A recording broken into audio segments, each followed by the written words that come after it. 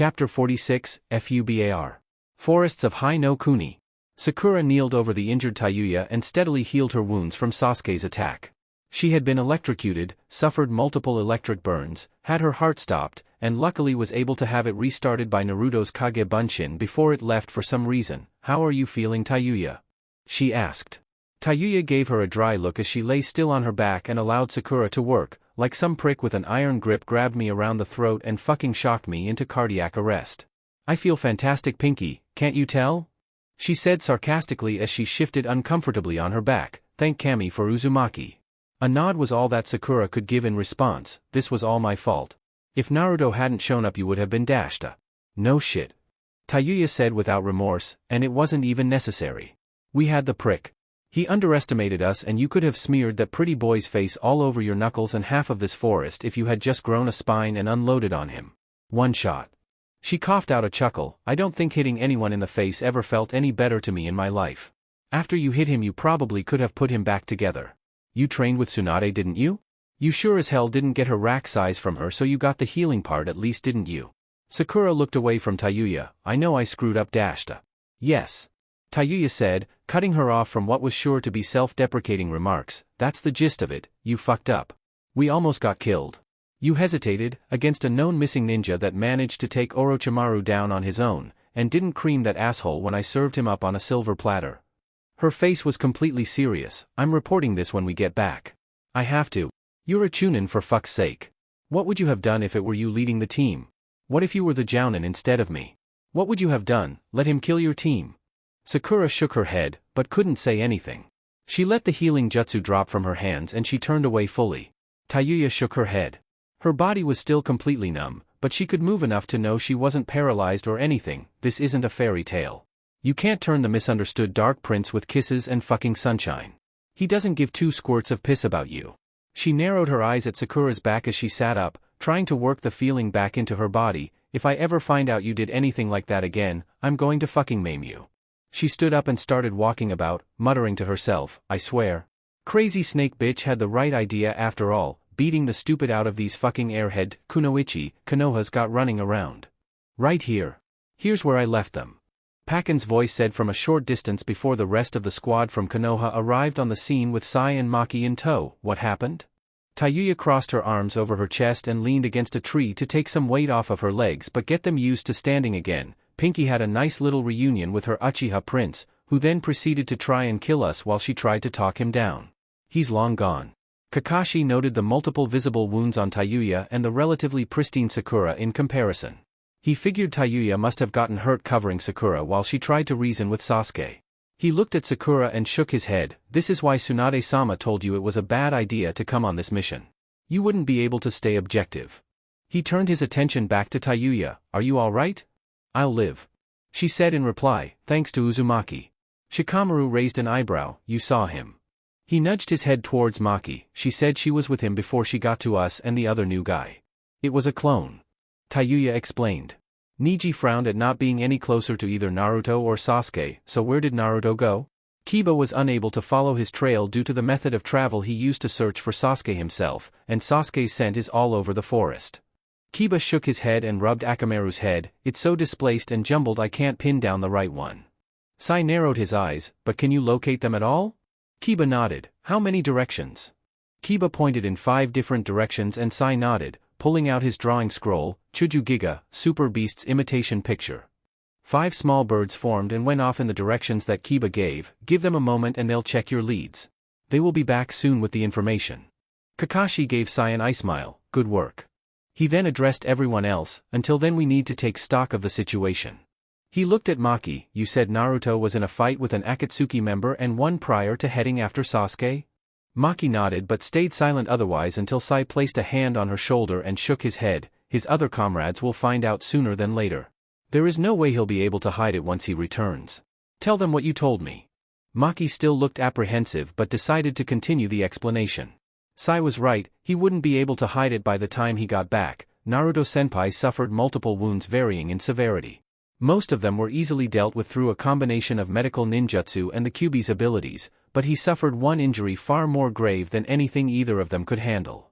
She noticed everyone looking at her, intent on hearing her out to the end. despite my instruction and hesitance to allow him to go on. He is the squad leader, and he did so.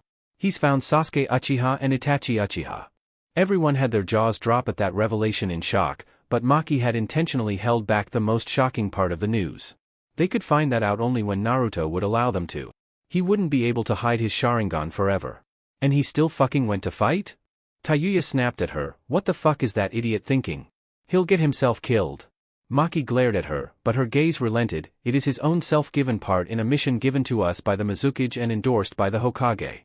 We are to obtain one of their famed swords, from either Itachi Uchiha's partner Kisame Hashigaki, or one of Sasuke Uchiha's team members.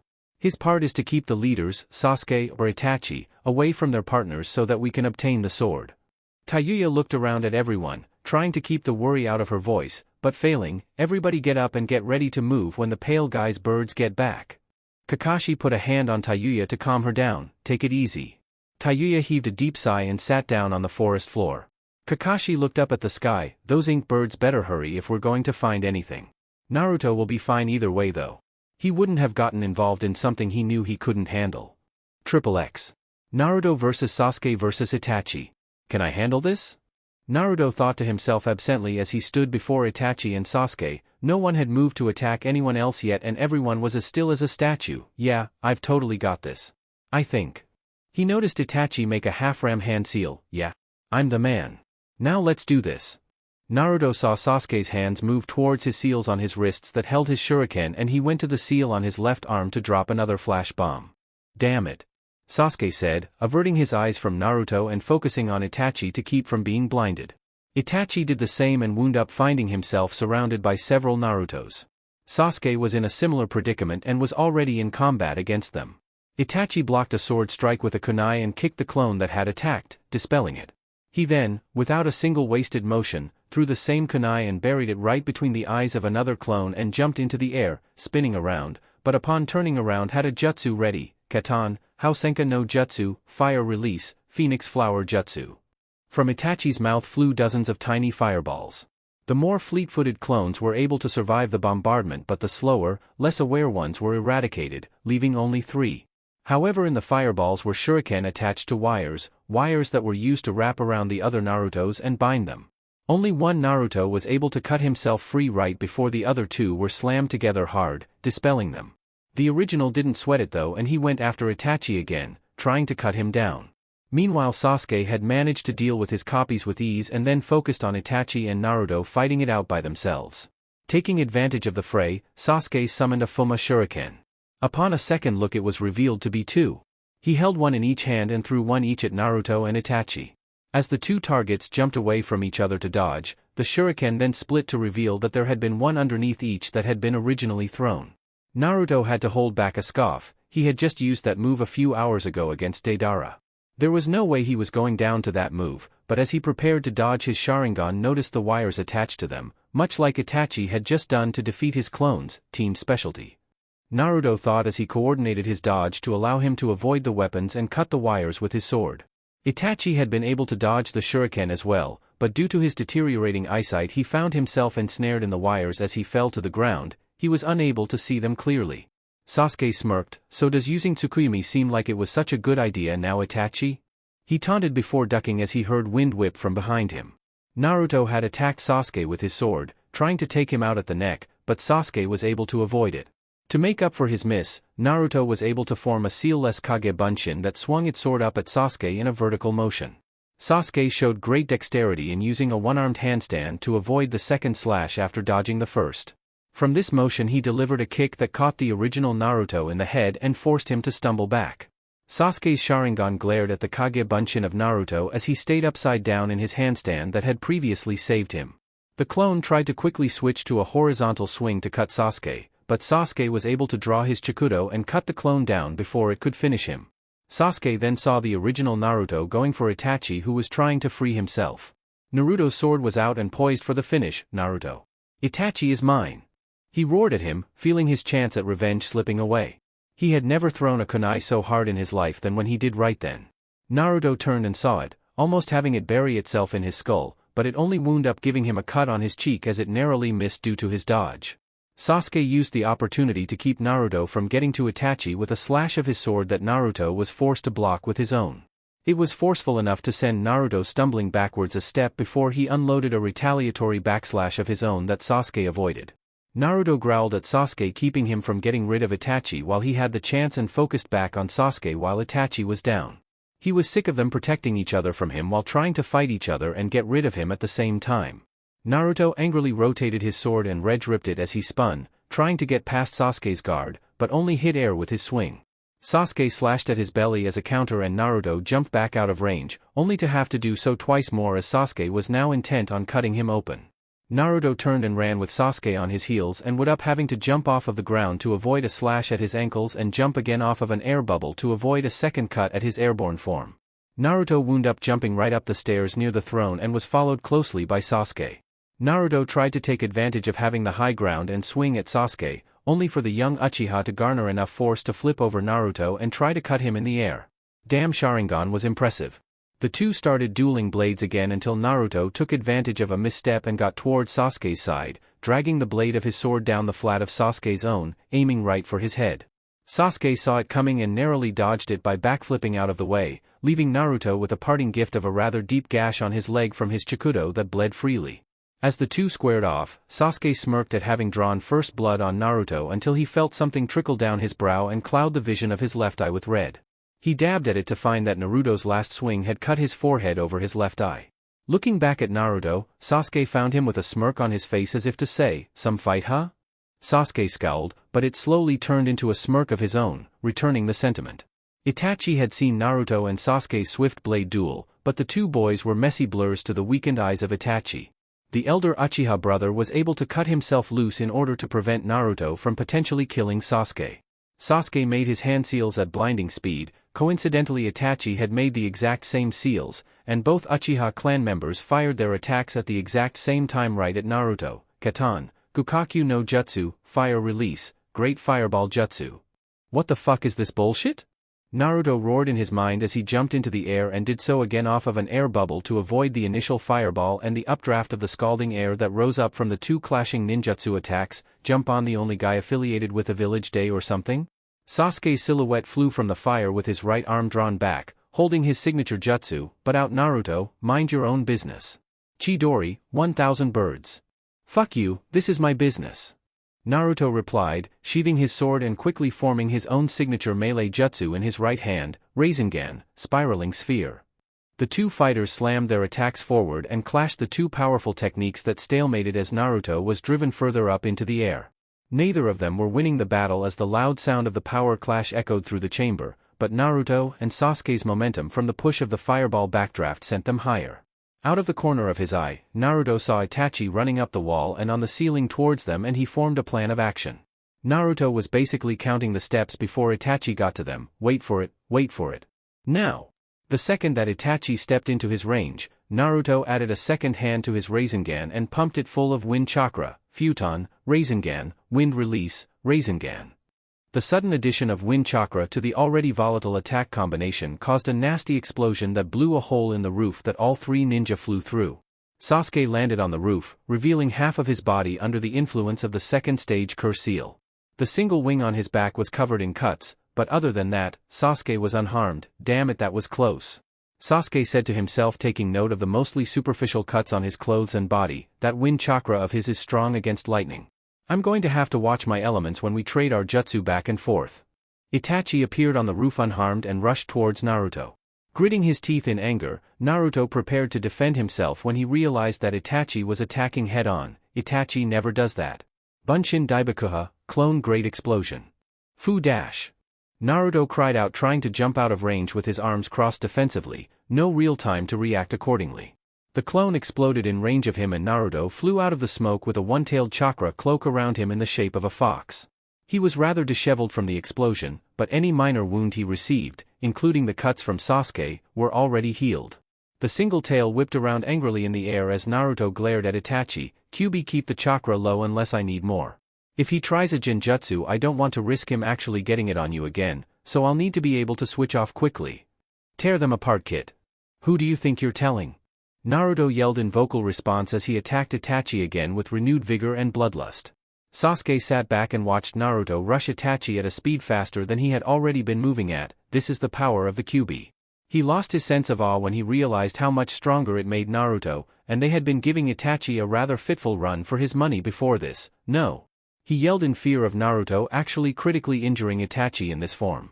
Naruto got close and jumped into the air, high over the roof over both Itachi and Sasuke. I'll finish you both with this one move. He placed his fists together, linking them for his favorite attack, Futon, Fujin Seiken, Wind Release, Divine Fist of Wind God. Naruto shot off a massive pressurized wind attack from his hands that actually found itself enhanced by a sentient swipe of Naruto's chakra tail. The two brothers looked up in the air at the move. The only way down was to jump off of the top of the hideout, and that fall would utterly kill them. Jumping through the hole in the roof would do no good. The attack had all the power it needed to bring the place down on top of them both if it hit the rooftop. And now you lose, Naruto-kun. Itachi said, shutting his eyes as his head was looking towards Naruto in the air. Your wind will just make my flames burn that much hotter. His right eye trickled blood right before he opened it wide, Amaterasu, illuminating heaven. In the literal blink of an eye, the sky was filled with jet black covering the length of what was going to be Naruto's attack, and Naruto was falling right into it. Sasuke looked up in awe. Naruto was dead. He was a dead man and there was absolutely nothing Naruto could do to save himself. Once the flames touched his body he would never put them out. He would burn in the fires of hell that were as hot as the sun.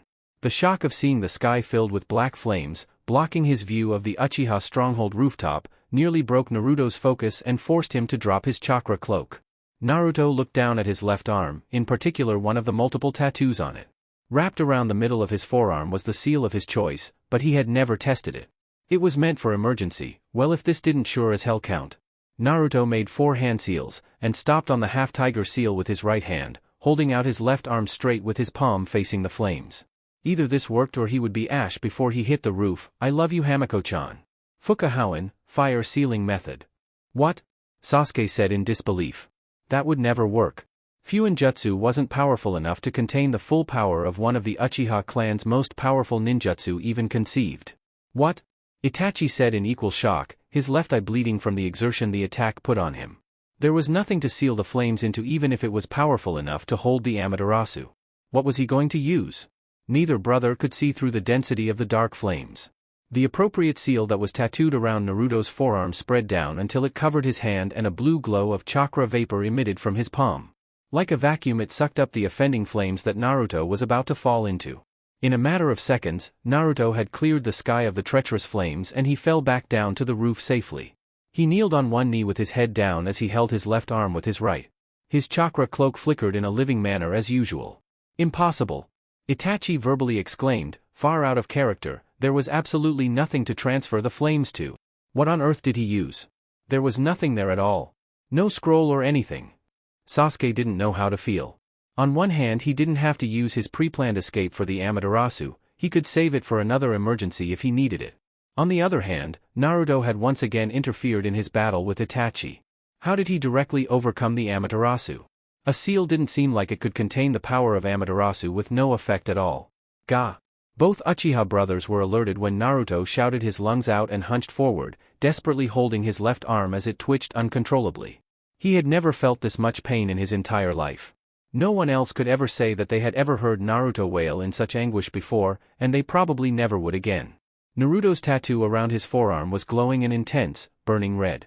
The flames were settling within the storage force of the seal. I didn't know sealing something directly into a body part would hurt so badly. It didn't feel like any fire he had ever felt in his entire life. Naruto had been burned before, he had been burned a lot. That was nothing compared to this. He may have been alive, but he wished he had just let the fire hit him because then he would be dead by now and wouldn't feel the pain anymore. Kami, I want to rip my goddamn arm off. He screamed in his mind as tears of pain pricked at the corner of his eyes. Whenever he had seen anyone demonstrate the seal's ability to hold any kind of flame without anything being burned he figured doing it on his arm would hurt, but the second the seal solidified and returned to its normal black color it would be fine. When Erokyofu and Hamiko-chan used this the seal settled way quicker than this. Unfortunately, neither of them had ever demonstrated the seal on the sheer amount of fire that Naruto had absorbed, nor had anyone ever used the seal on their own body. He let out another unholy scream that echoed out into the darkening sky and raked Itachi and Sasuke's ears. Sasuke spared one last glance at Naruto, who sounded like he would simply die of the shock the pain was causing him. That's what happens when you take our eyes and believe you can automatically match our power. He thought before focusing on Itachi, who dropped to a knee and coughed up blood. Sasuke narrowed his eyes. No mercy, just like he showed our clansmen.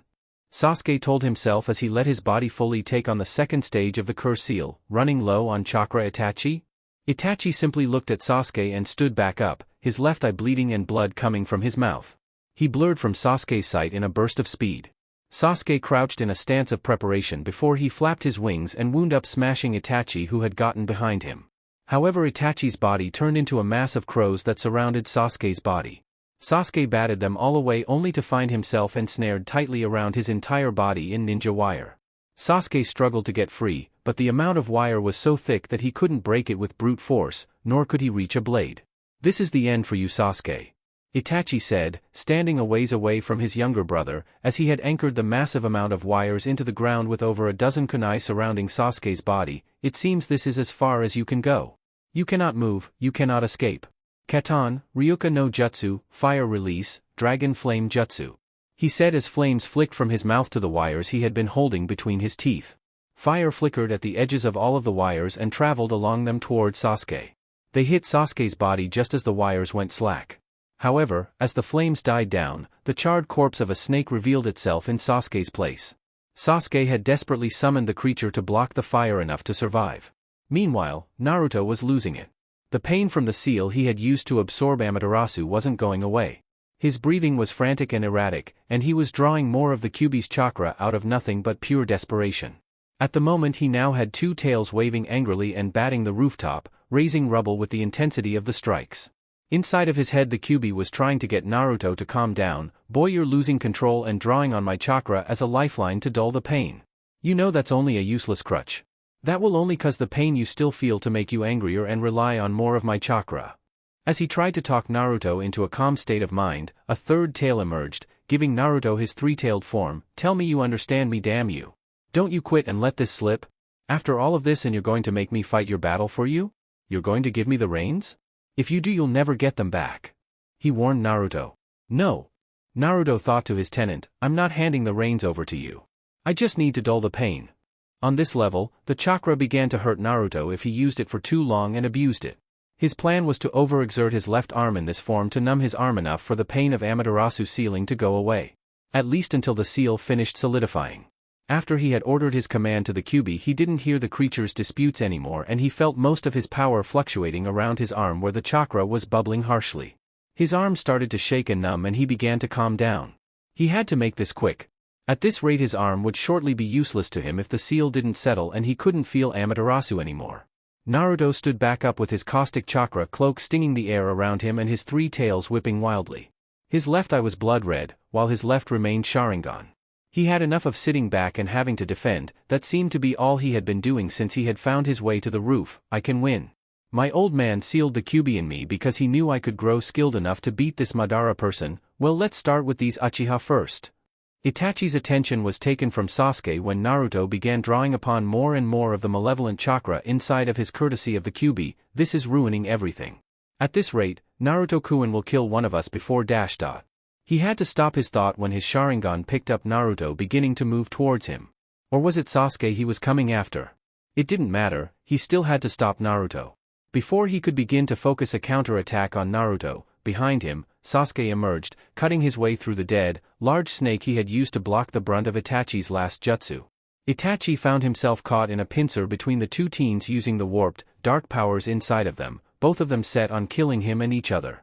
Sasuke looked over at Naruto, who stood behind Itachi from his point of view, and noted that now he was using even more of the Kyuubi's power. Of course he can use more of its power. That amount he was able to summon was still a far cry from the legends told about the Kyuubi. Even now ...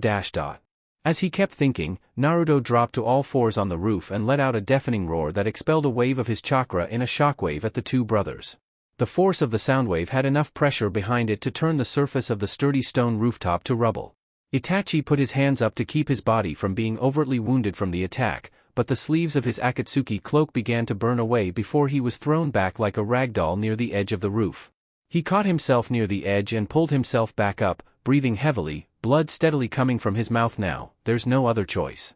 If I don't use it, I'll never last long enough, he thought as he stood back up and coughed blood into his hand. Sasuke's wings tried to flap back against Naruto's shockwave. This gave him a measure of protection from Naruto's caustic chakra, but he still managed to get driven back slightly. The unstable rooftop was unable to provide him a decent foothold, and he found himself losing ground as he was eventually pushed off of the ground and thrown off of the roof into the air. Sasuke's wings caught him in the air and he glared at Naruto, who jumped towards him in the air as he made the tiger seal and inhaled deeply. It has to be now. Naruto, I won't let you ruin my chance no matter what. Katan, Guryoka no Jutsu, Fire Release, Great Dragon Fire Jutsu. Naruto let out a gravelly gasp of shock as coming directly at him in the air was a massive dragon-shaped fireball, with flames so hot they had dark clouds already trailing behind them. He tried to stop himself in the air with an air bubble to avert his path, but failed to do so. His normally precarious to begin with chakra control was shot to hell once he went past one tail, substituting the power boost for the control he had painstakingly worked his entire career to hone.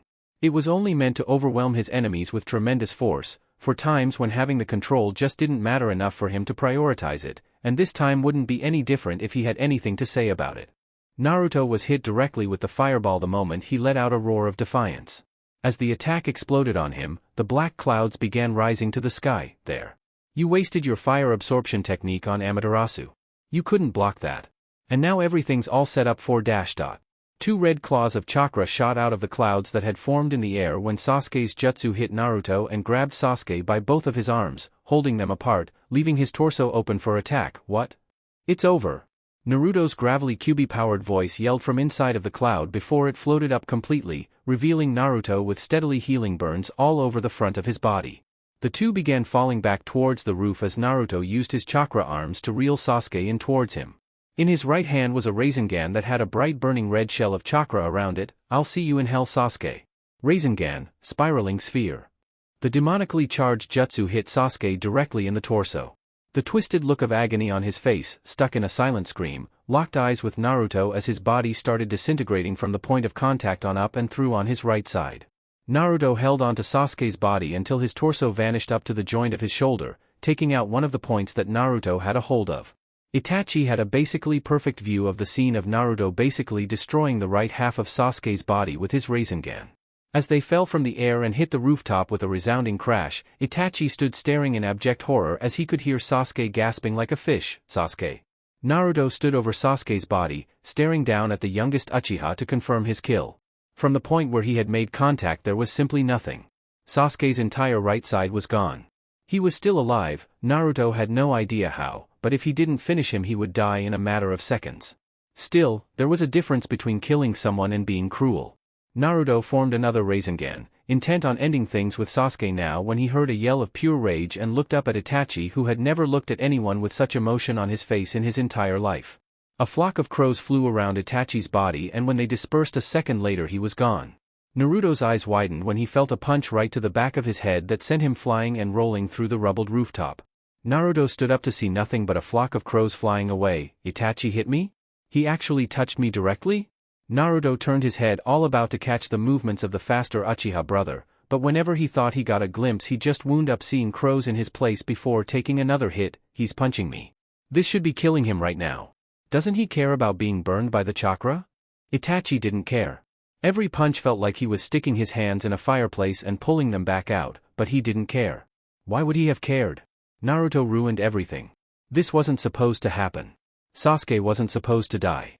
Naruto didn't know that. Itachi would never say it out loud, but he could sure say it with his actions, and each time he hit Naruto he was screaming it at him.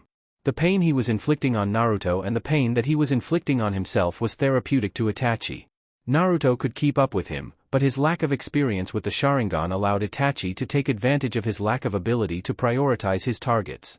When Itachi would use his crows they would only cover Itachi's sudden shifts in directions, allowing him to get closer and hit Naruto.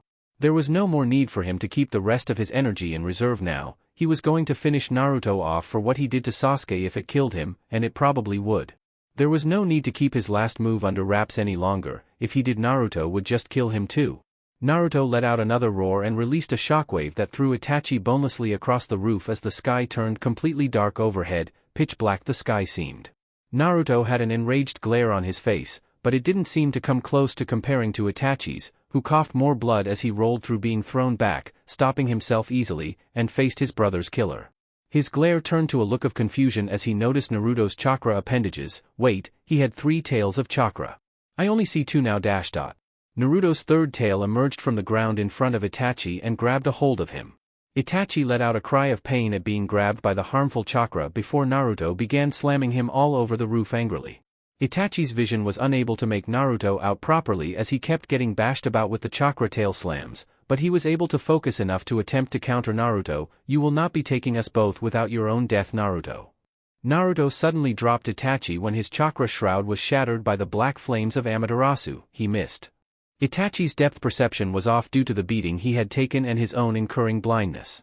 Still, the attack was enough to break Naruto's hold over him with his chakra. The flames were even close enough to catch Naruto's hands ablaze, and Naruto hurriedly ripped his gloves off to keep them from leading the rest of his body to catching ablaze. He was just now getting over the agonizing pain of simply sealing Amaterasu away. Itachi breathed heavily and stood shakily as his Akatsuki cloak was now nothing more than holy rags. There were burns all over Itachi's body where the tail had wrapped around him. He would have been lying if he said that the rainfall that had appeared from the storm clouds overhead wasn't a total relief. But when lightning started to crash, both Itachi and Naruto both looked up at the sky and saw a massive concentration of chakra in the clouds. Those aren't natural. Sasuke. Itachi thought to himself. Naruto on the other hand could see exactly how large this was going to be as the storm built power directly over the entire Uchiha stronghold. Kyuubi, give me more chakra. Another tail?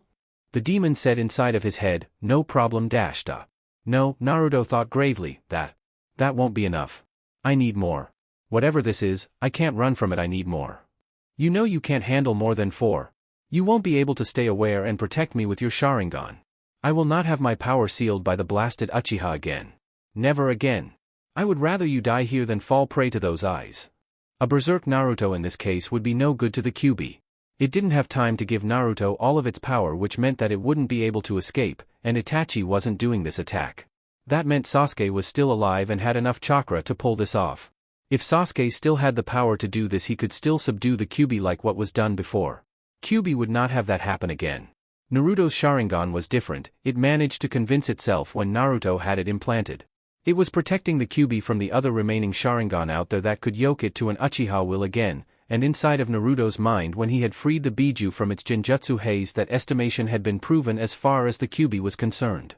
Death would be a welcome alternative to becoming a slave to the Uchiha again. But Naruto wasn't having any of that. We can't just die here. I know you can give me the power to survive this. You can flatten mountains and raise tsunamis with swipes of your tails. You can give me enough of that to let me survive. Naruto argued back as the power began to build in the sky and took shape. A massive mythical dragon took form and roared from within the clouds. By this time Naruto was not going to be taking no for an answer. He dropped his concentration over his cloak, returning to normal to scream at his own mental inhabitant, his Sharingan spinning wildly. As his Sharingan saw the jutsu building, he was out of time and he knew it. God damn it, Kyuubi, give me enough fucking power to live through this, that's all I want. He roared in more desperation than he had ever said anything in his life. As his last word was uttered and echoed to the sky, it was drowned out by the ungodly blast of lightning that came from the sky in a flash and eradicated the entire Uchiha stronghold as well as the hill it sat on. XXX. Moments ago, when Naruto and Itachi began to fight alone, Sasuke lay on the ground with the right side of his body gone. I have to use it. He thought as he saw Naruto standing over him with the Rasengan in hand, prepared to finish him. I have to use it now. Before Naruto could strike, he was sent flying by an enraged Itachi, sparing Sasuke, but he still only had seconds before he would be dead on the roof the way Naruto had originally intended. He rolled over and carved a hole in the roof with his Chidori and pushed his head through, opening his mouth widely. His mouth stretched unnaturally wide and he began to regurgitate. From the inside of his mouth, a new body started pulling its way out, like a snake shedding its old skin. Sasuke's body fell down from the ceiling and landed on the ground before taking a knee and heaving heavy breaths. I almost died right then. He thought as he looked up and heard the sounds of Itachi and Naruto continuing to battle. Absorbing Orochimaru was a serious boon to this fight. Sasuke stood back up and closed his eyes. This is going to be my last jutsu. I don't have anything left, but... He smirked and opened his eyes, the sounds of Itachi and Naruto battling above sounding out with massive thuds against the ceiling. It's time to achieve my ambition. They won't be able to dodge this final jutsu. No baby QB powers, no Manjikyu Sharingan, nothing will help them avoid this. He raised his hand into the air and channeled lightning chakra to his hand. This is not a regular lightning jutsu. This is lightning from heaven itself, and no one walks away from it. He guided a wisp of lightning through the holes in the ceiling to the sky. Kirin, now disappear with the thunder. He dropped his hand straight down and all he saw was a flash of light. XXX. Meanwhile, with the Konoha ninja. Where the fuck are we going now? Tayuya snapped irritably. She was not having a good day. First her partner almost got her killed by the same kid that was almost indirectly responsible for getting her killed 3 years ago, then she found out that the first person to treat her decently was in a battle with the two Uchiha brothers, then she learned that the same person that was good to her was not only fighting the two last remaining Uchiha, he was doing it with some kind of handicap. Pale and listless over there never told us what we were going for. The group was being led by Sai as he headed through the woods towards their destination. Our mission was to find the sword Kubikirabuchu or Samahata while Naruto-senpai detained whichever Uchiha we ran across. Sai's brow furrowed. My birds located both keepers of both swords. That's where we're headed now. Why aren't we looking for Naruto? Kiba said in a disgruntled manner. A friend of his was hurt and fighting dangerous people, and he had no idea where he was to help him. Kakashi explained why. Our mission was never to go to Naruto, nor was it to capture Sasuke. It was to locate him so that we could assist him in his mission. He's handling his portion of executing his strategy. Our job is to help ensure that the objective is achieved. Respect Naruto's decision as a squad leader. He is a jounin as well as myself, Niji, and Tayuya. He knows what he is doing. Kakashi said with full confidence. Niji's Byakugan was out as he scouted ahead. We're very close. In the distance he saw two men dueling with massive swords. I believe I see the men fighting that you spoke of, Sai-san. Very well.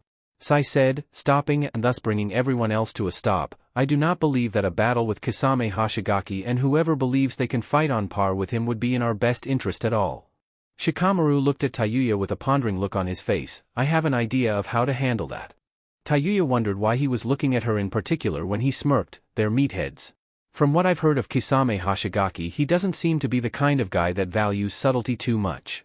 Tayuya figured what his plan would be and returned his smirk with a rather vicious grin. Right. Leave it to me, you lazy bastard, I think I've got you. She then noticed Maki place a hand on Kiba's shoulder, who was nearby. What the fuck do you want? Maki had a small smile on her face. If you're insinuating what I think you are, then I think I could be of some help. XXX. Kisame and Suigetsu were trading strikes with their respective swords. So far it seemed to be rather leisurely as far as the two of them were concerned. By leisurely, of course, it's meant that while they were swinging their weapons to dismember and behead, they were pleasantly bantering with one another.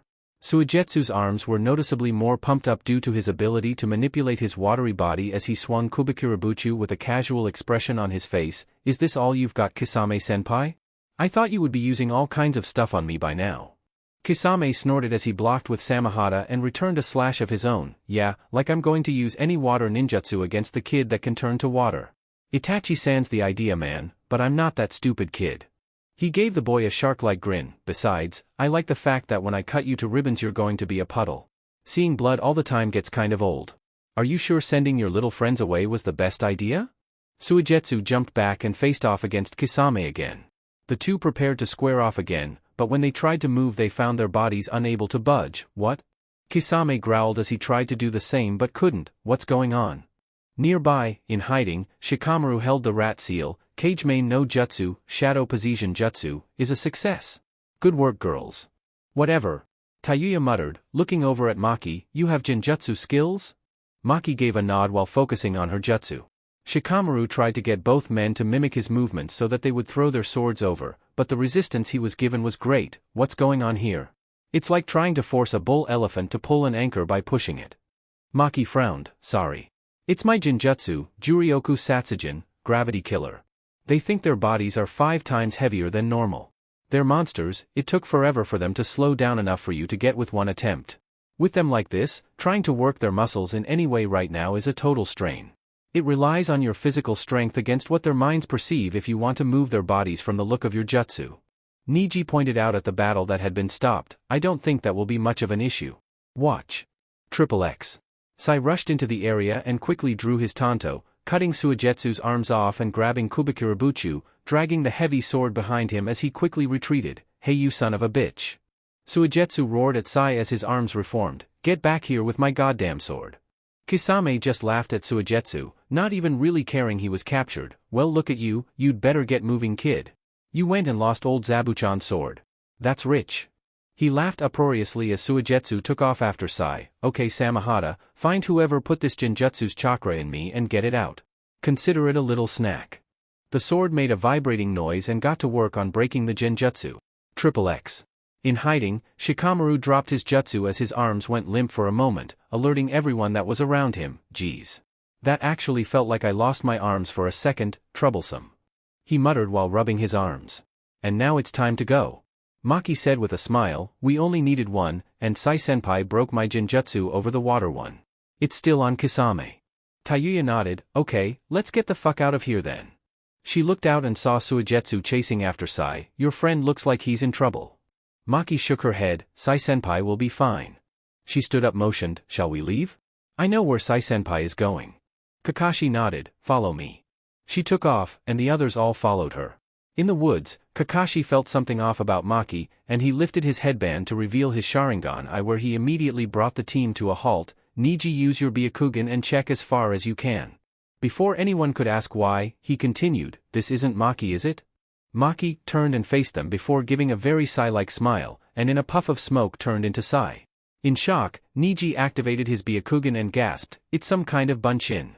And why couldn't I smell the difference?" Kiba asked. The clone explained, "Maki put a Genjutsu on you right before we launched our ambush on Kisame and Sasuke's acquaintance. All it did was stunt your sense of smell, and since we were already there you didn't notice it." Kakashi nodded. "It was under a henge. Maki must have replaced herself with one of Sai's clones, but why?" "There are many reasons." The clone of Sai said, "But know that we are not enemies, nor have we betrayed you. I've taken you far away from any danger and on the path back to Konoha. I'm sorry, but Naruto-senpai cannot come back to the village yet. These are his orders to us, we simply carried them out in our own way. Let no one tail us and find me," that was what he said. Sakura gasped, "But why would Naruto order something like that?" Cyclone looked at Sakura and his face went emotionless. He didn't need others getting in the way of what he had to do. "I believe he made the right choice on that front," the clone said, referencing Sakura's earlier episode with Sasuke. "By the time you get your bearings we will be long gone. You should just return to Konoha. We on the other hand, have a mission to fulfill." Kiba growled at the clone, as did Akamaru. "You asshole." He launched himself at the clone of Sai. "Kiba, no," Kakashi said, as Kiba reached Cyclone. "Naruto-senpai will be in touch," Cyclone said, just as Kiba's claws passed through him. The clone then exploded and covered everyone in ink. Kiba coughed and sputtered, gross. I can't smell a thing, all I can smell is ink." Niji rubbed at his eyes. "I can't see. I need to wash the ink out of my eyes," he said as Sakura came to his aid and poured a canteen of water in his eyes to try to clear them. "I'm no good like this." "Man, that girl was smooth," Shikamaru muttered. "She used the smallest distraction to get away from us. When Mai and her jutsu were broken by that Sai cutting that guy's arms off, everyone focused on me, and she didn't miss a beat getting out of there." Kakashi ran a hand through his hair. "Naruto's got a good squad with him, to be able to get away like that. We let Sai go scot-free due to the chase, and Maki used pure misdirection to slip away unannounced. Sai knew enough about her personality to have his clone portray her well enough to get us this far away." Kakashi let out a sigh. "It will be quite some time before we can pursue." XXX. In the area where Kisame was left alone, he stood still, holding Samahata with a perturbed look on his face. "What do you mean looking for that little sliver of chakra in my body is like looking for a needle in a haystack? Just get it done." He said to the weapon that vibrated a reply. "Don't be a smartass, just do it." From the trees, a certain man in an orange swirl mask appeared. "Ooh, what are you doing just standing here? This doesn't look like a very interesting place to hang out," he said brightly. Kisame smirked. "Oh, some punks put a genjutsu on me and ran for it." He stiffly moved his head to a direction. "One of them went that way. I don't know how many others there were or where they went though." This seemed to sober the man up for a moment before he returned to normal. "Okay, Toby will go and chase the one you saw, Kisame-senpai," he said with a crisp salute before taking off in that direction. "Weird kid," Kisame said. "Weird, but good I guess." He then realized he was still weighed down. "Man, fuck this," he said as he began to walk stiffly. "Keep working on that damn genjutsu," he ordered to Samahata. "I'm not dragging you down my arm again until it hurts me enough to break." XXX. With Sai and Maki. The two were on one of Sai's birds, birds that Sai had kept to himself the full abilities of. After his birds returned to him and informed him of everyone's location, he had managed to hide one very important location. The location of Naruto. He used his birds, instead of just dispelling them, to form a secret message to Maki about the plan of action, to find an opening and leave the Konoha ninja behind, and everything had just fallen into place from there. They had the sword, they lost the Konoha ninja. Sai had ditched Suigetsu when Maki suckered him into another genjutsu that threw him off of Sai's tail, and they knew where Naruto was. Miles away, dark foreboding clouds had just struck down a sudden massive bolt of lightning in the distance. There was no storm that could produce lightning of that magnitude. The clouds in the sky were just for rain. The clouds in the distance were pitch black. Neither of them said a thing. There was nothing worth saying at the moment that either of them cared to hear. XXX. Destroyed Uchiha stronghold. Sasuke stared at the aftermath of his jutsu that could double as a force of nature. The entire area was a rubble-strewn wreck, nothing was left of the hideout except tattered slabs of stone. Itachi lay face down on the ground, motionless. Seeing that his goal was complete, Sasuke let his Sharingan fade and drop to his knees, his eyes starting to sag closed. It's over, it's finally all over. I did it. He said in relief, almost in disbelief that it was truly over until he focused on the feeling of pure crushing malevolent chakra. No way. Sasuke thought to himself as he rushed over to see what it was and found Naruto over the summit of a large pile of rubble. He was simply standing up, with a look of pure awe and wonder on his face. Around his body, there was a haze of red chakra that disappeared, and a layer of bone that looked like the skeleton of a fox that was draped over his back, like a pelt of some sort. It then fell to the ground with a heavy thud. Naruto swayed in place before catching his balance, and his skin was red as if he had been sunburned all over. Sasuke snapped out of his trance at seeing Naruto still standing once the feeling of the murderous intent he had by now attributed to the Kyuubi left him. How are you still alive? He asked in wonder/respect/fear, before he realized who he was talking to and grew angry. Tell me how you're still alive. He roared at Naruto. Naruto didn't even focus on Sasuke's anger as he asked his question. He had just come closer to death than he ever had in his entire life, twice over the course of a month, once against Pain, once here against Sasuke and Itachi. And both times the only thing that saved him was dumb luck and timely intervention from an always reliable source. Naruto answered in a whisper, Kyuubi. Sasuke looked at him, waiting for him to elaborate. I don't know, just Kyuubi. Naruto went to his thoughts to contact his chakra creature and find out what was happening. Kyuubi, did you do that? He asked, rather relieved. I told you I could handle your power. A second of using you past my limits wouldn't make me lose control. How far'd you go anyway? That was more than 5 tails, I felt it. He waited and got no answer. Kyuubi never responded. Kyuubi? Come on, talk to me here. Are you pissed because I yelled at you? He then thought of something else. Wait, I've never gotten you to do anything by ordering you to do it. Why this time? Still no answer, and it was freaking Naruto out. He would have to worry about that later. He turned his head toward Sasuke slowly and looked at the exhausted Uchiha with his single Sharingan. You're out of chakra. He said, not asking. It was a fact, he could find no trace of it on Sasuke's person. I'm not. He said, getting Sasuke's eyes to widen. Naruto's body screamed at him in pain as he turned towards the Uchiha to finish him off. Every inch of his skin was screaming at him in agony due to the full body burns he had suffered from whatever the Kyuubi did to help him survive Kirin, but he was better off than Sasuke as he hissed lowly while grabbing his sword's hilt and slowly sliding it out of its sheath. Sasuke was almost beside himself at this point. He didn't know how Naruto didn't know he survived, and he didn't care, because if Naruto was still alive then that meant there was a chance that dash. So this is what you envisioned when you saw my death? Almost like instinct at hearing that voice, Sasuke immediately went to level 2 of his curse seal. God damn you. He angrily jumped back to where Itachi was laying, where he saw Itachi slowly rising to his feet. Naruto moved at a more reserved pace, still trying and failing to contact the Kyuubi and letting his healing abilities handle what they could of his burns. Around Itachi's body, a flaming ethereal skeleton rose from the ground. If I hadn't used this I would have been obliterated. Sasuke, you truly are powerful. Now bear witness to the final trump in my arsenal. Susanoo, he with the ability to help by all means. The spiritual skeleton then took the form of an armored humanoid, still surrounding Itachi. He noticed Naruto. Consider yourself lucky to see this. He spoke to both of them. If you have any more tricks left, I wouldn't suggest holding them back. It had been said before by many shinobi in Konoha that Naruto had overheard speaking prior to Itachi's defection. It had been drilled into Naruto's head after Itachi left Konoha and took out his clan. Naruto knew it when he had first run across Itachi 3 years ago and stalled to save his own life from capture. It was a fact in Naruto's head that he carried with him for years and all the way through this mission because the elder Uchiha was the one Naruto was most wary of. Still, seeing this in front of his eyes right here, right now, Naruto had to believe that the point was if anything downplayed and could not be accentuated enough to compliment the man. Itachi Uchiha was a bad motherfucker. Period. How can he even stand after all of this? Naruto wondered, not so much intimidated at this point, more like amazed. Itachi had taken a beating from him when he used the Kyuubi's chakra, and he was still moving forward with this Susanoo. Speaking of the Kyuubi's chakra, he still couldn't get any. He had just gotten a huge burst to help him survive Kirin and he couldn't get Jack now to face off with Itachi's Susanoo. The whole fucking world's against me, I swear to Kami. Fine. I'll have to use that.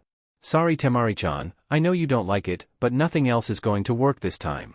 Naruto said, taking Itachi's attempt at verbally goading him deadly serious. Someone like Itachi wouldn't say that if he hadn't meant it. Still, why was he even saying that in the first place? Nevertheless, after almost being blown away by Kirin, Naruto wasn't counting Sasuke out either. Sasuke took Itachi's threat more seriously and with more trepidation. Unlike Naruto, who apparently looked like he was still ready to rock and roll wounds notwithstanding, he didn't have anything else. Kirin was only good for one shot, as his storm clouds had cleared after his usage, and setting the damn thing up as well as using his body shedding technique to survive Naruto annihilating the right half of his body took everything he had in the tank. Shit. What the fuck am I going to do? What now? Shall I lend you my power? That voice, fuck, no, Sasuke hadn't heard whispers of that voice in his head since Naruto had defeated him all those years ago, and here it was again. In an impossible situation, only it was infinitely more powerful this time. Admit it Sasuke-kun, you need me. Fuck you, get out. Do you want your revenge on Itachi? Or are you just content to let Naruto-kun finish your fight for you? Kukukuku, I'm sure he'll have enough fight in him to kill you and then get rid of Itachi for you. Just wait and see. Sasuke grabbed his neck on the curse seal and dropped to his knees, scratching the ground with his sharper demonic nails as continued to struggle. Go ahead. Unleash me and your deepest wish will be granted. A scream of agony from Sasuke preceded Naruto jumping away from the Uchiha Avenger. Why? Because the space on his neck that housed Orochimaru's curse seal began expanding and eventually ripped through, producing 8 towering snake heads. The creature was white and had spikes on each snake body. Naruto got as far away as he could and palmed his face. That's great, that's just fucking great. He said to himself, wake the fuck up Kyuubi. He said inside of his head, still getting no response from the beast, damn it. Am I going to have to beat these things by myself? He growled dangerously when he saw some of the heads look over at him and open their mouths in a threatening manner. Itachi, from within the defenses of Susanoo, looked at the massive 8-headed serpent that hissed at him and his spiritual warrior with a few of the heads, Orochimaru's Yamata no Jutsu, 8 branches Jutsu. This is it. He tried to take a step forward, as did Susanoo, but when he did his leg buckled under him and he coughed blood harshly. No. Naruto's Kyuubi chakra is speeding up my illness. No. Itachi said, forcing Susanoo to reach for a gourd on its belt as his vision started to spin. The Hydra hissed and came at Itachi, intent on destroying Susanoo. This is what all of this was for. I won't lose now. Not yet. But a cough that did nothing but spew blood from his lips said otherwise as Susanoo started to fade. Naruto on the other hand, was facing down 3 separate snake heads that wanted nothing more than to kill both him and the weakened Itachi, I have to say. Naruto said as the snake prepared to strike, I'm surprised. How you managed to get something like this from Orochimaru I'll never know, and I don't care. Naruto formed 2 Kage Bunshin and held up his right arm with a Rasengan in it. This was supposed to be for Susanoo, but the enemy of my enemy is my friend, and you're the biggest threat right now. As the Kage Bunshin began to manipulate the chakra around the Rasengan, one whipping his hands in a circular motion to generate wind chakra, a white shape of 4 points like a Fuma shuriken formed around it, rotating as the Rasengan in the center held the entire thing together. It began to let off a loud bell-like screech that grated against the Hydra, getting the heads to hiss dangerously. Yeah. You want to eat me, blah, blah. Naruto muttered before he charged forward with his dangerous-looking new attack in his grip. Well, you can eat this. The snakes moved together to prepare and attack the thing rushing towards them intent on attacking Naruto. But before they could all slam down onto him, Susanoo smashed against them all, disrupting their effort and letting Naruto get close enough to leap at them with his jutsu to attack, Futon, Rasen Shuriken, Wind Release, Spiraling Shuriken. Naruto smashed his attack into the snake heads as they all let out a deafening simultaneous hiss. Itachi stared at the clash after softening up the snake with what he had left to give. Naruto's Raisin Shuriken caught the Hydra in a vortex that ripped into its body with an uncountable number of tiny wind blades and eventually felled all 8 heads. Amazing. Naruto, you are an amazing shinobi. I can't even count the amount of attacks your jutsu causes, truly an S-rank ninjutsu. Naruto fell down from his attack attempt on the snake and hit the ground hard, looking at the downed snake through half-lidded eyes as he slowly stood back up. Got you ugly. How'd that taste? He said, stumbling around as his left arm twitched uncontrollably. Before any rest could be given, a single head of the snake stood up and opened its mouth and roared as something emerged from its maw. Itachi closed his eyes and stood back up, knowing this was not over. Finally, I can bring this to an end. It's time at last. As if he expected something of this nature to happen. Naruto's eyes widened as he saw the person that emerged from the mouth of the snake. I should have fucking known better. I should have known he wouldn't have killed you off that easily. Orochimaru. Orochimaru sat with the top half of his body sticking out of the final Hydra head's mouth, and regurgitated his Kusanagi sword out, taking it in his grasp, proving that it really was him. He laughed loudly. Yes. This is the chance I've been sitting and waiting for.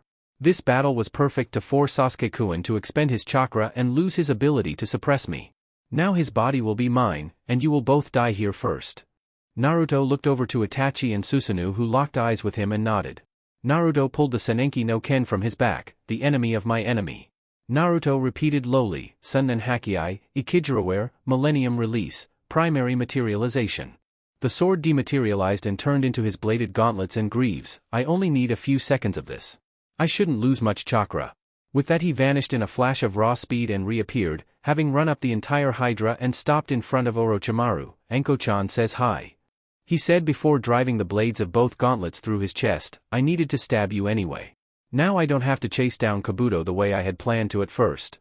Orochimaru's face froze in a face of shock before his eyes moved and locked with Naruto's. He sat with Naruto's blades in him, laughing as if he were unharmed. Your tiny blades can't harm me, Naruto-kun. He slashed at Naruto's blades to make a show of breaking them to dishearten him, but he only managed to knock Naruto loose from his body. His surprise at his sword not breaking Naruto's vanished as he made the massive snake head toss Naruto into the air. It doesn't matter, Naruto-kun. You can't kill me, I'm immort dash.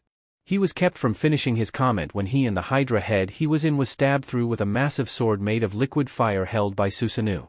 The weakened Itachi, serving as the medium providing the spirit with the ability to move and the chakra to exist, smirked as his eyes bled and even more blood sat around his mouth. Naruto-kun might not be able to kill you, but I've prepared for any little nasty surprises he had hiding, like you. Orochimaru began to laugh again. Do you think that any weapon that you have could possibly harm me? He then felt himself go hazy and be drawn forward towards something uncontrollably. No. It can't be. The Totsuka no Tsurugi. You had it all along. He said, his voice distorting as he and his Hydra were all sucked into the gourd on the hip of Susanoo. Sasuke's body lost all traces of the Hydra, or Orochimaru, or his curse seal. Everything, as it was all drawn into the gourd and sealed away, shut tight. Sasuke sat on his knees exhausted and out of chakra. Like it or not, Orochimaru's surprise appearance was his last gasp in this fight, and Itachi knew it. This is the end, Sasuke. It's all over. His eyes no longer had their Manjikyu Sharingan design, just the red irises of the original Kekkei Genkai. Sasuke sat on his knees, unable to stand as he didn't even have enough chakra to turn his Sharingan back on anymore. Naruto had torn him apart during the fight. All of the injuries, all of the jutsu he had used to keep pace with Naruto and Itachi throughout the fight, he had nothing left. Your eyes are mine. Itachi said, walking forward weakly and panting heavily. He was hardly able to keep his eyes open as he slogged ahead. I'm going to save her dash. Cough cough, an intense coughing fit brought Itachi to his knees as the form of Susanoo started to fade away and his blood stained the ruins of what was once the stronghold of their proud clan. The sound of a high-pitched ringing screech directed their attention to the side, where Naruto was walking towards them, limping through the debris of the battlefield and holding another Raisin Shuriken. In addition to his body count of wounds, his root top had been ripped open through the front, revealing a seal tattoo on the front of his chest. Sasuke, you idiot. Naruto said quietly, you almost gave Orochimaru exactly what he wanted, your eyes. That madman would have killed us all. I'm going to finish this right now, to keep you from doing something else to destroy the world, idiot. You had your chance to surrender at the start. How did you live through getting thrown into the air like a rag doll? Sasuke asked weakly. Naruto kept moving forward, not even blinking as he held the Raisin Shuriken and found his way to even ground over all of the rubble without. I can run on the air, asshole. Thanks for that by the way. As if I hadn't had enough happen to me today, I had to fight Orochimaru too.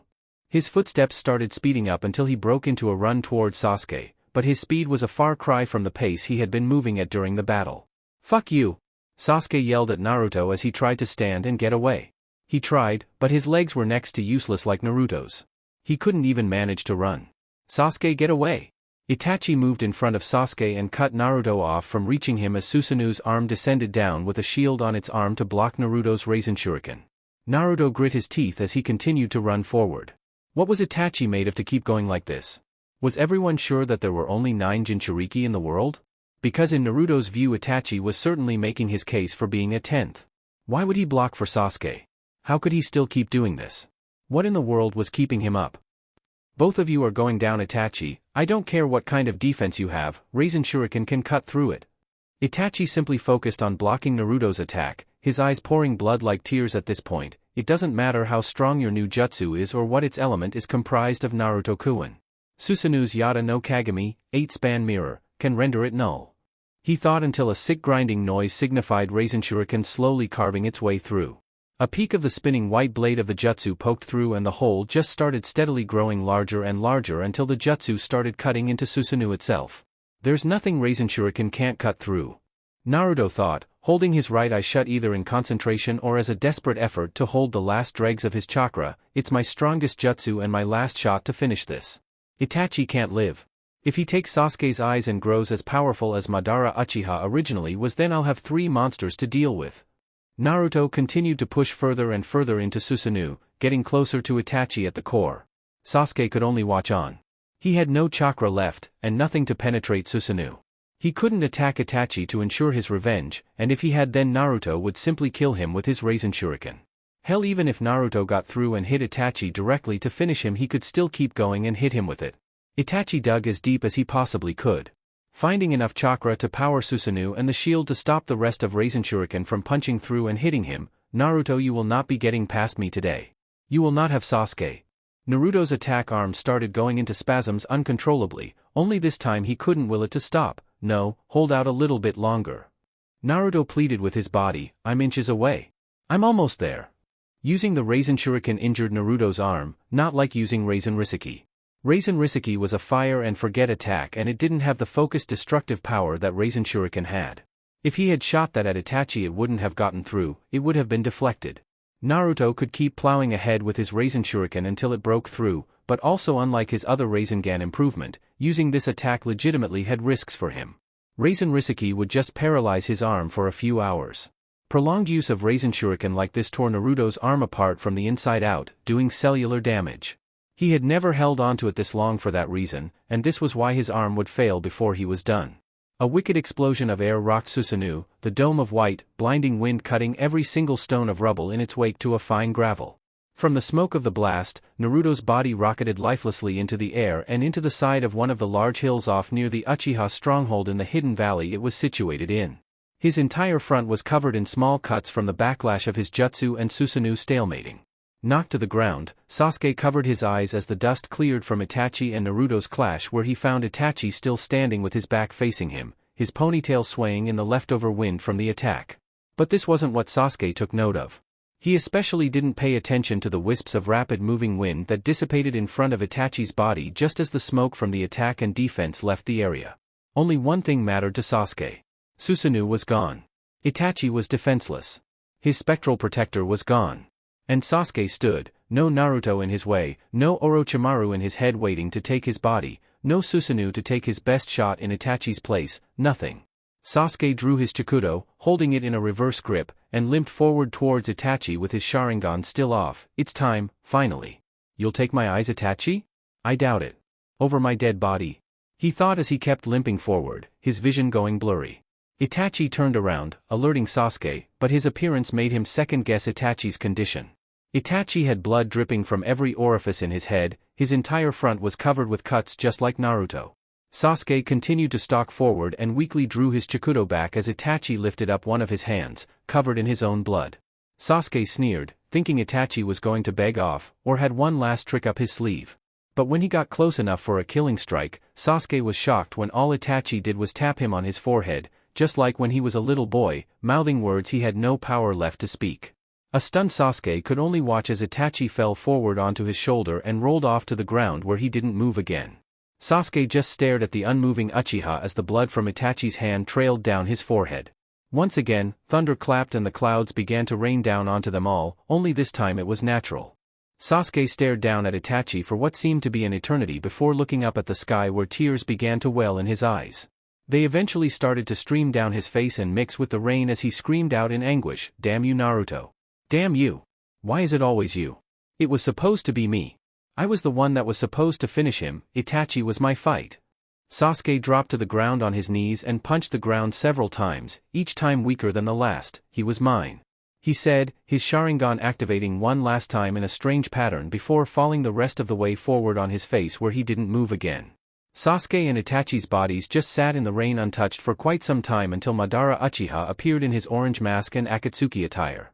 He looked down at the two brothers for a few minutes, just standing in the rain. "You're slow, Zetsu," he finally said. From the ground, the body of the plant man emerged. "Well, we can't all move through time and space like you," Zetsu said snappishly as he looked at Itachi's non-breathing body. "I almost couldn't believe it when I saw it, but I'm looking at it right up close and personal. The last Uchiha was actually killed." "Did you record the battle?" Madara asked impatiently, incredibly upset by the turn of events. "Did I ever?" Zetsu replied, "You're probably going to find a good many interesting things about that fight. But we're probably just going to leave now, right?" he asked, getting a nod from Madara. He pointed over to a hill a few miles to the side. "The Kyubi Jinchuriki is over dashed." He saw a bird land over on the same hill and take off soon thereafter with another new one following it. "Oops. Never mind. XXX. In a crater in the side of a distant hill overlooking what was once the Uchiha stronghold and the hill that it sat on top of, Naruto's eyes were fluttering open and shut as he tried to crawl out. "I've got to get up. I've got to get up." Pant pant, he crawled to the edge of the hill and looked down over the distance of well over a mile and saw no ethereal flames, no giant warrior, nothing. Naruto kept panting heavily as he rolled over painfully onto his back and used his good left arm to touch the tattoo on his right arm. He had to correspond to Hamiko to let her know that he was okay before he blacked out. After his episode with Pain, he had decided to always tell her the results of anything that had happened to him, lest he let the world think that he was dead for a second time. He thought of a message until he saw Sai fly overhead. As he landed nearby and dismounted his ink bird, Naruto saw a flash of silver on the bird's back and relayed his message to Hamiko. "Mission accomplished. Heading to Mizu no Kuni to deliver sword. Tell Tsunade-bachan not to worry," he said before he blacked out.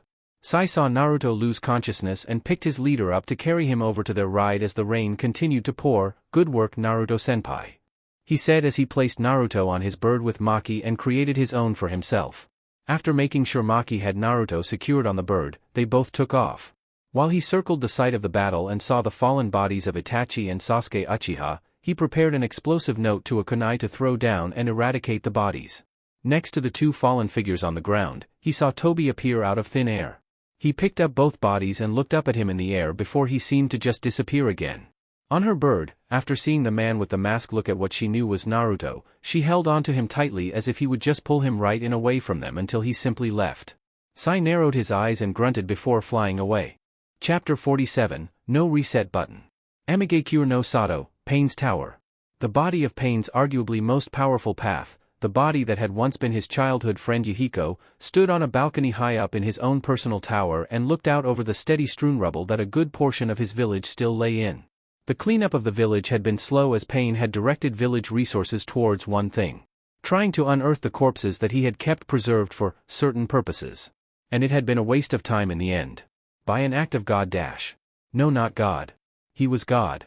By an act of pure, dumb luck in its purest and most genuine form, Danzo's root force had decided to attempt to sack the village during Naruto and Jiraiya's battle against Konan and himself, scattering much of his force and destroying much of the village in what seemed to be mostly diversionary and stalling tactics that allowed Naruto and Jiraiya to somehow escape. One of these tactics wound up being demolishing the building that Pain kept to have his extra bodies preserved and stored for potential usage in case of one's outright destruction or loss, like that of his anima path that had been captured by Jiraiya before his and Naruto's eventual defeat. It was pure coincidence as they had no way of knowing what they had done, as it was a well-kept secret.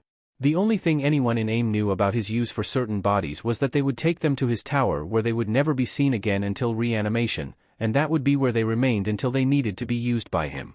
His bodies that had been kept were buried under the rubble of the felled building. He couldn't use just any regular body for his anima path. Not only did the bodies need to be specially prepared, they needed to be in general powerful bodies under their own right. The ones that had been found had suffered from the runoff generated by the constant rain in AIM and had become bloated and grotesque. Unusable for what he needed them for. The battle in AIM had produced no such casualties that Pain could use.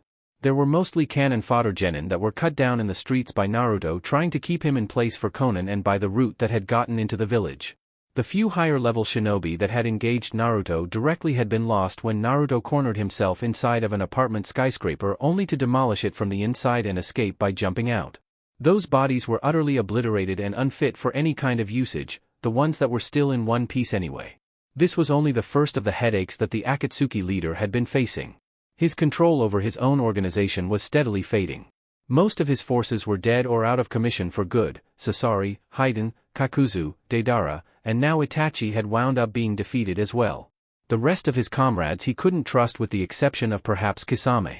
It was clear that Zetsu took orders all the way from the top, so to speak, from Madara Uchiha, who had been under the guise of Tobi to keep a first-hand eye on the organization he had masterminded. Things had been unraveling around him as far back as several years ago when Orochimaru betrayed the group, trying to take Itachi's body for himself and failing, but as more and more time dragged on, the back schemes grew and grew. Kakuzu had killed several of his own partners in the past out of greed and anger, depleting the potential replacements for the group before the time for the plans to be carried out ever even took place. Itachi had planned for all of this to happen with Sasuke, directly going against their group for his own objectives. Having seen the battle play out, he had many things to think about in the future. The most unsettling thing that was grating on Pain's nerves was Madara. Instead of simply letting things go as they had been, the mysterious Uchiha had been asserting his place as the mastermind to try and force Pain into certain actions. He not too long ago, during the strife of battle between the brothers Uchiha and Naruto, had come and ordered Pain to attack Naruto and even Konoha if he had to. There were at least two reasons as to why that would be frowned upon. First of all, Jiraiya survived and learned the secret of his technique. There was no doubt in his mind that there were countermeasures set up to prepare for him if it came down to it now. Handicapped or not, Jiraiya was a dangerous man, and there was an entire village to contend with as well. Attacking Naruto would do no good either at the moment. Despite his defeat earlier, Naruto had already been fatigued from fighting Konan and the entire damned village. His skeletal frame had also been destroyed by whatever that technique was that manipulated his entire physical composition. After seeing Naruto's last battle, Pain knew Naruto would be dangerous to fight at full power, and that was the thing about it. Pain wasn't at full power. With a lack of animal path, he was missing a significant sliver of his combat prowess, and Naruto would have backup from the looks of things to even his odds if he were to attack now. He needed a body for his new animal path.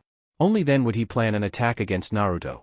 Underestimating Naruto and going in half-cocked would get him killed, since he had to take Naruto alive and Naruto had no such qualms about taking him out. And he had a deep-seated desire to eradicate any and all aspects of Konoha root, in particular, the mastermind Danzo Shimura.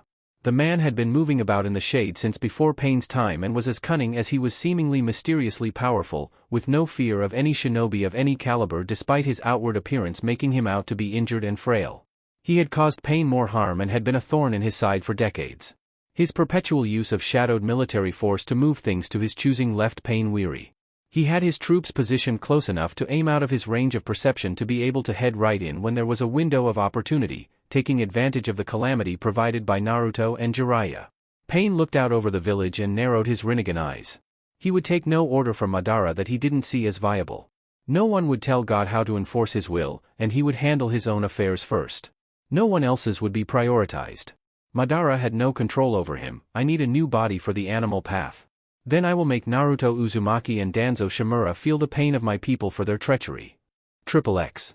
Konan sat on the very edge of the top of Pain's tower with an origami figure in her hand. A sudden breeze shifted and blew the paper figurine away from her hands as she ignored the rain that had become as natural in AIM as sunlight was in other places. The suffering of those that had been rendered homeless in the battle that had taken place not too long before this had been propagated by Pain directing all forces to search the ruins of the city. Not for their loved ones lost, not for anything they felt necessary to find and recover, but for any sign of an intact body that had belonged to Pain for future use as one of his paths. He's starting to become no more different than Hanzo was. She thought to herself rather bitterly. What had changed since Hanzo's death? Nothing had changed at all. If anything, the only thing that had occurred was even more death in aim than before.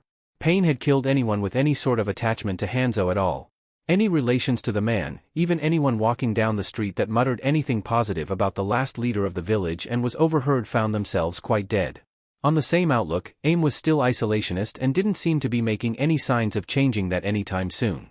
With the battles that had been fought during the coup, the nation's overall military might was weaker than ever. The failed attempt to corner and capture Naruto Uzumaki when he infiltrated the village led to a wide-scale pitched battle that left a segment of the village in ruins with even more collateral damage throughout. And in the aftermath, even now efforts of relief were just now being initiated, as Pain had instead used the citizens of the village who believed in him, or his might, to attempt to exhume the bodies of his potential future paths. This was clearly no longer about AIM the way things were supposed to be, the way Yahiko would have wanted it to be. It wasn't about making the world better at this point. It simply seemed like Pain wanted everyone to suffer like AIM had. That was all that his major plan would have entailed. Yahiko would never have wanted that. All these years, and with all of Pain's power, nothing had changed at all. Madara Uchiha was trying to strong-arm his way back into Akatsuki as if he had been running things all along. He left them alone for years to do their own thing, to set up their own operations and fund things on their own dollar after setting the base groundwork. They had amassed all of the recruits with the exception of Itachi, and the principles that the group operated under were supposed to be their own brainchild. Something was wrong with all of this, and she could feel it. Things were being shifted and positioned about around them, and they were being directed by Madara Uchiha.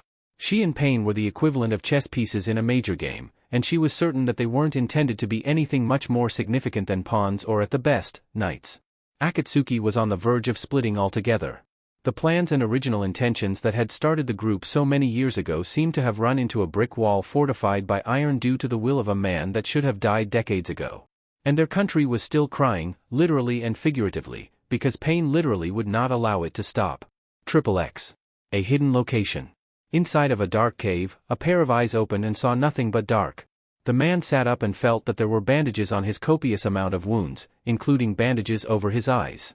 Danzo's pet fox sure did a number on you and your brother. The voice said again, you did know that's how he was so strong during your first encounter, didn't you? Danzo trained him personally.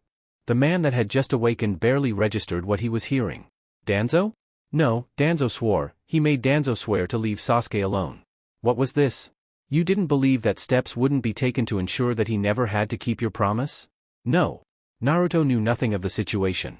If he had, he would have left. He wouldn't have fought, would he have? I gave you first aid. Turning towards the sound of the voice, the man saw nothing but heard footsteps moving through the dark towards him. It looks like you achieved your goal after all, right? The voice sounded completely amused. The bandages over his eyes, no. It couldn't be. Madara, you had better not mean ... The person thought with increasing trepidation in his heart. I mean, just in the nick of time too. You were as blind as a bat.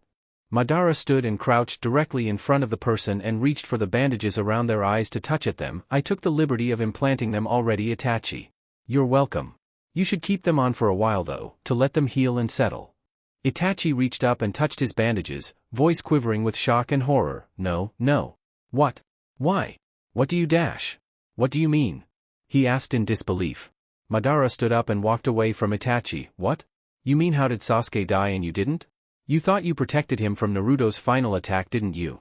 He let off a short laugh that lacked any humor. The first time Naruto used that new jutsu of his on Orochimaru's Yamata no Jutsu form, did you think that the Hydra was the only thing that took damage? Sasuke took every single hit. Orochimaru just regenerated his wounds for him so that he could finish using his jutsu before taking his body for himself in the end. That attack hit everything that it touched. Sasuke was already beaten before you ever sealed Orochimaru's spirit, before you ever jumped in front of him to shield him from Naruto. He drove the nail in his own coffin when he activated his Sharingan for the last time. And you're not dead because Naruto took the brunt of Sasuke's attacks and Orochimaru's Hydra. How? Itachi roared. It hurt to move and he couldn't even stand. He fumbled around trying to stand up, to grab anything to help him, but to no avail. How did he die? How could he have died? He was alive, I saw it. I saw him. Madara shook his head. You couldn't see your own hand in front of your face. Sasuke was going to die no matter what after taking that attack. Whatever Naruto did, it affected him on a cellular level. He severed so many nerve channels that the only thing keeping Sasuke moving until the end was his own body's futile attempt at using adrenaline to run temporary damage control. His chakra circulatory system was torn asunder as well. The second he activated his Sharingan out of anger, he basically set off a time bomb near his heart where the chakra centralized from. Itachi began silently crying. His bandages stained with tears as he let his body collapse on the ground. He didn't try to get back up, he just lay there, crying over his loss.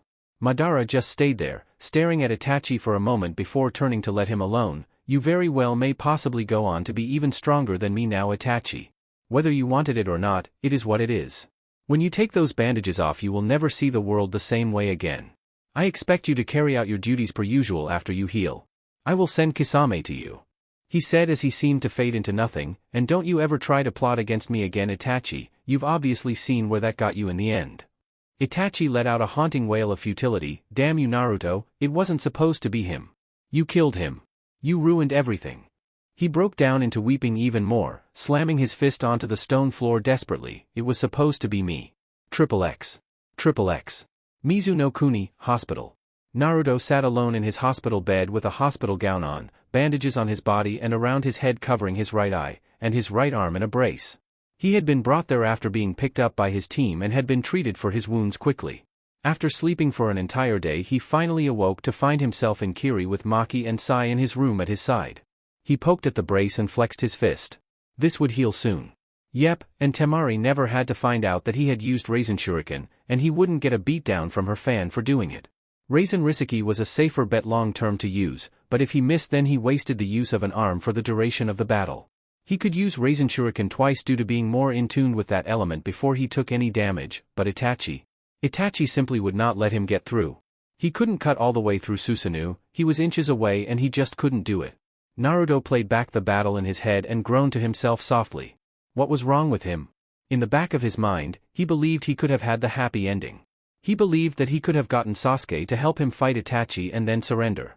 He didn't know that Sasuke wouldn't allow anyone else to kill Itachi but him, and wouldn't accept anyone trying to do so.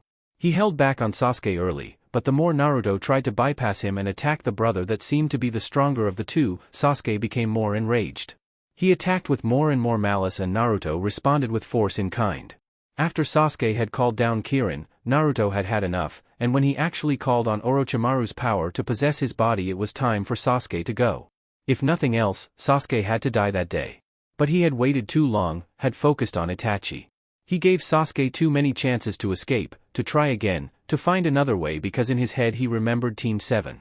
He remembered Sakura, and despite her faults he didn't want to kill the only thing that had driven her to grow. For the bulk of the fight he had given Sasuke a pass when he focused on Itachi instead, much like Orochimaru had been given by Jiraiya years ago, and just like Jiraiya he paid for it. After he sealed away Amaterasu, it was too late for focusing on Sasuke alone. He missed his shot at killing Sasuke when he realized that bringing Sasuke back alive still left him as a dangerous loose end. The man almost brought Orochimaru back and gave him the Sharingan he desired so intensely, and by the time Naruto was committed to the kill it was too late. Damn, Will of Fire. Sometimes it was a bad thing to hold back and to try and understand your enemy's point of view. Naruto recognized that some people needed to be finished off while he had the chance. For the sake of the ninja world some people had to die, whether Naruto knew them personally or not. Sasuke had lost his opportunity for redemption that day. Neither brother died that day. He hadn't been able to finish off Sasuke or Itachi because he had skirted around picking off the weakest link while he could. He fucked up, or he would have if Sai and Maki hadn't gotten Kubikirabuchu away from Sasuke's ally. His decision was flawed. He let his social morals interfere with his morals in battle when he walked into that room without letting Itachi and Sasuke tear each other apart until he was revealed. And in the end he was unable to finish either man. He only wondered what had become of them after his team had evacuated him from the area. Neither of them looked like they would be going anywhere. But this would come back on him somehow, he knew it would. Next time there wouldn't be a chance for any enemy of his to wiggle out and survive. If you were an enemy of Konoha or the alliance Naruto was setting up, you were an enemy of his, and he would destroy you. His time in the light taught him how to protect, but now it was time for him to remember how to kill again. Madara Uchiha would not give him any chances. He would rip the Kyuubi from his body gleefully, just like he would do to Gaara, Yujito, and Karabi. Not if he had anything to say about it. The door opened to his room and the sounds of a cane tapping against the ground alerted him to the familiar bandaged appearance of Danzo walking in. The man raised his only visible eyebrow as he looked at the bandages around Naruto's head. So you seem to be modeling yourself after me now. Not by choice, Danzo Gigi. Naruto said with a shrug. Why am I not surprised you're here? I am an important figure in Konoha Naruto-kun. The old man said, I'm as much a representative as Koharu and Hamura. I am allowed to go on diplomatic excursions as well, and Tsunade allowed me to be the one to come here to confirm the message you sent. He reached into his robe and pulled something out. A small box that he threw over to Naruto. By the way, your lover, the one that trained you in sealing, she gave this to Tsunade to give to me to give to you. Hamiko-chan? Naruto wondered as he looked at the box. He touched the tip of his communication tattoo to contact his white-haired teacher/lover. Hamiko-chan, you sent something to me? Yes. The response came quickly. After you told me of your injury and intention to fight the Uchiha, I worked on something for you. I didn't know when you would be able to receive it, so I worked quickly. I hope you like it. Naruto looked at the box and tried to open it, only to realize she had placed a seal on it to keep someone else from getting it. Danzo had no way to see what it was before delivering it, so Naruto saw that he was still standing there, looking at him blankly, waiting for him to open it. Naruto frowned before deciding to open the box. He bit his thumb and dragged it across the box to force it to click open, where he saw a neat row of several small concave, clear little circles. He questioningly activated his tattoo again. Contact lenses? Special contact lenses, Naruto-sama. Put one on and find out what I mean. Naruto shrugged and pulled away his bandages from his eye, keeping it shut until right when he had the lens prepared to place into his eye. He heard Danzo gasp, but ignored it as he pushed the lens against his eye and blinked. Upon blinking, he found his Sharingan turned off. What the hell? What the hell did they do, Hamiko-chan? Consider it your eye patch like Kakashi-san uses to keep his covered. I outfitted several of them with a design of your eye pattern and color, to cover the eye when you don't need it. I also put in seals that would make the design transparent when you channeled chakra to your eye, so that you could get to it without having to take the lens out. Naruto got up and walked into his bathroom, where he looked into the mirror and saw two blue eyes staring back at him. Holy shit. Hamiko-chan, I swear I love you. And he proceeded to send that message out to her. Anything for Naruto-sama. I'll see you soon? I don't know. I'll tell you when I'm certain. He sent back as he walked into the room with Danzo, who was staring at him. Naruto was not in the mood to beat around the bush at the moment. Yes, that is what you thought it was. No, I don't want to hear anything from you about why I have it. It was either use it or go in fighting with only one eye. And I don't need you to tell me a damn thing about the decision I made, or should we talk about yours? He said, keeping any of the questions he thought Danzo would ask out of the conversation. Danzo walked over to a nearby chair and sat down. Why did Sai nor Maki inform me of your new addition, so to speak, when I spoke with them before? Naruto shrugged, because they knew better than to go around telling my business before it needed to be known, I guess. No one knows how badly I was hurt during the mission except for them, Hamiko, and now you. And I only told you so you could tell me, Danzo Gigi. He said before shutting his eyes to find what he wanted to say. You worked with Orochimaru years ago. Gave him something in exchange for having your own Sharingan implanted, or so I've heard. Apparently mine is a leftover. You probably sent me into the base to either find it or destroy it all those years ago as a double cross. It couldn't be allowed to be studied and analyzed any further than I had allowed. Who knows what might have been done to it to strengthen it past what it already was. Danzo simply crossed his hands over his cane. And how did you come across this information, or that eye? It is very familiar in its feel of chakra, to say the least. Naruto immediately answered. Kabuto Yakushi told me and gave it to me in exchange for attempting to take Sasuke down for him. Now I don't even need to know how you got the eye in the first place, because I already know where it came from. There's only one place and time possible. But something's eating at me about all of this.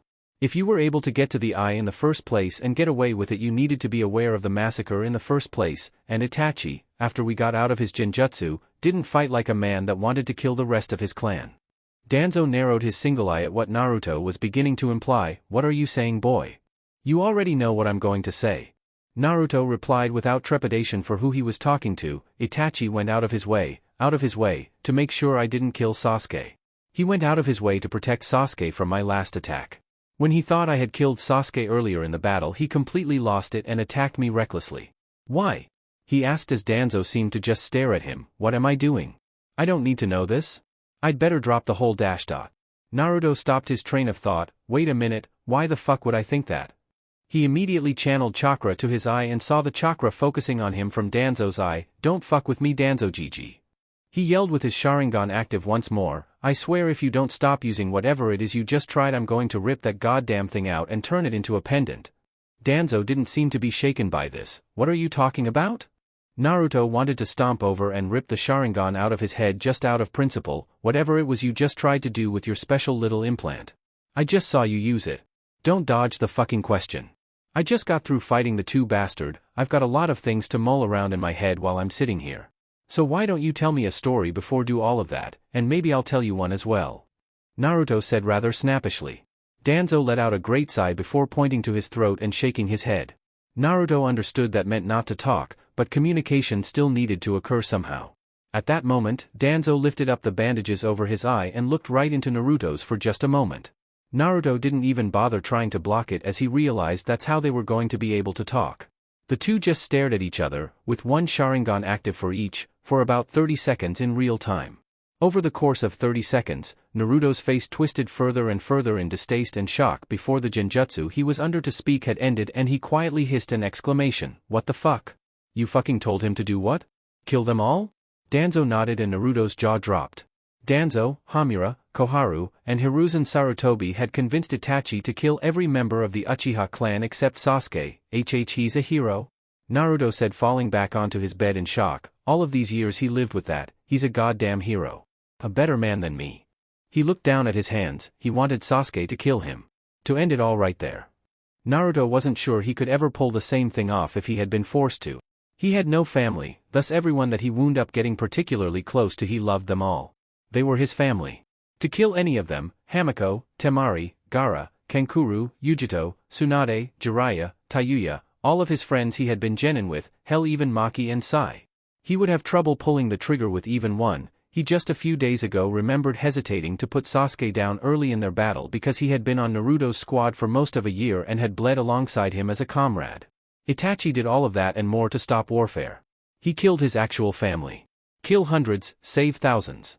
Naruto said to himself as if he were trying to put himself in Itachi's shoes before finally shaking his head. "No, Danzo Gigi, you've got the wrong man to be Hokage." He said, "I understand. I understand everything you've ever told me. Why you've done it, hell even keeping the Sharingan from me I can see why you did that. I can't. I would never be able to." He composed himself. "I don't think I would have ever been able to order that to be done." "Then what would you have done?" Danzo asked in return. He legitimately wanted to know. "I don't know." Naruto replied. He was being put on the spot here, how was he going to answer that in 3 seconds, but I would have come up with something. "How long had you known it was going to happen? What did you do to keep them quelled? Damn it, you could have done something else," he said as he punched a wall nearby, cracking it. "An entire clan, and you guys killed them just like that. There was no bringing this issue to them? You couldn't spare a word. It was to protect Konoha Naruto-kun." Danzo said, not put off by Naruto's show of emotion. "We believed that the Uchiha clan were responsible for the Kyuubi's attack and the coup they were planning couldn't be ignored." "I know that," he said. "I told you I understood why you did it, but there was a better way to handle it." Naruto calmed himself down. Danzo didn't know. Nobody but him knew. No one else had the pieces of the puzzle that fit together like he had, but if it came to that he wouldn't have ordered Itachi to kill his own family. That was simply sick. For fuck's sake, you couldn't have sent anyone else? It had to be him that did it?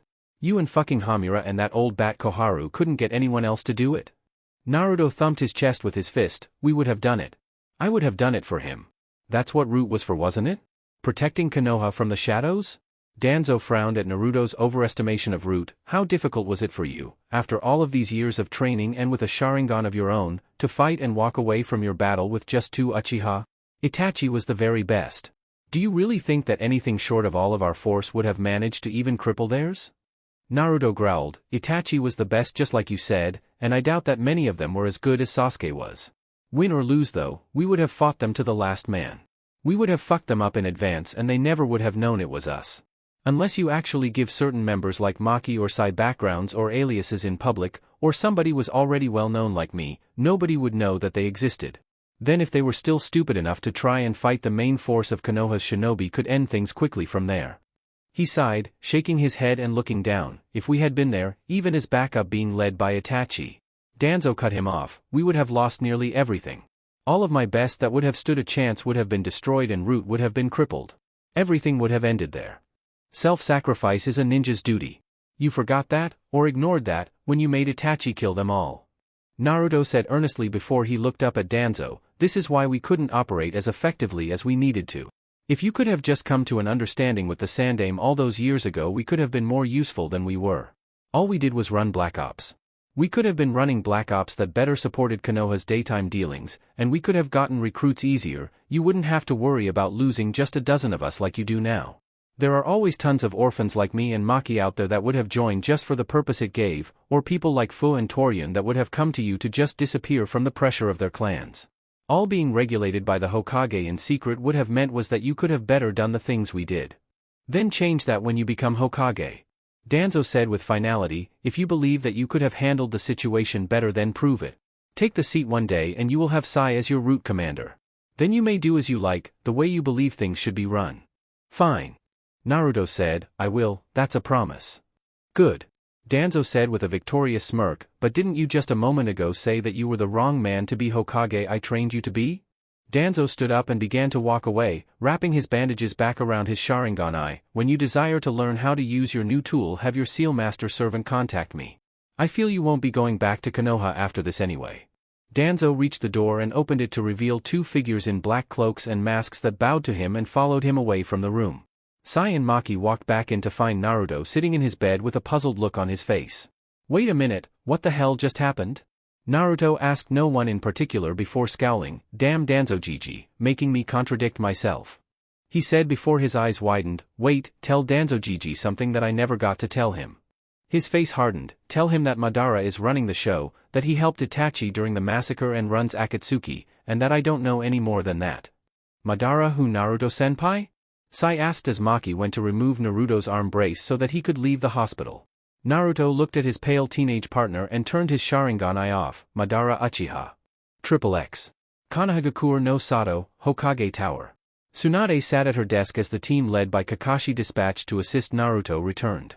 It had been a successful mission, all things considered. Only Naruto had expressly directed through his teammates that Danzo had told her of that he wasn't coming home yet.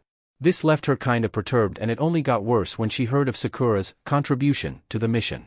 She looked at her apprentice in a stern and disappointed manner. You allowed a hostile missing ninja to injure your comrade while you held back and tried to reason with him? Sakura looked away from her teacher. What if Naruto's Kage Bunshin hadn't shown up? She would have died out there. Sakura couldn't manage to bring her eyes up from the floor. I'm sorry Tsunade Shursho? I'm sorry Tayuya. I thought I could do it, but when I got out there I just froze. It was really him, but those powers he used were so dark. For a while on the way back home she almost tried to tell herself that it wasn't Sasuke, but then she remembered the promises she made to stop making excuses and get stronger. Even after all this time she was dead weight on this mission. Tsunade shook her head. Sakura, what's wrong with you? You fell to pieces over this mission, you were doing so well before this. I can't send you back out as you are. You'd be a liability in the future if your fortitude in situations like that would be weak enough for you to freeze up like that. Next time you won't be so lucky. Now all of you are dismissed except Kakashi. I still need to speak with him. The others all nodded and filed out of the room until Kakashi was there alone with Tsunade and Shizune. So, Kakashi started, you don't seem to be that surprised about Naruto's team. Is there anything you can tell me about them? Shizune placed a pair of files onto the desk, and opened one to reveal it to be Sai. The boy's name as you know is Sai, no surname. He graduated the academy at the age of 9 under Danzo's sponsorship and became a chunin at 10. Since then he has mostly worked with Danzo and having his missions that we provide for him filtered through the man first. He was regularly placed on Naruto's teams regularly at Danzo's request months ago. Since then the two have shown incredible teamwork and a good rapport with one another, so we left them together. Tsunade began to speak when Shizune stopped. When Naruto actually goes out of his way to request his own team he always seems to select Sai to be on them. He seems to have a great amount of trust in him and faith in his abilities. Shizune then opened up the second file to reveal it to be Maki. The girl's name as you also know is Maki, no surname either. She's had a rather normal and steady climb through the rankings and is currently a chunin at the age of 15, 1 year younger than Naruto, 2 years younger than Sai. She was sponsored by Danzo until she graduated the academy at the age of 11, the same year Naruto did, but the two have never interacted to our knowledge until now. Never been placed on the same team, never run across the other in passing, nothing. She explained, sounding rather confused as to why Maki was on the team. 2 years ago at the chunin exams held here she advanced in rank and left her team behind. From there she basically all but disappeared from our mission rosters until now. Tsunade already knew of this as after being given the identities of the two she began looking into them as much as she could. They're both orphans, no known parentage or relatives. All signs point to them being trained from young ages by Danzo like Naruto was. Can we trust them? Kakashi asked. That was what he really wanted to know. Tsunade shrugged. From what you told me, they seem to look to Naruto as their unquestioned leader. No alternative missions from Danzo, they just seem to follow the orders of Naruto, so I think a better question is, do you trust Naruto? Kakashi nodded without hesitation. Then you can trust them. Sai didn't disable you or leave you behind before they left to finish their own mission, they made sure you had gotten away as well. They see you as allies because you are Naruto's friends, and you are his genin sensei. Kakashi smiled at her. I also helped him perfect his training with his secondary lightning element. Kakashi let out a sigh of what seemed to be longing. That finished lightning Rasengan is amazing. I wish I was able to perform it, but again, Naruto does the impossible. Those Kage Bunshin are killers. Tsunade rolled her eyes. Anyway, I believe we should wait on word from Naruto about certain matters before we plan another move. Things are going too well for us right now. I have Danzo and Kiri to see if he can finalize the treaty with the Mizukage that Naruto's completed mission brought. I might as well get some sort of use out of him, right? Then we'll find out where Naruto is heading next and go from there. No need, Tsunade-heim. Jiraiya said, appearing at the window. He already contacted us and told us where he's headed after he leaves Kiri. Us? The female Hokage counted, getting a grin out of Jiraiya, who raised his single remaining arm and slowly ticked his fingers down to 0 on his hand when a knock came at the office door. It opened to reveal Hamiko with a rather displeased look on her face directed at Jiraiya. I can't jump that high, Jiraiya-sama, you could have at least escorted me to the Hokage's office. How rude. She said, walking in and shutting the door behind her, and after I let you stay at Naruto-sama's home per your request. Jiraiya just rubbed the back of his head sheepishly before Tsunade spoke up. You were saying that you know where Naruto plans to head to next? Jiraiya nodded and Hamiko bowed to Tsunade before she began to explain. Naruto-sama is recovered enough from his last series of battles to head towards Kumogakure as his original trail dictated he would. I apologize for not telling you his set series of destinations sooner, but he requested that I didn't.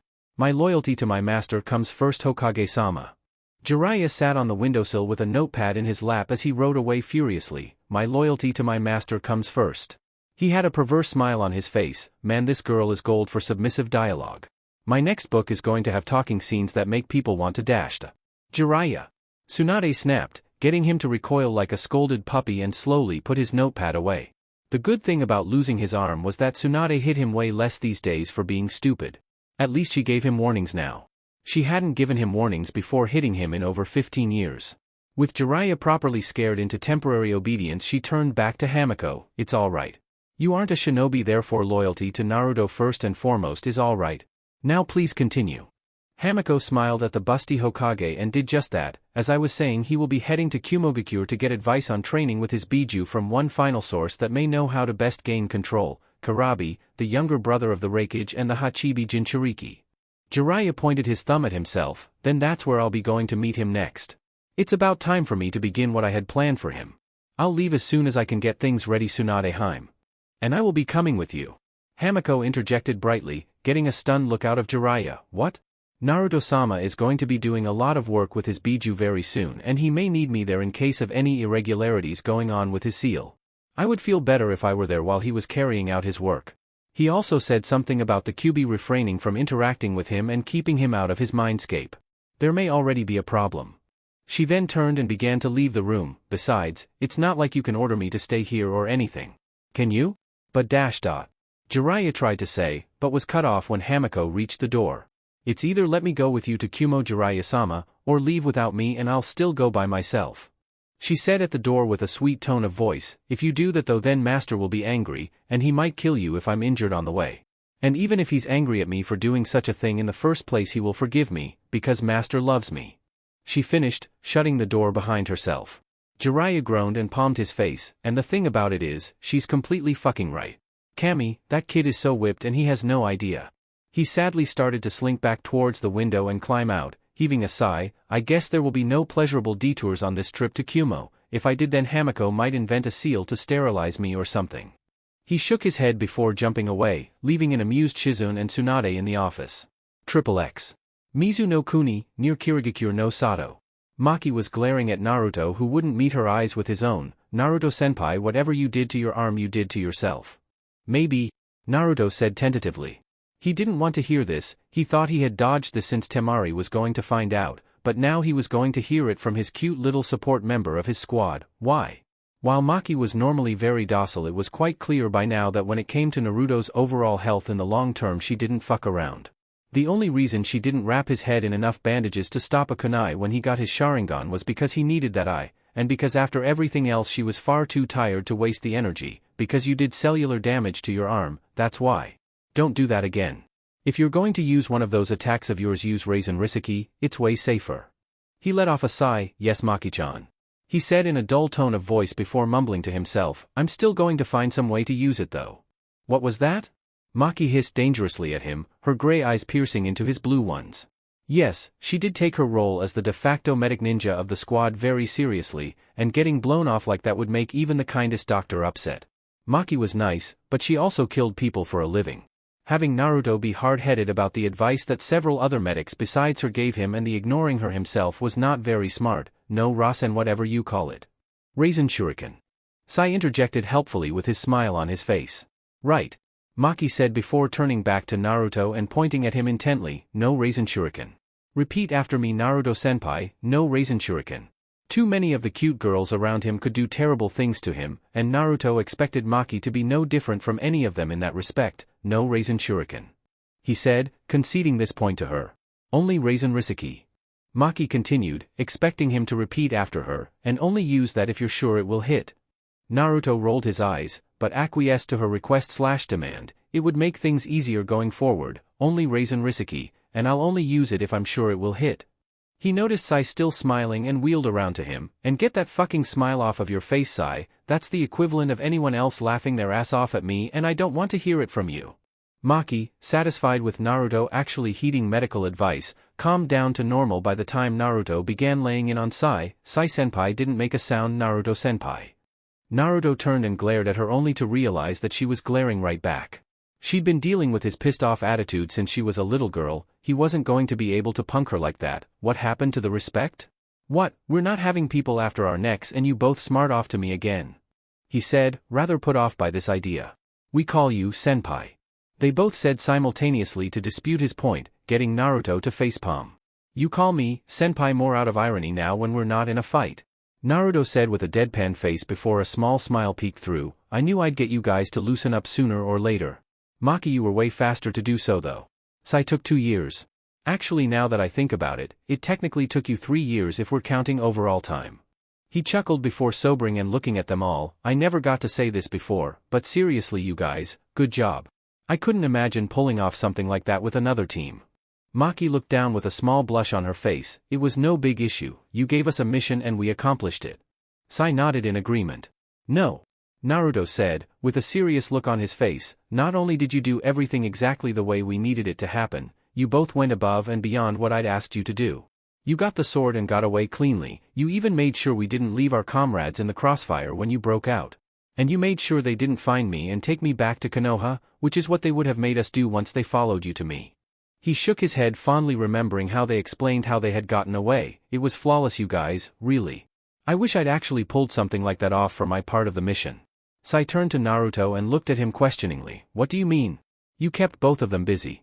It was a battle against 2 powerful opponents at once, Naruto-senpai. Naruto sighed and ran a hand through his hair. I was too soft and I didn't let them just kill each other before trying to finish the winner. I thought if we had both just killed Itachi that Sasuke would have come back to Konoha without much issue, his job would have been done. I didn't think he would react so violently like that though. And I doubt that the Sharingan helped. He bit back a grunt of anger at himself. By the time I realized that I was a third wheel and they both just wanted me dead and out of the way, I had gotten Amaterasu shot at me, then I started fighting Sasuke to kill. But with what I know now, and after all of that I didn't get either one of them. They looked dead to me, Naruto-senpai. Sai said, I flew over after you passed out. Neither of them looked like they were getting back up, and then that man in the mask came and took their bodies away. He narrowed his eyes remembering that the masked man had taken them away before he could destroy their bodies. That was a Kekii Genkai that was still out there and dangerous if someone managed to implant them the way Naruto had done out of necessity. Madara Uchiha. Naruto said, speaking of the man in the orange mask, you can say his name Sai. Just because you won't say him name out loud because you don't believe he's alive doesn't make any difference at all. He's out there, he's running the show in Akatsuki, he wants my head, and now I've got to find some way to beat him too since you say he can teleport. I can't do that crap. I don't even know how I'd begin to learn that. Sai frowned visibly as he recalled his first run-in with the masked man, or Madara.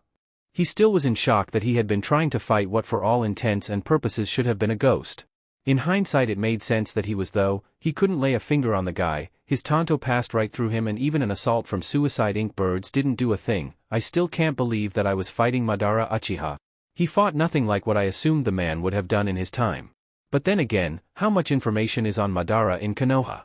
Even in the village any info on him would probably be only known to the Uchiha clan. Naruto and Maki nodded in agreement as they walked along until Naruto stopped in his tracks, his eyes wide in realization.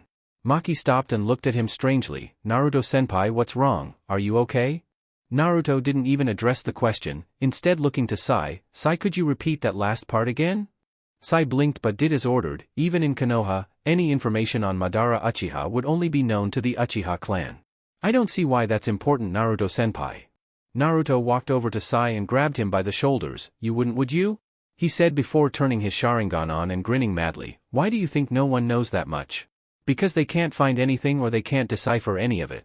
The Uchiha clan was good and would know how to hide their secrets only for them alone, them and their Sharingan. And I know where it is. Itachi more or less showed me when we fought, though I think that was more for Sasuke to see. Before anyone could ask what he was doing, Naruto created a single Kage Bunshin that had its Sharingan on. Naruto wordlessly threw a punch at the clone who caught it before grinning. Saw it coming all the way, boss. Naruto's grin grew more than before. Can you turn it off to save chakra? The clone did just that and Naruto pumped his fist victoriously before talking to the others. We need to get to the mainland now. Once we do, I'm making a clone to go back to Konoha and knock a shrine. There it's going to read everything that it can with its Sharingan and dispel. Maybe it'll find something we can use. It'll have half of my chakra and orders to quickly do what I made it for and to dispel. If it makes it that far, it should last until I get what I need. What if it gets injured and dispels? Maki asked in concern. Splitting off Naruto's chakra wasn't the issue for her. Even with half of his chakra, he still had more than generally any ninja alive. No, the issue was, if the clone made it most of the way there but didn't get to Konoha and get what Naruto needed, that would be a lot of mental backlash and fatigue to Naruto for no reason. That's a chance I have to take. Naruto replied, besides, if I wind up going down for the count for a while, I trust you two to get me to Kumo until I wake up. Hopefully it won't come to that, or we'll get there before my clone dispels.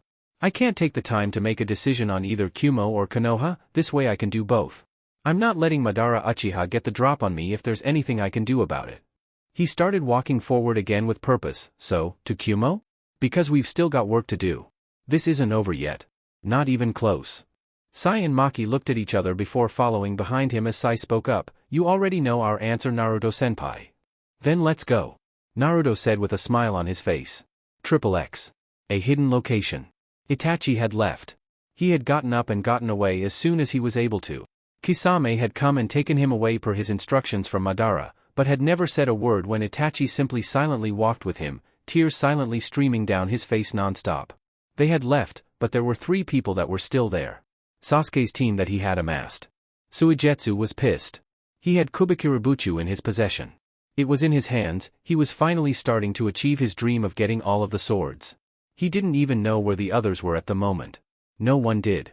He had a piece of his dream in his hands and then had it snatched away by a team of shinobi that had been led by Naruto Uzumaki as they were told by Madara Uchiha, and now he would be farther away from defeating Kisame and claiming his sword, the only one he knew the location of, than ever before. Suigetsu would never forgive them or him. The cowards. Jugo was beside himself. First Naruto Uzumaki killed his only closest friend years ago in Kimimaro Kagaya, and now Naruto had taken away the only person left for Jugo to put his faith in, the man that Kimimaro's spirit was to live on in. Sasuke Uchiha. Now there was no one to keep him in check, and he wasn't sure how long his self-control would hold out. If he was to lose control, he could only hold solace in the fact that he would try his absolute hardest to hold it back the way Sasuke had done for him. He would hold out, just long enough for them to find Naruto, and then he would unleash every ounce of the indiscriminate killer that he hated with every fiber of his being. If anyone deserved such a fate, it was Naruto Uzumaki, and he would make sure that it came to pass. Karen had been inconsolable. She had cried over Sasuke's corpse ever since she had been informed of his fate by Madara. He claimed that she wouldn't want to see his body after what Naruto had done to it, though this was just to keep her from finding that Itachi now had his eyes, lest the girl try to go to him and attempt to rip them out of his head. He swore he would give her ample opportunity to avenge Sasuke's death firsthand very soon. To her, Naruto had to die. Everyone around Naruto had to die.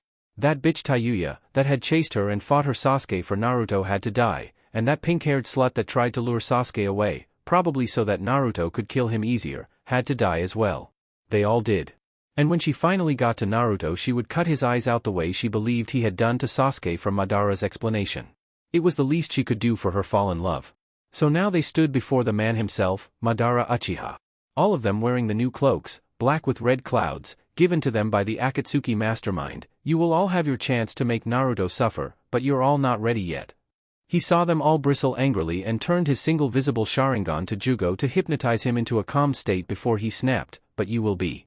In the meantime, I have a mission for all of you. How would you like to find the location of the man that gave Naruto the power to match Sasuke's Jujutsu and overwhelm him with his own power? Who was it? Karen growled, I'll rip his fucking heart out, just like my own was. Madara felt rather pleased at the way things were turning out despite how Sasuke was killed. Oh well, Itachi was more useful in that instance than his brother, his spirit was broken, there would be no more acts of rebellion from his once apprentice again. And now he had 3 people to bolster the ranks that had fallen to Naruto already. Locate Kabuto Yukushi. You all should be familiar enough with this person, right? He saw Suigetsu's face twist in anger just as Karen's did as they turned and left with Jugo. Yes, he had 3 new pawns to use for his own affairs. He would have to find some way to thank Naruto once they met again, right before he ripped the Kyuubi from his body. It was courtesy after all, to thank someone who had done something wonderful for you after all. XXX. Elsewhere. Itachi's eyes were still bandaged, and he hadn't stopped crying since he had learned of Sasuke's death. He was nowhere near 100%, not even close, but his body moved as if he was.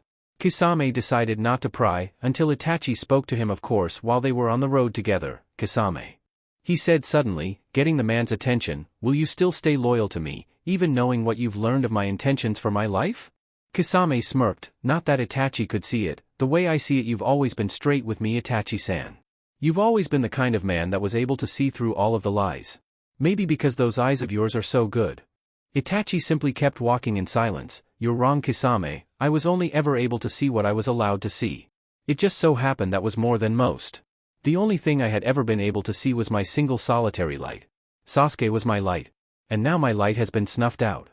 He felt around the material covering his eyes tightly, and I am deep within the darkness of my creation, being led by the sleeve by the master of it. He knew Madara had him trapped. There was nowhere left to go. There would be no way to make good on his threat to reveal Konoha's secrets to all of the hidden villages, with the alliances being enacted through solid and strong bonds and means orchestrated by events spearheaded by Naruto over the last 3 years. So he would let the man do as he wished. There was nothing left for Itachi but to exist for one reason, and he would do whatever he had to in order to achieve his final goal. He cared not for Konoha, nothing was their fault in the grand scheme of things. There was one man that needed to die, Danzo Shimura will fall by my hands to avenge my clan. He thought before switching to another man that had to leave this world in order for him to be able to rest, and Naruto Uzumaki will suffer. Now I will forever have to live with the curse of killing my own clan, the curse of not being able to protect my brother and having him die right at my side. I will make you suffer for what will seem like an eternity, Naruto Uzumaki, but for an immortal as I will be, it will never be long enough. You said that your eyes were wide open, that you could see everything. I can see everything, Naruto, but the only thing I want to see, the only reality or illusion I want to gaze upon is your suffering and torment. And until I see that with my own eyes, I will allow Madara to lead me through the darkness, because the darkness is the best place to flush out a shadow. Kisame. Itachi said to his partner, let's make our way to Suna. It's time to begin.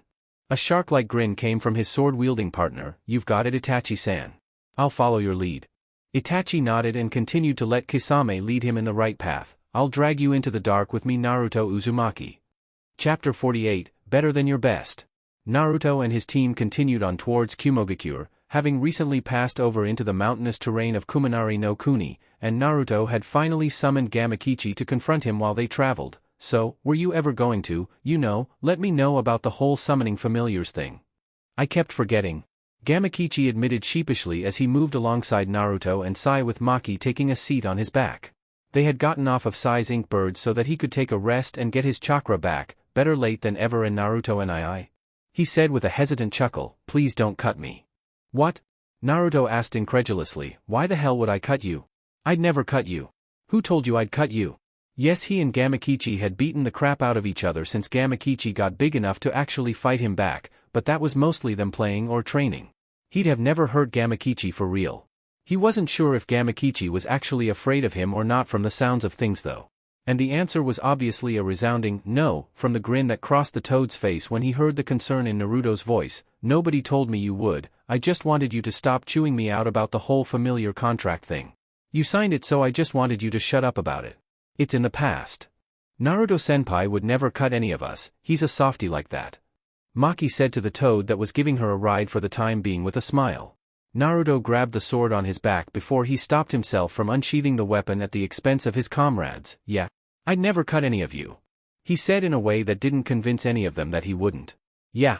Gamakichi said hesitantly, stopping to let Maki down. Anyway, I'm going to go tell the elders that you're my familiar so they'll get off my back for not getting you to sign my contract way back when we knew we were cool with each other.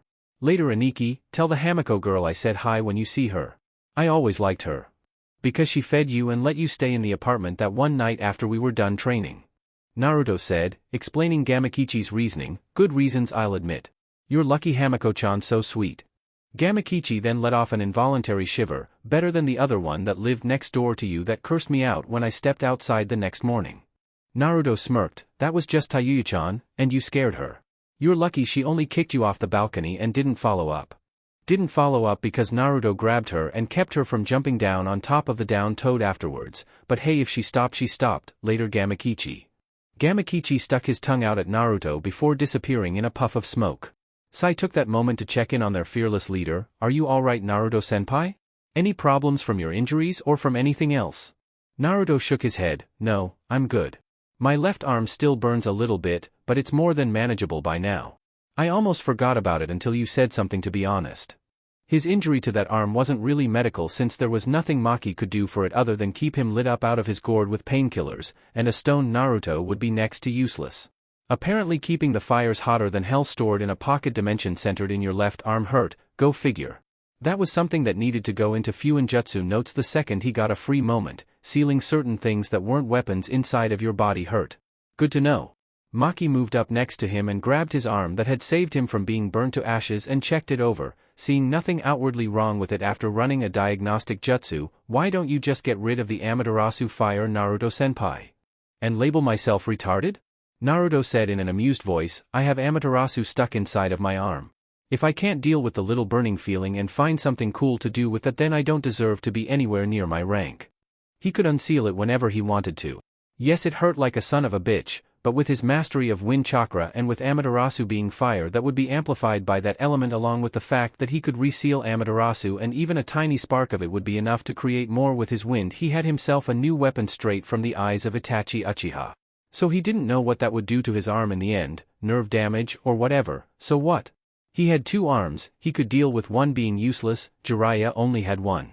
Sai looked over at Maki examining Naruto's arm as they walked to let him regain his chakra. So you're willing to keep the most dangerous fire ninjutsu in the world stuck inside of you for fighting? Naruto gave Sai a dry look. You say that like it's not a good idea. It's not a good idea. Sai said, narrowing his eyes at the seal tattooed on Naruto's arm that signified where the black flames were held. You're right? Naruto said, getting looks of surprise from Maki and Sai. It's not a good idea, it's a great idea. Naruto made Maki let go of his left arm so that he could hold it up. There's a chance I could learn how to control this, and then what? Face it, we need every little cheap trick or extra tactic I can muster up for us right now, and learning how to use the Amaterasu is right up there. Maki's gray eyes widened at the prospect of him doing as he was suggesting. Could you really control it? Control it? No. Naruto answered honestly, but I don't need to control it, all I need to be able to do is direct it and restrain it. Hell, I can do that pretty easily. Want to see? He offered, holding his left arm straight out ahead of them while holding onto the forearm of it with his right hand. No. Maki and Sai both jumped at Naruto and grabbed his arm to hold it down. The last thing they needed was for the countryside of a foreign country to be engulfed in black flames just for a demonstration, even though both of them would be lying if they said that they weren't at least a little bit interested in seeing such a potentially powerful jutsu. Still, setting off a mountain fire right before heading to the hidden village of the country wasn't really worth it. Naruto frowned as they let go of his arm like it was a loaded weapon. Well, it technically was, but that wasn't the point. I could seal the flames right back up, you know. He didn't know if doing that would hurt like hell the way it did the first time though. Oh well, he'd have to find out eventually. Man, he had lots of stuff to handle once he got to Kumo. At least he wouldn't have to work on getting them on board with the alliance against Akatsuki, he had already handled that. My chakra feels fine, Naruto-senpai. Sai informed him, pulling him from his thoughts. Should I create rides for us to reach Kumo with? Naruto shook his head. No, Kumogakure are notorious hard asses with their security, especially after the time when Akatsuki came for Yugi-chan and almost got away with her. They're going to be all up in arms, so us flying right over them, even from this far away, would get us in more trouble than if we just walked the rest of the way. What if your clone pops while we're still heading up there? Sai asked, storing away his drawing scroll at Naruto's behest. Naruto shrugged as he took the lead once more. I don't know. You guys are both strong young shinobi. Between the two of you I'm sure you can get us to Kumo if I end up blacking out. It's just one clone though, so I should be fine. XXX. With Naruto clone, Konohagakure no Sato. Much to the Naruto clone's amazement, he made it the absurdly long distance to Konoha in one piece. A 2-day trek only to stop and eat to recharge his energy was what it had taken to get there, and now all he had to do was get to Naka Shrine and see what he could find. As much as the clone wanted to stop and see how everyone was doing, especially the people he had been forced to more or less have his team ditch on his last mission, he had to keep moving. He couldn't afford to get caught up in a mountain of questions at the moment, and he especially couldn't get himself caught while he was at Naka Shrine itself. He needed his Sharingan out in order to even read anything, and to do that he would need to cancel the contact lens over his eye. It really sucked having to sneak around his own village, but orders were orders and he had clear ones from the original Naruto to not get caught and to dispel right after he got what he thought he needed and offloaded what needed to be done. Hence why he was walking around in a henge at the moment as he made his way onto the island in the middle of a lake where the shrine was set. The shrine was on the grounds that used to lay in the Uchiha clan district, and Naruto clone knew full well that he would be by himself in this area of the village, as after Sasuke left there was no one around at all that would have frequented the place. It seemed like a waste of land to keep it like it was. It was like a museum, nothing had been touched since the massacre. He didn't even think Sasuke touched anything past what he needed to train himself. He hated to say it as he moved through it, but it was just an ugly reminder of years past to the rest of the village now. At least he would probably be getting some use out of it.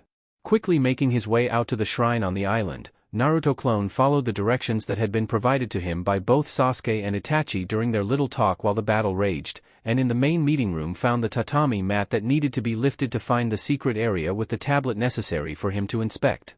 Naruto clone lit himself a torch and made his way through the tunnel to find his way into a room. Lighting the other torches in the room, he saw the tablet intended for Jujutsu eyes at the back. Okay, here we go. Dropping the henge to save chakra, Naruto clone channeled chakra to his right eye and deactivated the seal on his contact lens to begin to read. Not even Kakashi had seen this tablet, and here he was getting to read it himself firsthand. He didn't need the information on how to get more Tomo for his Sharingan, since his already had 3 when he received it. He didn't want the information on the Manjikyu Sharingan. He was never going to kill anyone that close to him for the power. But as he read, he discovered something rather important to a problem he had been having that he couldn't get the answer to. Naruto clone began to read out loud quietly to himself, Sharingan is the embodiment of the physical gifts of the Rikudo Senins that have been passed down to our clan. By virtue of this, our eyes hold the power to yoke even the mighty Biju to our will if the user is powerful enough and has a stronger enough will to impress their own onto said tailed beast. Among certain clan members their eyes possess the power to do this, and even beyond, with the ability to plant powerful subliminal messages that the recipient never even suspects. This is different from the hypnotism aspect of our eyes as it is more akin to mind control. The victim never suspects a thing, even after the fact. This is one of the single most dangerous powers the Sharingan has the potential to bring, even by Manjikyu standards. Those that can even read this portion of the tablet have the potential to use the mind control technique. And that came as a surprise to the clone even though it shouldn't have. There were so many parts of the tablet that it couldn't read, so why wouldn't there be another part that only certain people could read? Whose eye did I get? Man, I've got a good one. He said to himself, rather pleased at his turn of events as he continued to read what he could. But then he thought to himself about the events that had transpired recently since he had gotten the eye, in particular during his battle against Itachi and Sasuke. Never again. I would rather you die here than fall prey to those eyes. God damn it, Kyuubi, give me enough fucking power to live through this, that's all I want. Naruto remembered his last words to the Kyuubi before it went silent. He hadn't had a chance to go into the mindscape and see exactly what the problem was, but he knew that there was nothing wrong with it. There was nothing holding its power back, it just wasn't speaking to him. And now he could begin putting the pieces together over what had happened. Oh shit. In the middle of the battle, when Sasuke called down the single most powerful lightning technique Naruto had ever seen in his entire life to kill both he and Itachi in one shot, Naruto had requested that the Kyuubi to give him more power than his tenant figured he could handle.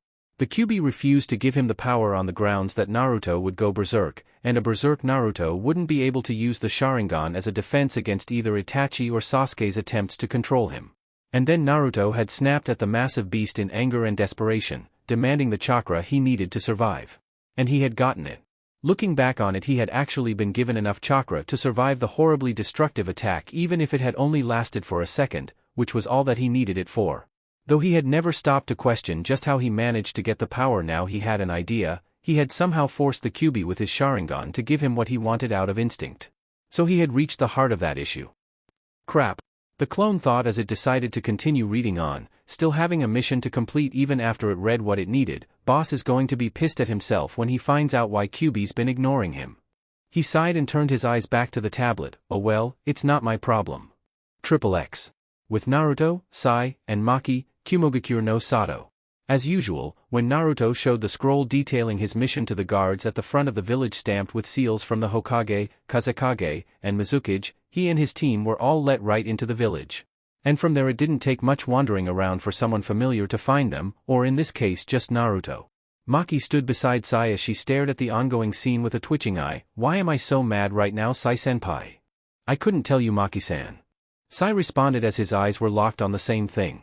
As they wandered through the village on their way to the Raikage's office, Naruto found himself swiftly and surprisingly swept up in a massive hug and a kiss that almost knocked him out by surprise. Who knew Yujito was so strong? Wait, he did know that. Everyone knew that. Naruto had refrained from fighting back because why in the hell would he do something like that? And instead decided to wait out the beautiful older Jinchuriki's public display of affection, which took about 2 minutes for her to finally break for breath. Man, Yugi-chan, miss me? Naruto said, stumbling slightly on his feet. Sorry. Yujito said, looking uncharacteristically sheepish with a blush on her face. I'm just so happy you're okay. Everyone was told that you went missing in Amigakure, and then we got news that it was a false alarm and that you were fine and traveling all over.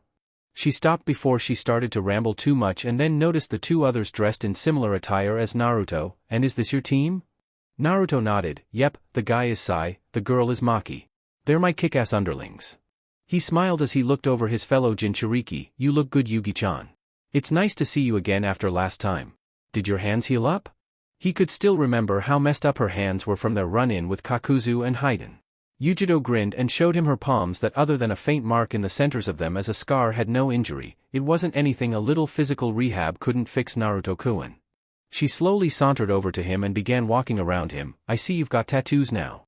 They look like they serve a purpose though, and by the way I like the new clothes. She looked at the similarly dressed Sai and Maki. You guys look like a well-oiled unit, I have to admit. I hope you all fight as well as you look like you can. Though it was well sealed, her words were directed mostly at Maki, whose eyes had yet to leave her since she appeared. Maki narrowed her eyes at Yujito. I can assure you we can take care of ourselves just fine, Yujito-san. Naruto-senpai trusts me with his body and his life, and I won't let him down. A frown crossed her face as she continued her statement as a thought. Again. I won't let you down again, senpai. Yujito just stared at the younger girl before turning back to Naruto. Well, it's a good thing you're here. There are people that wish to see you. They came here expecting you to show up sooner or later, and Raikage-sama let them stay until you got here. Naruto looked at her thoughtfully before punching into his palm as realized what was going on. Ero-sennin and Hamiko-chan beat us here. Wow, I didn't expect that. How'd they do that? Ero-sennin's handicapped and Hamiko-chan isn't even a ninja.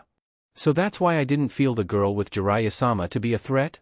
Yujito said quietly to herself.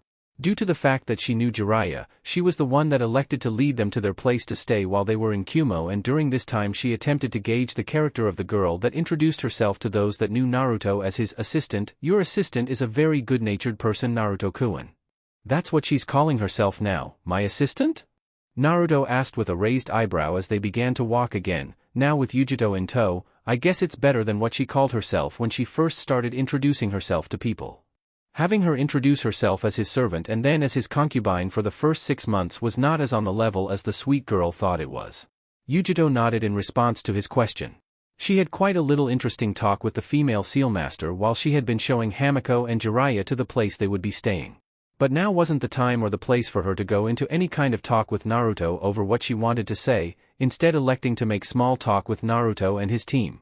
As usual, Naruto was very warm to her, and the way she had found herself doing the last few times she had seen him felt her heart skip when he smiled at her. Sai was polite but was rather dull, still he would chime in and contradict Naruto whenever he launched into some kind of hyperbole. Maki still kept a rather cool attitude towards her, but she knew why the girl was acting that way. Either she was suspicious of a foreign kunoichi being so familiar with her team captain or something more personal, probably a combination of both. Eventually she led them to the hotel that Naruto stayed at the last time he had come to the village and took them to the floor that Jiraiya and Hamiko were on when Naruto had a thought, wait, did the Raikage only give them one room? Yujito looked at him strangely but nodded, well then I'm sorry about the noise I'm about to make. Naruto stood outside of the room that housed Jiraiya and Hamiko and cleared his throat before cracking the door slightly. Ero-sen, I swear if you perved on Hamiko-chan even a little bit while I've been gone I'll take your other arm and beat you to death with it. A panicked yell and a happy yell followed by tons of rapid footsteps followed, some to another place inside of the hotel room, the other set to the front door where it flew open and Naruto was greeted by the eager smile of his lovely helper, Naruto-sama. Naruto opened his arms and let the civilian girl crush herself against him in a tight hug. You're alright. Kami, having you here in person is so much better than having to sense your life force and talk to you through the seal. Have her boobs gotten bigger since I've been gone? Kami, she's going to be as big as Tsunade-bachan at this rate. Naruto laughed a little bit at having her nuzzle against his chest. It's alright. Everything turned out the best that we could have hoped for with all that happened. And thank you for the gift. Hamiko pulled away from him and placed both hands on the sides of his face, pulling him down towards her to get a good look at his eyes, in particular his right eye as she looked past the scar she had grown used to due to the cut from Kimimaro powered by foul cursed seal chakra. The blue eye she saw she knew was not true, and she just couldn't imagine the actual Sharingan eye that lay behind it. However, she kept it hushed due to Naruto's instruction. No matter how morbid it seemed, it was necessary for him to survive, and if he didn't want anyone to know about it she sure wouldn't be the person to tell. Jiraiya cleared his throat, getting Naruto and Hamiko's attention. Kid, haven't you learned anything from me? If you're going to get all kissy face with the girl then at least get your own room and take her there first. Amateur. Naruto looked past Hamiko into the room to glare at Jiraiya before his eyes softened. Good to see you not all hooked up to machines, Ero-sen. Jiraiya raised his single good arm in a fist. You can't keep a good man down, Gaki. I'm glad you're here, we have work to do. Naruto narrowed his eyes as he walked into the room and turned around to face everyone else. You're damn right we do. There's some things that you guys need to know, and the Raikage does too. Yujito nodded, not asking any questions yet, just figuring that she would bring them into the Raikage to skip having him repeat himself to the man later. Come with me. He expected to see you once word reached him from the gate that you got here. That's the real reason I found you so fast. What about Tsunade? Jiraiya asked him. With their normal method of communication between Naruto and the Hokage here with them, how was she to get this news that he knew she didn't have? It's covered. Naruto said, I'm everywhere, Ero-sen. XXX. Konohagakure no Sato, Hokage Tower. Tsunade stood on the observation deck of the tower that gave a fantastic view of the Hokage monument. As she looked at the face closest to hers she smirked while thinking about the person that would more than likely be filling in the space on the other side. Man, my face is going to look good up there. Tsunade didn't abruptly turn around despite her surprise, but when she did she caught sight of the very person she had been thinking about since his completed mission that had opened full correspondence between Konoha and Kiri. If only Danzo didn't screw it up while he was there. Bah, that old fogey knew how to play the diplomat game. Things would be fine, not that I'm not thrilled to see you in one piece, but brat, why are you here? I thought you were heading to Kumo. I'm a clone, Tsunade-bachan. Naruto clone said as he walked up next to her and stood beside her, looking at the monument for a moment, just letting himself feel at ease in her presence before he said what he needed to say in accordance to his final mission. He could take a few moments of comfort around someone he cared for when part of his mission was centered around the person in question. Nice new threads. The female Hokage said with a smirk, getting Naruto to smile, and tattoos to boot. You trying to make a statement or something? Naruto clone shook his head. I think the statement was made a long time ago. He said, crossing his arms over his chest with a smile on his face. Tsunade took the time to notice that Naruto was officially significantly taller than her. As far as she was concerned, it was still almost like yesterday since Naruto had barely come up to just over her bust when they first met. He sure shot up like a weed, as he now stood 5 feet 8 inches, and he's only 16. Tsunade placed her arm around him. Even though it was just a clone, it was still Naruto. Naruto clone shut his eyes and allowed himself to lean against her for a moment to enjoy the presence of his mother figure in the place of his original self. After a moment he decided that enough time had passed, he needed to tell her what he had revealed himself to say. There's something really big you need to know, Tsunade-bachan. Tsunade let off a hum to let Naruto clone know she was listening, so on the last mission I wound up taking out another Akatsuki member, Deidara. His body, it's gone though. There's not a scrap of him left for any kind of bounty. Tsunade nodded but didn't say anything. It wasn't that big of a deal at all that he wasn't getting this bounty. He had more than enough money, but that wasn't what he wanted to tell her, she was certain about that. Then I fought Sasuke and Itachi Uchiha, at the same time. Wow. She thought he fought one of them since Hamiko never told her exactly who he fought, only that he recovered from whatever it was that he did. He fought both of them though. I don't know what happened to them after the fight since I passed out when I got knocked away, but I was told that they were taken away and I know who took them. Madara Uchiha. Tsunade's eyes widened, something Naruto immediately noticed. I figured you'd know who that was. He's dead, Naruto. Tsunade said, trying to assure him of this fact. At least it was a fact to her. Her grandfather had beaten him into the ground years ago, way before her time even. No, he's not. Naruto replied, I've got a whole lot to tell you, Tsunade-bachan. Are you willing to listen to me, because it's all going to take a while. Tsunade frowned and let out a sigh. She could be stubborn about it and assure him that Madara Uchiha was dead, but from the way he was talking he had hard evidence to the contrary to back up his own claims, and Madara's body was never found after the battle that had formed the Valley of the End, so there was always a chance in their line of work that he managed to live. Alright brat, I'm all ears. XXX. Kumogakure no Sato, Raikage's office. Naruto stood in front of the Raikage with everyone else in tow as he finished telling him everything that he felt they needed to know, and that's all I've got on that. Maki and Sai already knew everything he did at the moment, so they didn't show any surprise towards anything. On the other hand, Jiraiya, Hamiko, and they all had their jaws open after hearing what Naruto said. Jiraiya recovered first. Are you kidding me? Madara Uchiha? Yep. The one that everybody knows about. Itachi said so. Hamiko spoke next. I swear, Naruto-sama, can't you ever make anything easy for yourself? Apparently not. Yujito put a hand on her hip and whipped her ponytail back before looking to her village leader. So what do we do about this? Naruto-kun's beaten more than half of the Akatsuki by now. Are we still just going to hang back and be reactionary? Iwa is out there, Jinchuriki and Kiri is too. Not to mention Taki lost theirs before anyone else. Naruto nodded. The only ones left are Yugi-chan, Gaara, Kurabi, and me. We still can't find out where they are unless they're already moving. That's one advantage that they have over us being such a small force, they know how to disappear. I said to them, rather upset at the revelation of such a powerful shinobi still being alive in addition to the ones that they knew still roamed with the Akatsuki. And if Madara Uchiha had gone for this long without revealing himself to anyone that he didn't want to know of his existence, then the chances of discovering him were low as well. Sai then spoke up. I actually fought this man for a short time while Naruto-senpai was attempting to locate the objective of our last mission. He didn't take me seriously for an instant. Every attack I launched that actually managed to hit him did no damage, as if I never touched him at all. The pale shinobi then narrowed his eyes as he tried recalling more useful information. He could also seemingly teleport at will because this was how he left the area. Jiraiya looked over at Naruto. So what will you do now? Naruto let out a humorless laugh. What else can I really do except for one thing? I'm going to train and then I'm going to beat his ass. Pain too. What do you expect me to do? Let your crippled ass handle it. Naruto gave everyone a grin. Just leave it to me. I'll handle it. There's no way I can lose once I put a little work in. He threw his arms up behind his neck and sauntered out of the room in high spirits. I'm going to go meditate for a bit and talk to the QB, maybe it has some kind of input on all of this. He said as he left the office, shutting the door behind him. As she watched him go, Hamiko frowned. Once he left the room, she let out a sigh and shook her head, getting everyone's attention at the subtle action. Noticing the eyes on her, she explained herself. You all saw that, didn't you?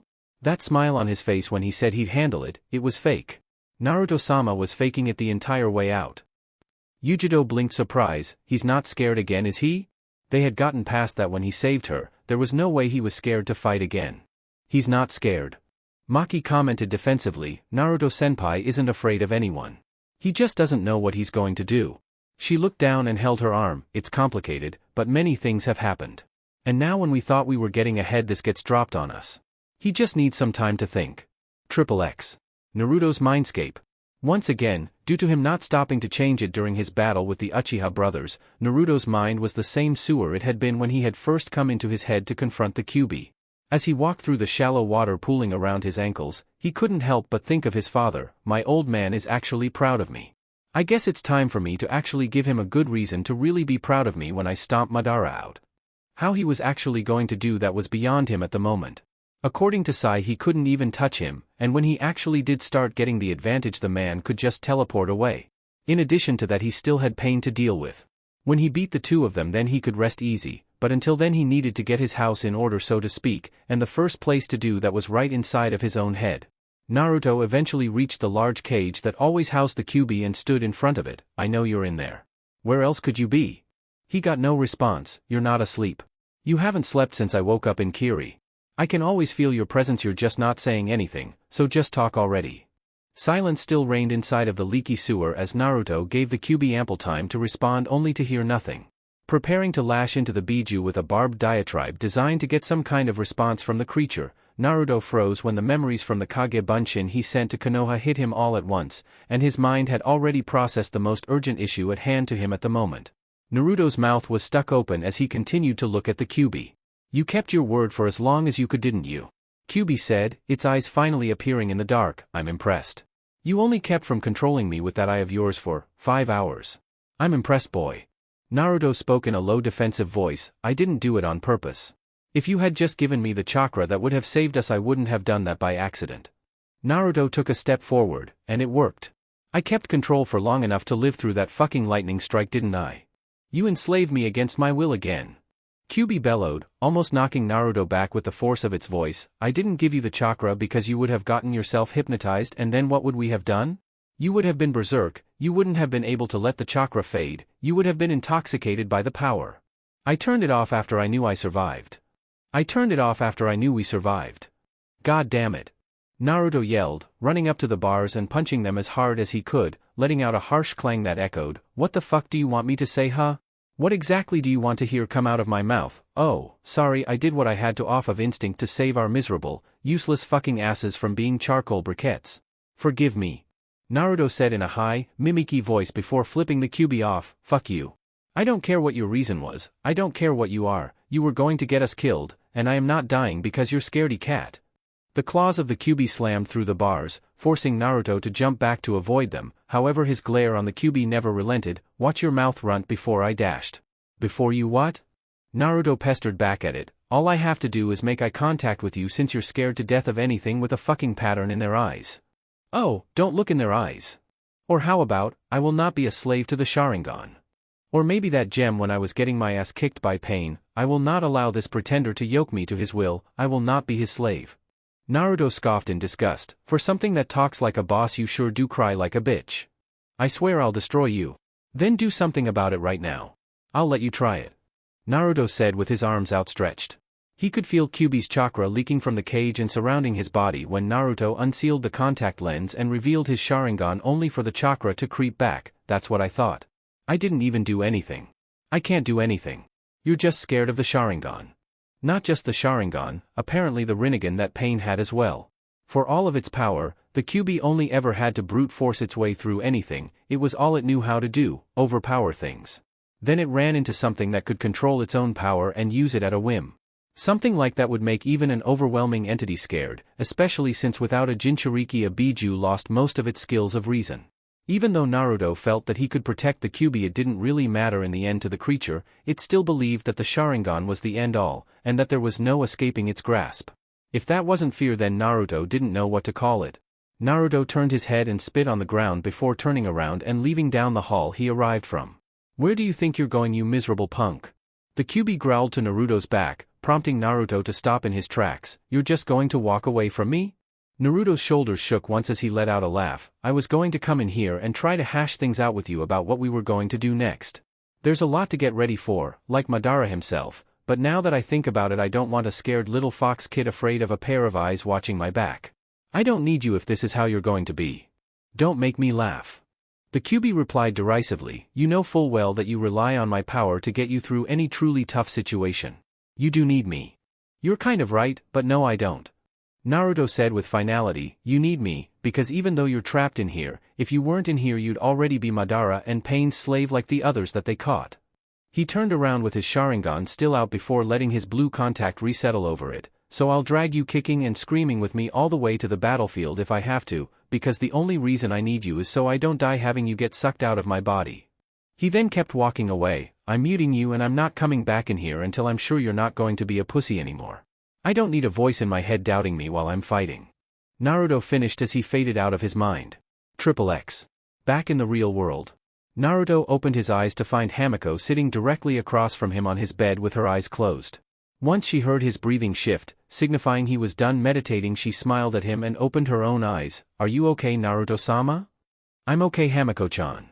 Naruto noticed her frown at him. She must have thought he was lying. I'm serious, Hamiko-chan, I'm not hiding anything from you. I'm just thinking. He said as he got off of the bed and drew his sword from his back, confusing her as to what he was doing. He suddenly began to take swipes at the air with the blade. Damn. He did it again and frowned. Damn. He did it once more, furrowing his brow. Damn it. What's wrong? Hamiko asked him, not really concerned with him yelling. She had told everyone to give him some time to himself for a bit and she decided to stay with him to make sure no one bothered him by trying to pull a Jiraiya or a Kakashi and sneak in on him to intrude. Naruto stared at his sword before speaking. I had a clone go back to Konoha to decipher some things on a special tablet with the Sharingan, and I found out something.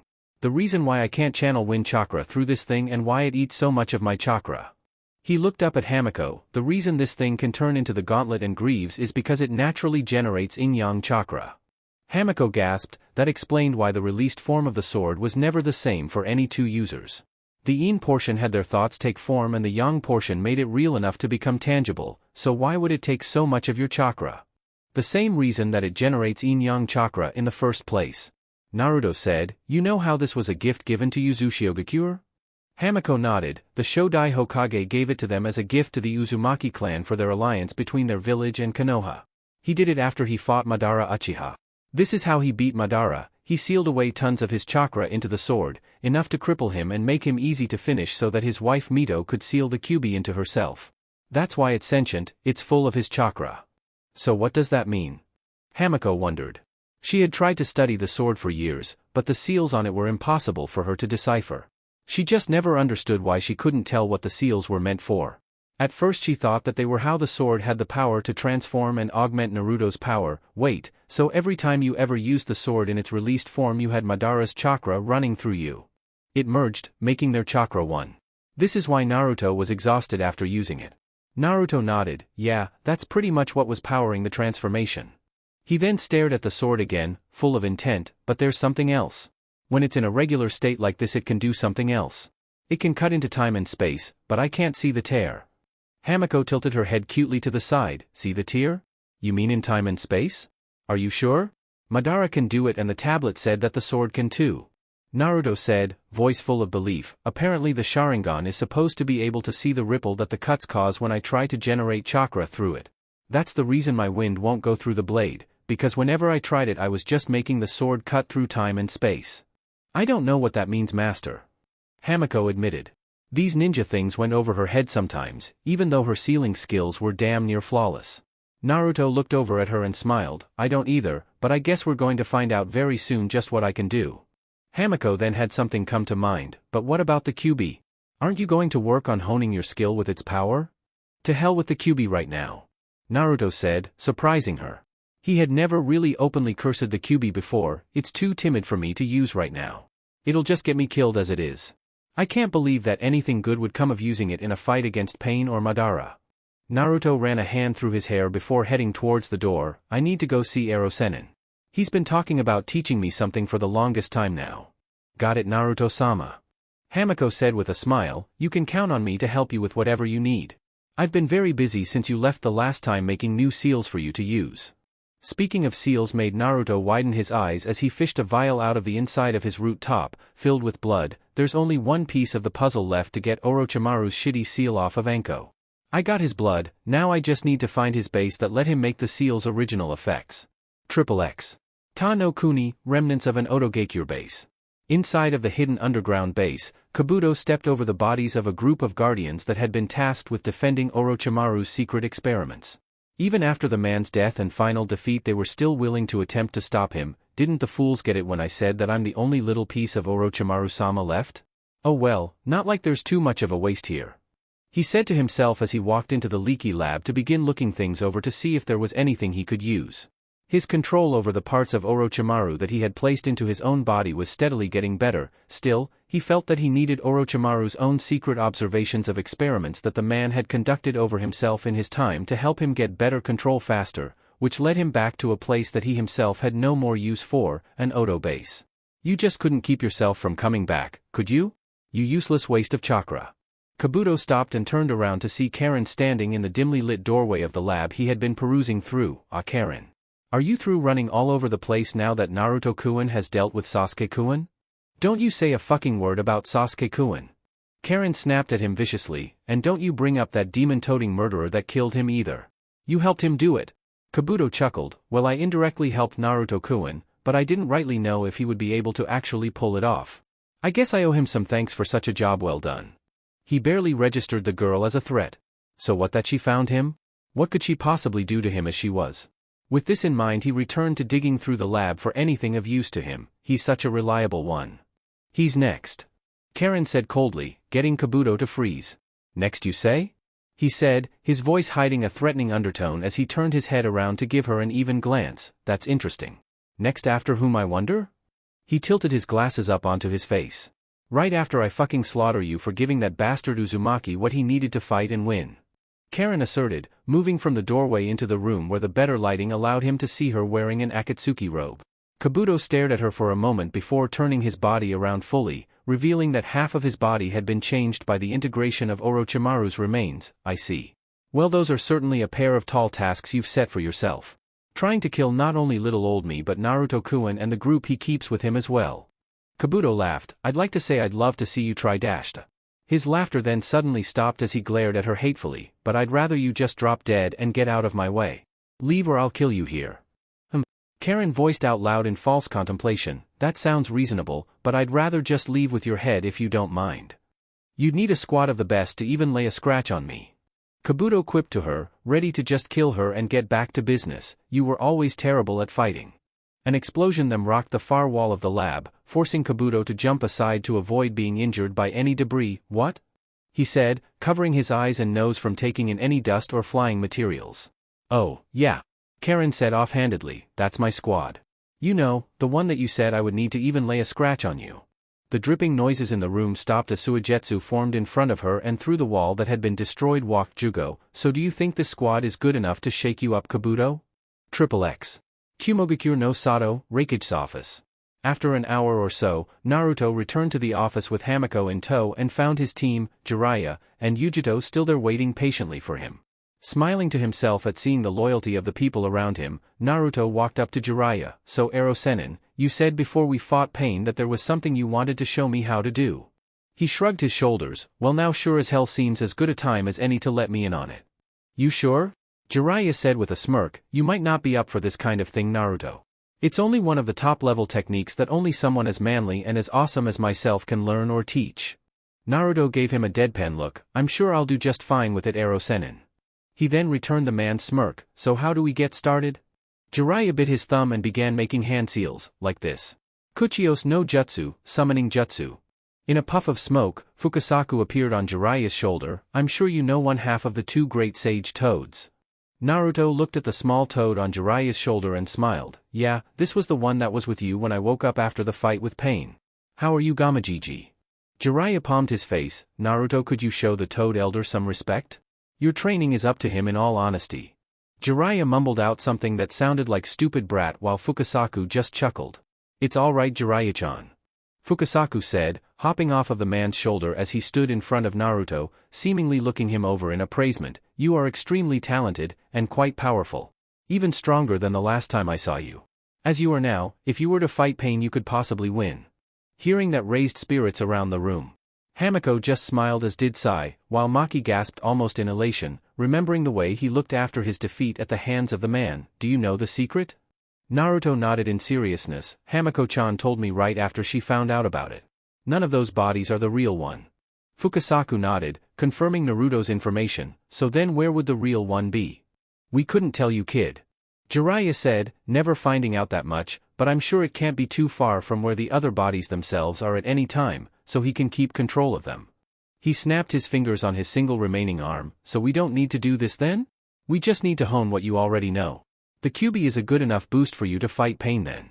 Hamiko frowned, knowing what Naruto told her earlier, and it was only reinforced when he spoke up. We're not using the Kyuubi for this, he said, surprising everyone except his assistant, since they all knew that Naruto's capabilities when using the demonic chakra were nothing short of impressive. I can't trust it, I can't rely on it to have my back for this, we're not using it. Besides, he had already been beaten once using the Kyuubi's chakra, effortlessly beaten. That meant that pain could take him on even if he could use more tails of chakra. He left out the part where he figured that the Kyuubi was scared, allowing it to save face, but he still wasn't going to use it. Everyone knew that Naruto didn't have Kurabi's range of control over the Kyuubi. He didn't even have Yujito's control, though what he did have control over could overpower Yujito if she went all out, especially since Naruto could still use a few ninjutsu while maintaining a chakra cloak when Yujito couldn't while using full power. From the way he was talking, the delicate truce that Naruto had with the Kyuubi on a regular basis was once again upset for some reason. Besides, Naruto said, there's still the whole Madara Uchiha thing to deal with. I know I can't beat him. No, if you thought I should have learned this before pain made us both look stupid, then I still need it now. Not much has changed with me, to be honest. However, he was not being honest. Quite a bit had changed with him since his first encounter with pain. Jiraiya looked at him and nodded. It's worth you learning it. He mused, even though he intended to get to the bottom of Naruto and Kyuubi's rift between them, as for the most part they usually had a well-working relationship that was far more cordial than Jiraiya figured it to be when he first met the sealed-off Naruto before the Chunin exam finals. Alright, we can start whenever you're ready. Let's go now, Naruto said, ready and sick of sitting around idly with all of the information swimming through his head. He wanted to get through this training, he wanted to catalog a future plan of action. We don't have any time to waste here. Not really. Fukasaku cut in, are you sure, Naruto-chan? For this training we're going to have to head up to Mount Mayuboku. It will be a long process that will take time. Naruto's lips quirked. Well then we'd better do it now, shouldn't we? To get it out of the way. Yujito was slightly put off, wishing Naruto would have spent some more time in Kumo so that she could catch up with him. He hadn't even been there for a day and he was already going to head somewhere else. Still, she understood why he needed to.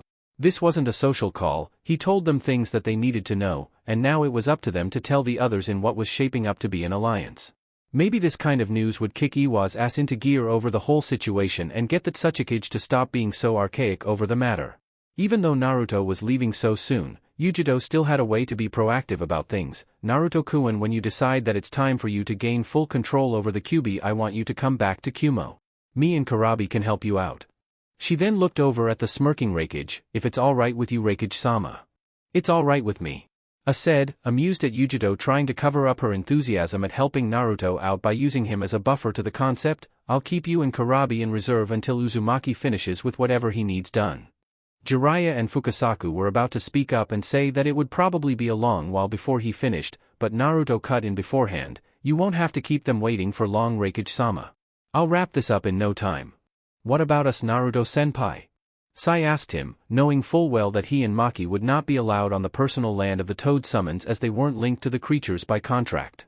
Naruto looked over at his team. I want you to go back to Konoha and take Hamiko-chan with you so that she's safe. I'll need you guys to be ready since I have no idea what's going to be happening soon. Keep things safe while I'm away, would you? And take care of her, you guys, he said with a grin that showed him he was counting on them. Yes, Naruto-senpai. Both Sai and Maki responded in stereo. Jiraiya smiled at seeing the obedience that Naruto got out of his teammates when he needed it. Fukasaku then interjected, well, if you're really all ready to go, then I'll head back and tell Gamakichi to summon you so that we can begin. He disappeared in a puff of smoke, having sent himself back to his home to prepare for Naruto's arrival. Jiraiya put his hand on Naruto's shoulder. Anything you want to say, Gaki? Now would be the time to say what you need to say. Naruto turned to his friends in the room and cleared his throat. I'm going to be gone for a while, you guys, but when I get back I'm going to kick the shit out of Madara Uchiha's dusty old ass and send him back to the Stone Age where he came from. So just believe in me, okay? I'll come back with all kinds of cool moves, I guarantee it. He finished with a small smile. Hamiko smashed herself against him in another hug, getting Maki and Yujito to glower at her slightly. I'll keep in touch with you, Naruto-sama, in case anything you need to know happens, so don't worry about anything. Just train hard. I will, Hamiko-chan. Naruto said as she pulled away again, having said her piece on the matter. He looked over at Yujito, who shrugged. I'll wait and say what I need to say when you get back. I think you might think it's important. She said with a smile, keeping little mysteries like that in your head might keep you alive or help you do what you need to get done faster to get back to me, okay Naruto-kun?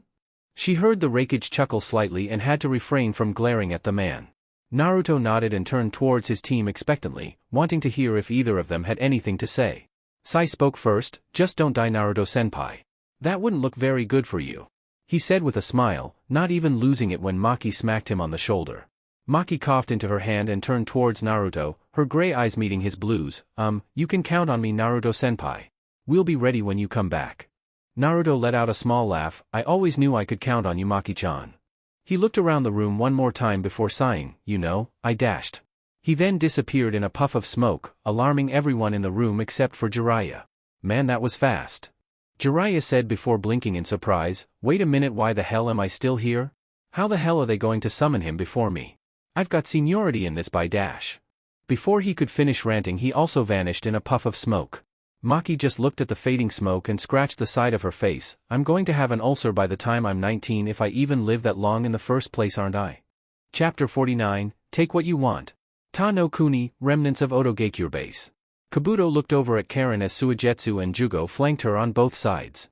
The lab they were in was now a wreck, but it didn't matter to Kabuto, there wasn't much there worth fretting over. You ask me what I think about your team?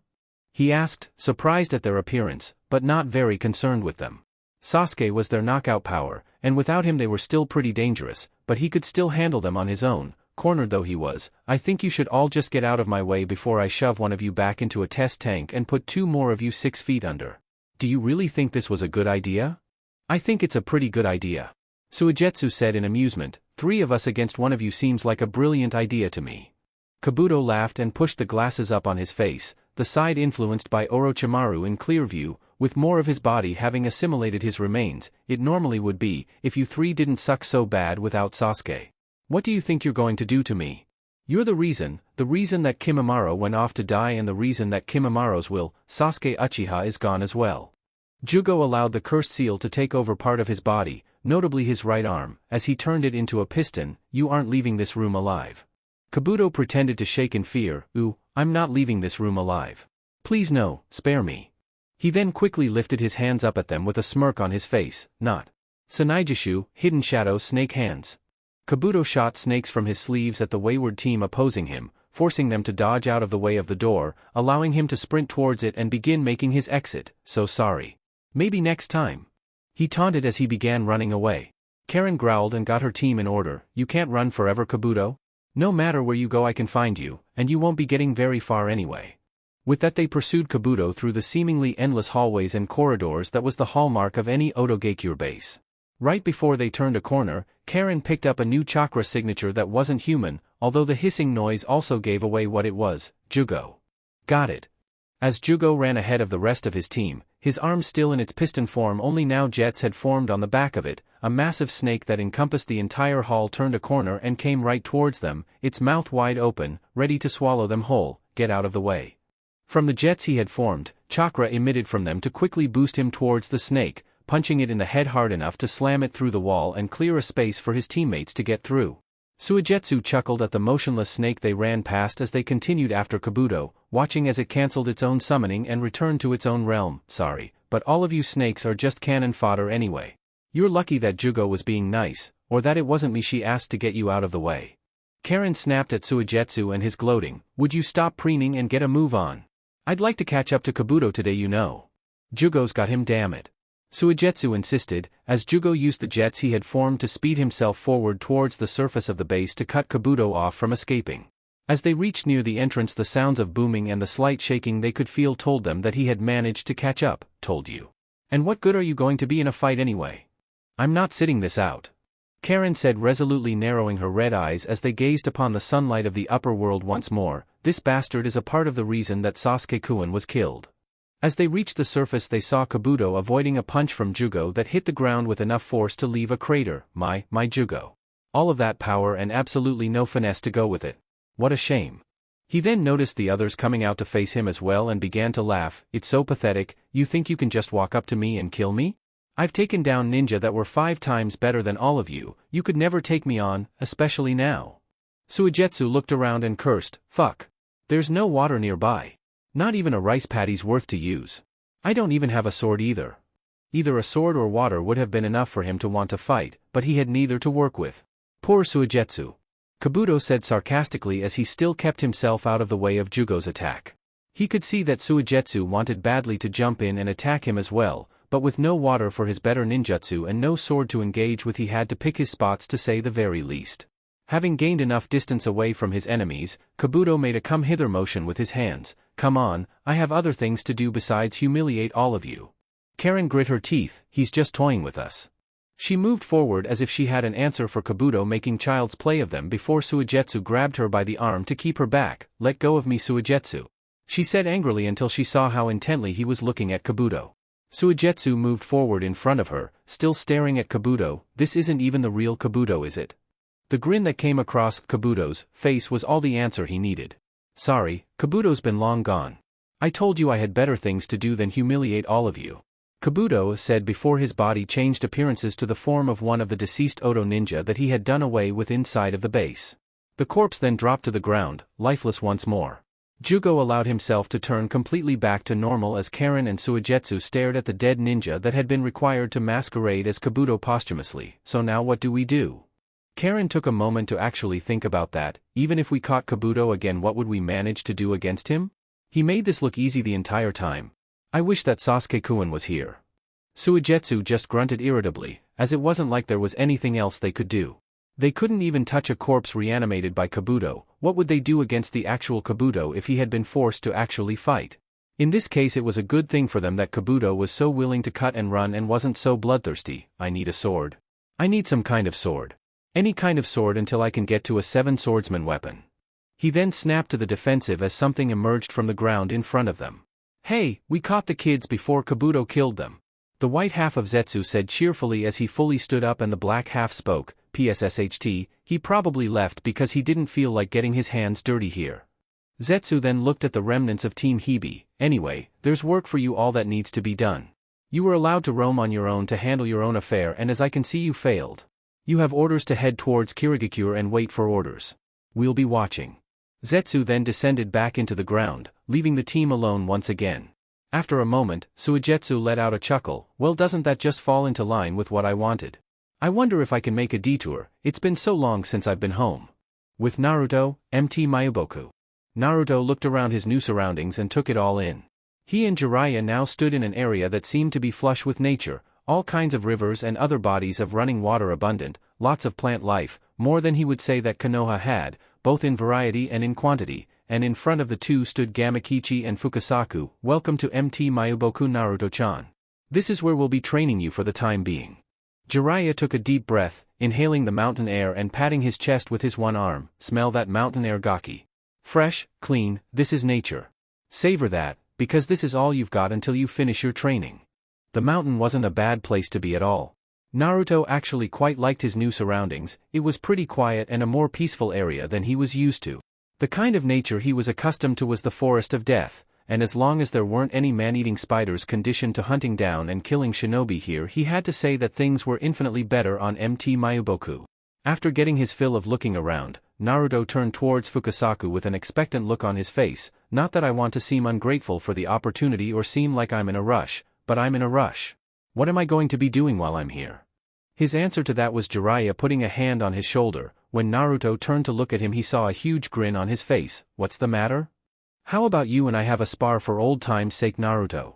The frown that crossed the teen shinobi's face at hearing the tone that Jiraiya asked him with was obvious. Jiraiya never asked Naruto to fight, it was always the other way around. He had only asked Naruto to fight him once, the first time they did. It had been years since then. It's really just to show you what you're going to be learning, but I wanted to see how you could do now anyway. Naruto thought about it. What if he sees the Sharingan? Meh, who says I have to use the Sharingan? I'll just fight him without it, I don't need to turn it on. A smirk came to Naruto's face. If you want it, you've got it, Ero Kyofu. Lead the way. Jiraiya let out a chuckle and did just that, leading Naruto along through the wildery home of the Toad Summons. You know that I'm not going to take it easy on you even though you lost your arm, right? Take it easy on me if you want to and see if you don't wake up staring at the sky.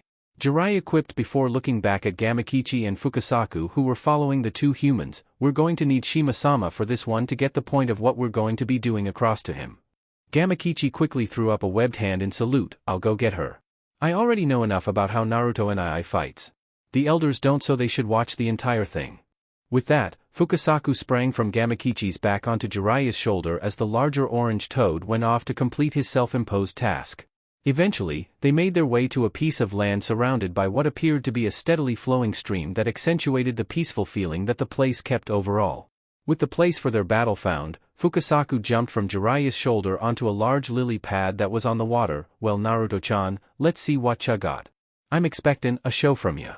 And a show you'll get. Naruto said, shaking his arms out along with his neck as well as kicking his legs loose. Rules?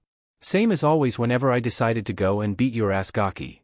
Jiraiya said, standing at the ready. Now bring it on. Naruto let out a laugh as he set himself in a ready stance. I've gotten more than a few new moves down pat since we last fought. Hell, I've gotten new moves since you were with me in Amage Cure, just like this. Naruto launched himself at Jiraiya using his unrefined form of Haretsu Saigon, burst limit, the refined version being him using his Sharingan, but there was no way he was revealing his implanted Jujutsu without just cause. Jiraiya was barely able to register Naruto actually leaping on nothing more than air as he came at him in a serpentine pattern. That's new to say the least. He lifted his single arm in defensive preparation, but in a strictly hand-to-hand sense, not having an arm against Naruto's onslaught was not to be advised, as Jiraiya quickly found out.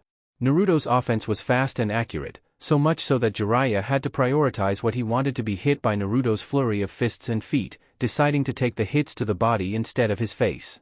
Time obviously hadn't dulled the force behind Naruto's physical attacks, as Jiraiya could have attested to whenever Naruto landed a rib-rattling blow. Deciding to get the boy off of him by any means necessary, Jiraiya rolled through the one-handed seals he had memorized, Hari Jaizu, Needle Jaizu. Without the Sharingan active, Naruto wound up punching the steel-hardened hair follicles and punctured his fist, allowing Jiraiya to get back and gain some distance, Hari Jigaku, Hell Needles. Shit! Naruto started backstepping in full retreat as the needles impaled the ground in front of him. Naruto created a quick Kage Bunshin behind himself to assist his evasion by throwing him into the air just as needles hit it and dispelled it.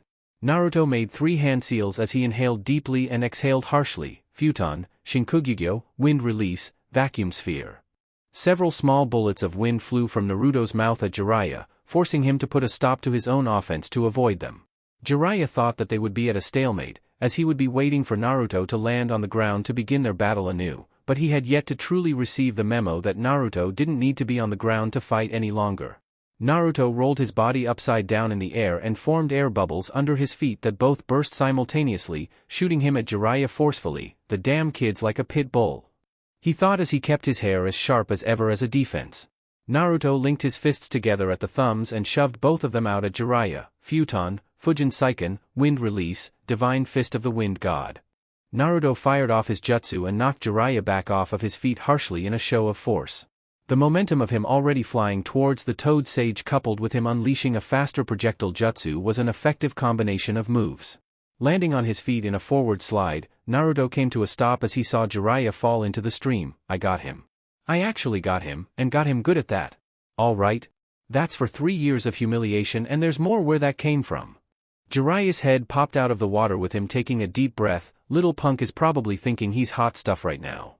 Instead of seeing Naruto in the midst of a premature victory dance that even he admittedly would be doing if he had managed to nail his sensei the way Naruto just had, his blonde student was watching his every move with an appraising eye, looking ready to fight at the next prime moment. He wasn't even rushing in to follow up, expecting Jiraiya to have a counter prepared, or maybe not. If he's going to stay in that water, I guess I have to show him that he's not safe there. Naruto thought as he formed 5 Kage Bunshin to protect him. My second element is perfect for that. He thought to himself right before his clones grabbed him and threw him directly into the air without warning. What the hell? Naruto exclaimed, not understanding until he saw a Jiraiya behind them that had emerged from the water from there with his palm on the ground. Underneath the clones still on the ground, they quickly sank into what was turning into a dark bog, drawing them in up to their necks. Jiraiya narrowed his eyes. Those clones are his eyes and ears when he doesn't have them on himself. With that thought shoved to the back of his mind, Jiraiya took aim at Naruto, who was still hanging in the air. I'd love to see how you block this one, he said as he began making hand seals. I'll tell you how I'll block it. Naruto thought furiously as he used his aerial specialty to boost himself higher into the air. You don't let it happen in the first place. Naruto threw a shuriken from his supply pouch at Jiraiya and with a practiced speed, knocked out his hand seals faster than Jiraiya could with his one arm. Shuriken Kage Bunshin no Jutsu, Shuriken Shadow Clone Jutsu. The single shuriken turned to dozens of metal stars flying through the air that Jiraiya dodged by jumping back into the water, taking cover to avoid them, never letting go of his hand seal until he jumped back out of the water and made his final one, just in time for him to see Naruto back on the ground, rushing at him with his sword drawn. Katan, Enden, Fire Release, Flame Bullet. Bunshin Daibakuha, Clone Great Explosion. Naruto's sword-wielding clone glowed and blew itself to smithereens just as Jiraiya fired off his own jutsu, the two respective forces sending the white-haired man flying back away from the explosion, blunting the damage. Kami, he's relentless. No mercy for a poor old man it seems. Naruto had been keeping himself in the air with his air bubbles, hopping out of Jiraiya's field of vision as he sent down a clone in his place. Naruto smirked as he finally decided to land back onto the ground. Thank you Itachi and thank you Sharingan for that beautiful clone jutsu. And that's why I only used sealless jutsu in that fight against you guys and your copy eyes. Suckers. Jiraiya stood back up and chuckled, you've grown strong Naruto. You're not just some advanced kid anymore, you're top of the line for sure now. He said with a smile on his face, but you've still got room for improvement. I haven't even gotten started yet. Glad but somewhat perturbed that his sneaky new Kage Bunshin move didn't wound Jiraiya, Naruto could only return the sentiment, I know you haven't. Kick it up a notch why don't you, or are you finally saying that I'm better than you? That'll be the day. And as Jiraiya felt two weights settle on both of his shoulders he almost immediately felt the tide of the battle turn. Unfortunately for you that day isn't today. Suddenly Jiraiya's nose grew larger and formed warts, he grew a goatee that hadn't been there previously, his eyes turned toad-like, and the lines under his eyes grew to encompass most of both sides of his face. Kid, I want to introduce you to Sage Mode. Shima smirked at Naruto from her place on Jiraiya, giving your tadpole a crash course in what Senjutsu's all about, Jiraiya-chan? I guess we'll have to help you with that, won't we? Naruto was confused when he saw Fukasaku and Shima take their places on Jiraiya's shoulders and was even more so when he saw how this had bolstered Jiraiya's confidence, seeming to take him immediately out of a defensive state of mind. Still, Naruto knew not to underestimate anything, especially anything that Jiraiya did. He also didn't feel like testing Jiraiya's offensive capabilities in this form, choosing to launch his own attack. Naruto held his sword in his hands and rushed directly at Jiraiya who wasn't moving at all. He's not dodging. He's not doing anything but waiting for me. Naruto had his sword poised to strike as he closed in. You'd better do something now, Erokyofu, I'm not stopping for you. I'll split you clean in two if you let me here. And then he actually swung the blade, and watched in shock as Jiraiya blocked it with the back of his forearm. Huh? Who blocks that with their arm? No chakra flow through it, Gaki? Jiraiya asked, standing in a defensive stance and blocking Naruto's sword swing as if it had been a kick. Oh that's right, you can't do that with your sword. You might have worried me if there had been something in that. He then proceeded to rap Naruto hard in the face one time with his fist, something that sent Naruto flying back away from him, forming a small trench. He then turned his attention to the toads on his shoulders. So now that you've seen him, what do you think? Fukasaku answered Jiraiya's question. He's as talented as they come.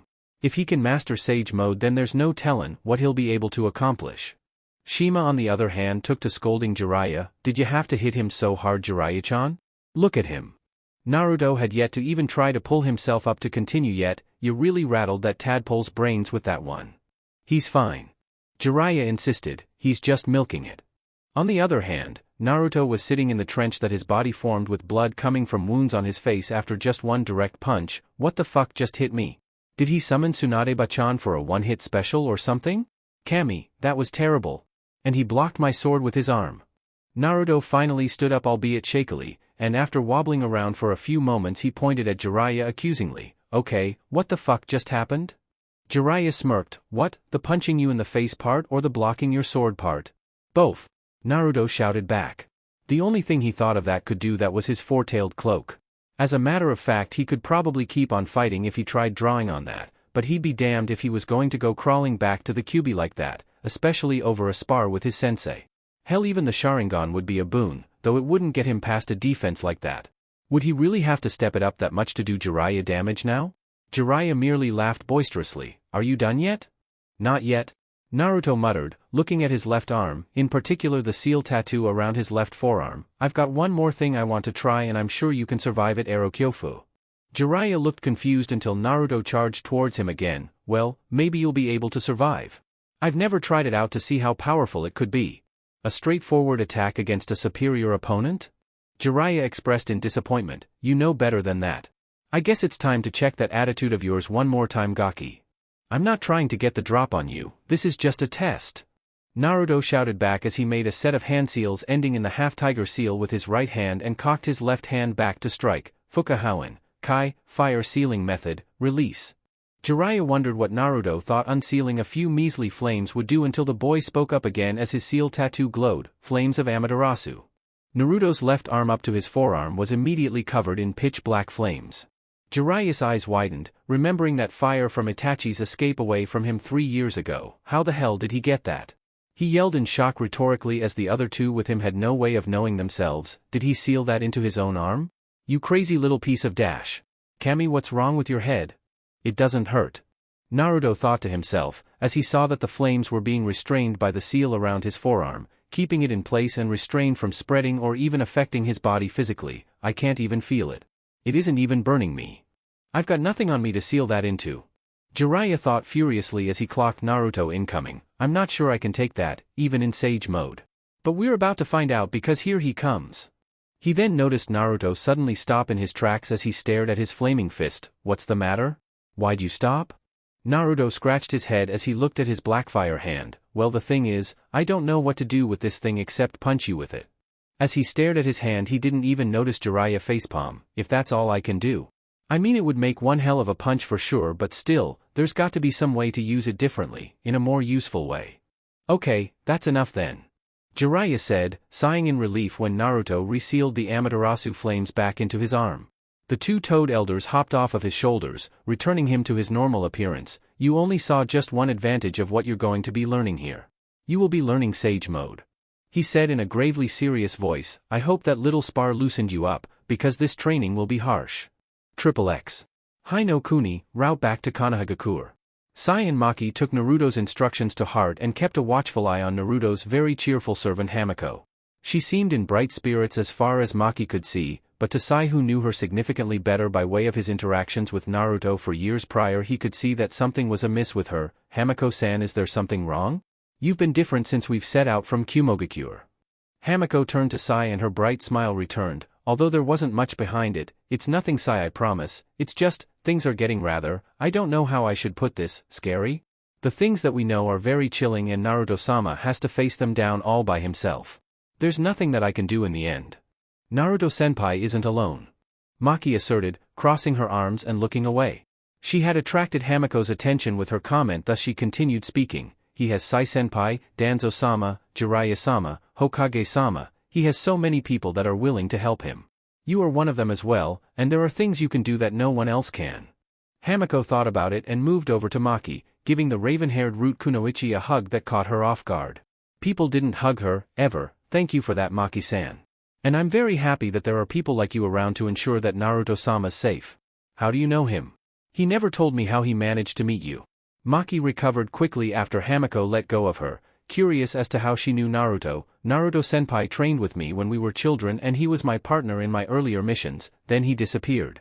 She finished on a slightly somber note before cheering up. He always looked out for me and made sure I was safe in the field. I always wanted to work with him again. My guide on relationships labels that as hero worship. Sai chimed in for Hamiko's benefit, getting a mortified look from Maki. Maki-san missed Naruto-senpai desperately after his departure from Root. She barely left his bedside after we recovered him from Amigakure after his battle with pain. Sai ignored Maki's glare on him as she tried to mentally bore a hole through his head. It was not hero worship. Maki snapped back before reining herself in. I mean, he was sort of my hero, but all I wanted was really to repay him for all of the things he's done for me. He doesn't even register any of it as favors. Like protecting me was his duty. I never even got to prove to him that I could stand on my own 2 feet. Sai turned towards her with his smile on his face. And what part of anything you just said is not hero worship?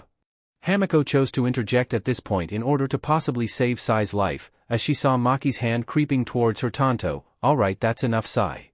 She said in a calming manner, if Maki-san claims that it is not hero worship, then it is not hero worship. Maki gave a grateful smile towards Hamiko right until the seal mistress spoke again. It's quite clear to me that she has a crush on my master. This elicited an indignant squeak from Maki, who couldn't find her voice at the moment. Before Maki could get her voice back, Sai pounded his hand into his palm in understanding. Oh, so that's why she would oftentimes refer to things she had done with Naruto-senpai, or reference some kind of advice that senpai gave her back when he was sealed. Relationships are extremely complicated. Maki turned her head toward Sai fast enough to whip her braids violently. But what about your relationship with him, Hamiko-san? Maki tried to weakly insert herself in the conversation. Now wait a minute, you guys dashed. Hamiko merely waved Sai's question off. I may love Naruto-sama, but I am his servant first, no matter how much he tried to get me to renounce such a thing once upon a time. I am meant to look out for his well-being and act in his best interest. If other girls care for him, then they'll have to show him and get him to accept them. Yujito-san does, I can see that. There are others that do as well. Maki's cheeks began to redden. Hold on, I never dashed. Sai began writing something down in a small notepad that he carried with him and reading it back to himself. Women are usually very indirect with how they feel. Case in point, Naruto-senpai's relationships with several of them, including my teammate. Side note to self, if there ever is a woman that I feel something for, I must be the one to initiate contact, because she more than likely will not. Sai snapped his notebook shut and tucked it back with his belongings. Good information to have, he said. Maki gave a deadpan look at Sai and Hamiko as they both kept walking with smiles on their faces. There's nothing I can say to dispute that I like Naruto-senpai, is there? Both Sai and Hamiko immediately shook their heads, eliciting a sigh from Maki. I didn't think so, she said, hiding her face with her hands. XXX. Naruto stared at a waterfall and a fountain that had been producing some kind of oil as Jiraiya, Gamakichi, and the two elderly toads stood ready to explain, an explanation that was headed up by Fukasaku. All right, Naruto-chan.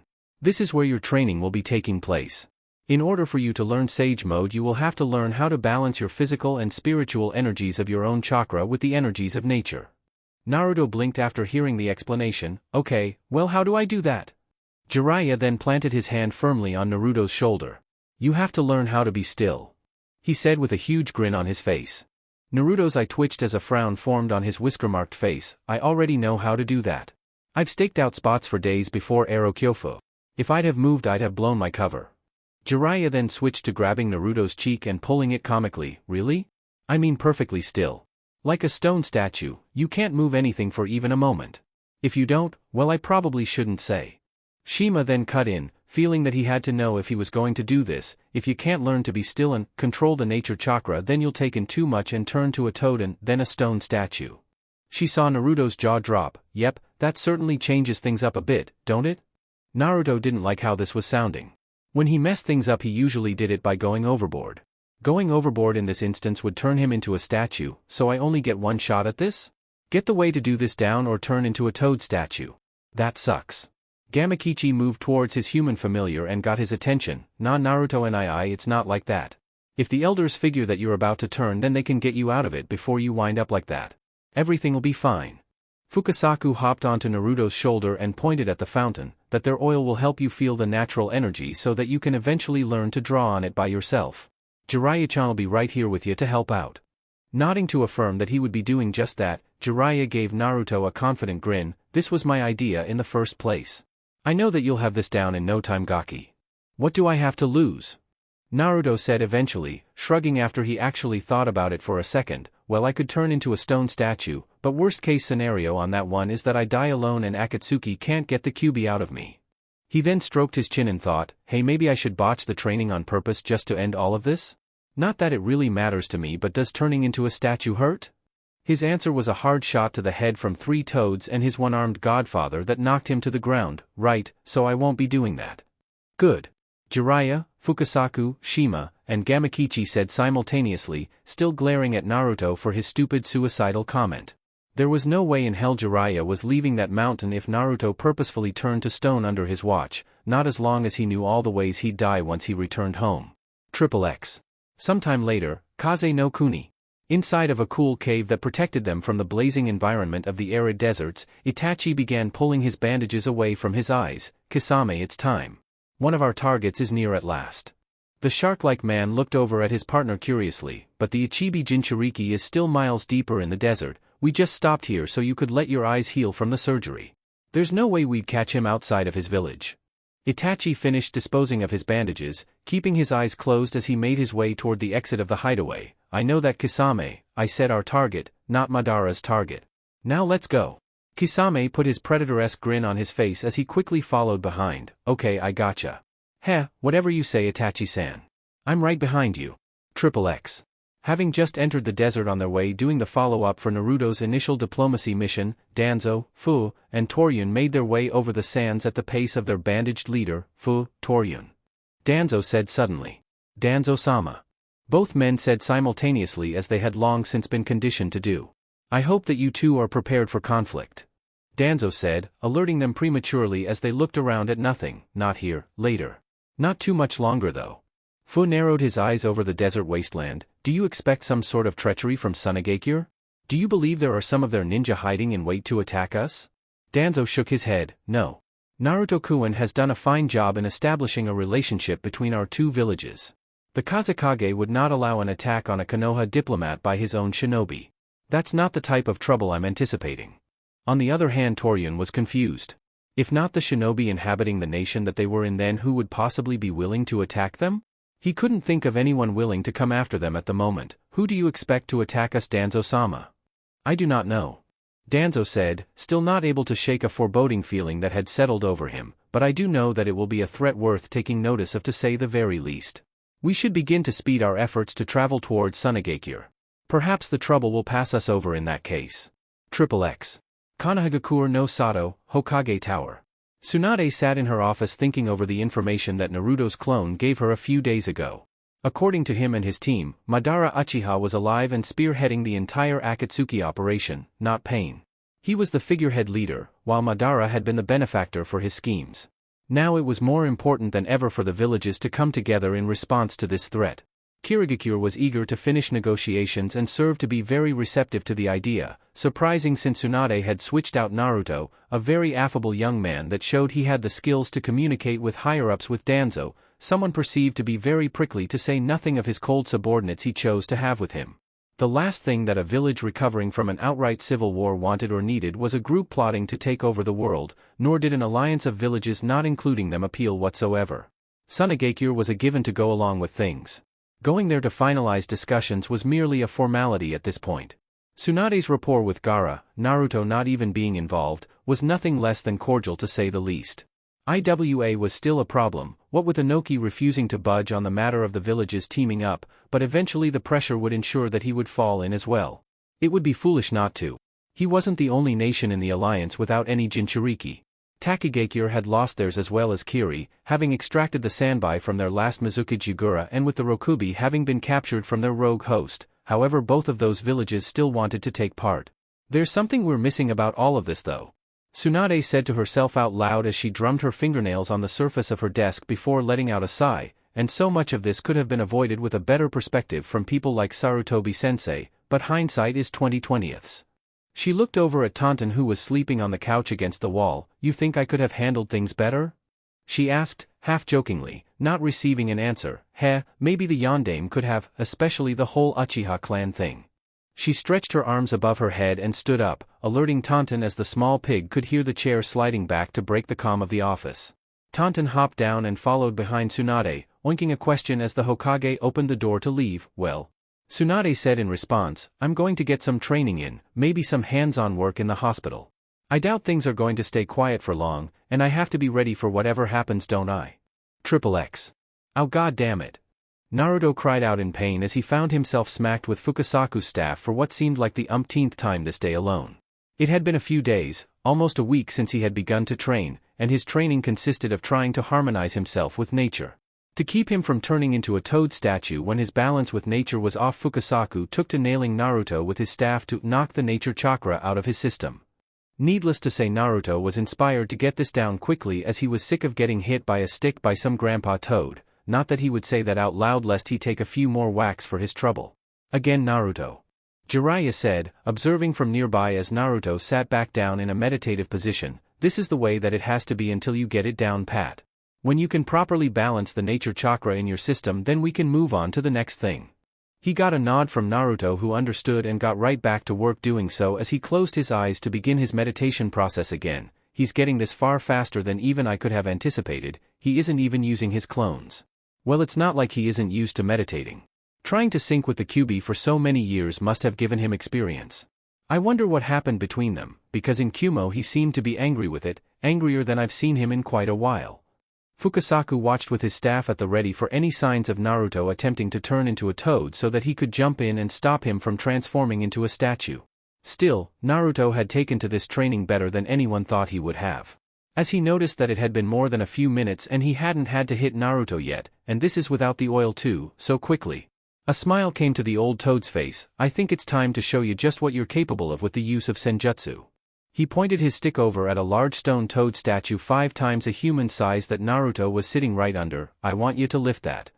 Naruto quickly hopped to his feet without any complaints about the seemingly insurmountable order and hoisted it right off of the ground. Whoa!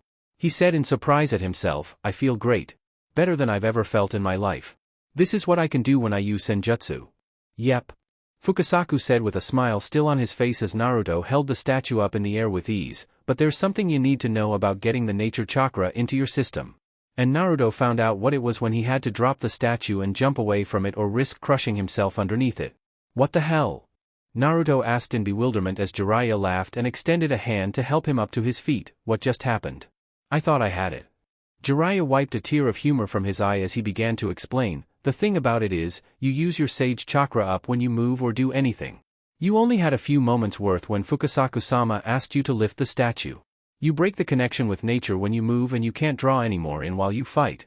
It has to be done while you're still. Naruto scratched the side of his face as he looked at the stone statue he had just lifted clean off of the ground. Well, I mean, it's super useful and all, but I have to stay still to even initiate sage mode, don't I? So how will I ever use it? He wanted to use sage mode so badly after he had felt just a hint of what he could be capable of with nature chakra backing up everything he already had. He wondered how strong he was in comparison to Tsunade when he used that. Fukasaku calmed Naruto down. Now Naruto-chan, we have a way for that to work. Jiraiya-chan wouldn't have made you learn how to do this if there wasn't a way for it to work. That made enough sense to get Naruto to wind down as he was still jazzed up from the statue lift. Now to make sure you can actually do it and that it wasn't a fluke, I want you to gather nature chakra again. Naruto sat on the ground and meditated for a few more minutes until he finally felt the feeling he had felt when he lifted the statue. Standing up, Naruto smirked at Jiraiya and Fukasaku. So how's that? Is that good enough for you guys? They both looked at Naruto in confusion as Jiraiya pointed at him and voiced the question on both of their minds. Naruto, why is only one of your eyes showing the effects of sage mode? What? Naruto asked, as he couldn't see that one of his eyes had the bar-like pupil while the other scarred eye was still the same as it always had been. Naruto reached up and pointed at the unchanged eye and got a nod telling him that it was the one that hadn't taken on the mark of using senjutsu. It was the Sharingan eye that was covered by his contact lens. Is it supposed to show in both eyes? Fukasaku and Jiraiya both nodded. What's going on? You've got the basic process down, you have the nature chakra flowing through ya. What's the matter? Jiraiya gave Naruto a stern glance. There were too many strange things going on with Naruto lately. He was keeping something from them and now it was something he needed to address. Naruto, what's wrong with your eye? Everything legitimately organic about your person is affected by sage mode. Both of your eyes should have the mark. Naruto let out a sigh. What possible lie could he concoct for this one? And lying to the man that was teaching you his secret techniques and the elder of your summoning creatures had to be a total no-no. Fine, if he had to know then he would. No one else would. Okay, the thing about that is, I lost my right eye when I was looking for Kubikirabuchu for Kiri. He saw the skeptical looks on their faces as he didn't fight like a man with only one eye. This isn't my real eye. He channeled chakra to his lens to deactivate it and show them the real eye. This is now. He heard Jiraiya and Fukasaku gasp once they saw it. Yeah, it must have been pretty shocking to see his Sharingan out and active like that. Naruto, why is your eye like that? What's it supposed to be? Naruto gave him a strange look. It's supposed to be the Sharingan. Can't you see? You've seen the Sharingan before, haven't you? I got a hold of a Sharingan eye and implanted it into my empty socket. Jiraiya squinted as if he were trying to get a better look at Naruto's eye. Sharingan? That's not what it looks like, Gaki. What do you mean that's not what it looks like? Naruto said, somewhat alarmed at hearing that his Sharingan might not be. What does it look like then? I know what it looked like when I had Maki-chan put it in. I know what it looked like when I saw it after my fight with Itachi and Sasuke. What's wrong? I can't see it. Jiraiya pulled out a kunai and started scribbling out what Naruto's Sharingan eye looked like to him on the ground. He stepped aside so that Naruto could get a good look at it. Just so you know, half of it is red and the other half is yellow. He then watched as the blonde boy scrutinized it. Naruto's central pupil was a horizontal bar surrounded by 3 tomo. Half of his eye was red while the other half was yellow in a yin-yang pattern. Due to Naruto feeling stressed out over the loss or mutation of his Sharingan, it was currently spinning, both the Tomo and the yin-yang red-yellow combination of his eye. Holy crap, how'd this happen? Naruto exclaimed in shock right before his nature chakra faded, returning his Sharingan to its normal 3-tomoed state. Wait, it's back to normal now. Can you tell the difference? Fukasaku asked, curious as no one with a Dojutsu had ever been able to use Sage Mode before, between your regular Sharingan and that one? I think so, Naruto said, still slightly freaked out. In reality he had only been paying attention to what Jiraiya said, not what he could or couldn't do with his Sharingan. What now? He asked. Jiraiya shook his head and let the shock of Naruto having a Sharingan settle. Now you're going to tell me and Fukasaku-sama how you wound up with a fully matured Sharingan eye in your right socket, and don't leave any parts out. Naruto groaned and then planted himself onto the ground in a seated position. Jiraiya did the same and waited for him to explain, as did Fukasaku. Fine. It starts off after me and my team took the mission to take back one of Kiri's swords. We wound up in the southern part of High no Kuni. XXX. Kaze no Kuni, sunset. Danzo and his escorting members of Route came to a complete stop, prompting Fu to take up the ram seal and begin sensing around for any signs of danger. After finding a signature, his eyes widened in shock. Danzo-sama. There's a massive chakra signature coming right towards us. Danzo turned towards his subordinate and gave him a careful glance. How massive a signature? More chakra than I've ever felt from anyone in my life, except for maybe Naruto Uzumaki. Fu said informatively, prompting Toryun to assume a battle position in preparation for potential conflict. Like I said, it's heading straight for us. What do we do? Danzo answered in his usual reserved manner, we make sure we're ready. Which direction is the individual coming from? Fu pointed in the necessary direction and over the horizon of the sand dunes they could see something akin to a fin sticking out of the ground heading towards them. What on earth is that? He asked. The answer from Danzo was quick and precise, the enemy. I hope that you two are good enough to stand against the Akatsuki. As he said that, from the ground burst Kisame, swinging Samehada in a manner that separated Toryun and Fu from Danzo. Instead of going after the brain of the three, Danzo, Kisame spent his efforts doing all he could to send Fu and Toryun further and further away, ignoring Danzo altogether. Sorry. It's too bad for you guppies, but the big fish belongs to someone else, so you and I will have to play for a while. Kisame said as he dashed after the two Root members retreating from his dogged pursuit. Danzo narrowed his visible eye as he watched his Root shinobi struggle against Kisame, getting pushed further and further away. The reason being, there was only one person fighting against them. Akatsuki operates in pairs. And the partner to Kisame Hashigaki is Dash. Hello Danzo. Danzo didn't even bother turning around to face his enemy as he already knew exactly who was standing there. Hello Itachi. It has been quite a while, hasn't it? Standing with his back facing Danzo's back, Itachi stood calmly by. Yes, it has. They simply stood not moving for the longest time, Danzo subtly trying to undo the bandages on his right arm as he spoke. So it's come to this? I thought that you were working towards Konoha's benefit, even now as a member of Akatsuki. I am. Itachi said, I went out of my way to wait for you under the guise of healing my eyes instead of heading towards Sunagakure to attempt to take the Kazekage. But there are things that I want now. The status quo has changed. Your trained operative took away my salvation. You remembered our arrangement, didn't you? Danzo felt like sighing. Of course he did. It kept his hands tied from running damage control on Sasuke's psyche after Itachi's killing of the Uchiha clan. What a shame. If Danzo could have gotten to him, then maybe Sasuke would have ended up being Naruto's partner the way Sai was now, to keep away from your younger brother, or you would reveal our secrets to the other countries. Itachi let out a humming noise, and yet who was it that interfered in our final battle? Naruto Uzumaki, a boy that you apparently trained. A boy that had the garb of your Root operatives. Tell me how that was keeping away from Sasuke?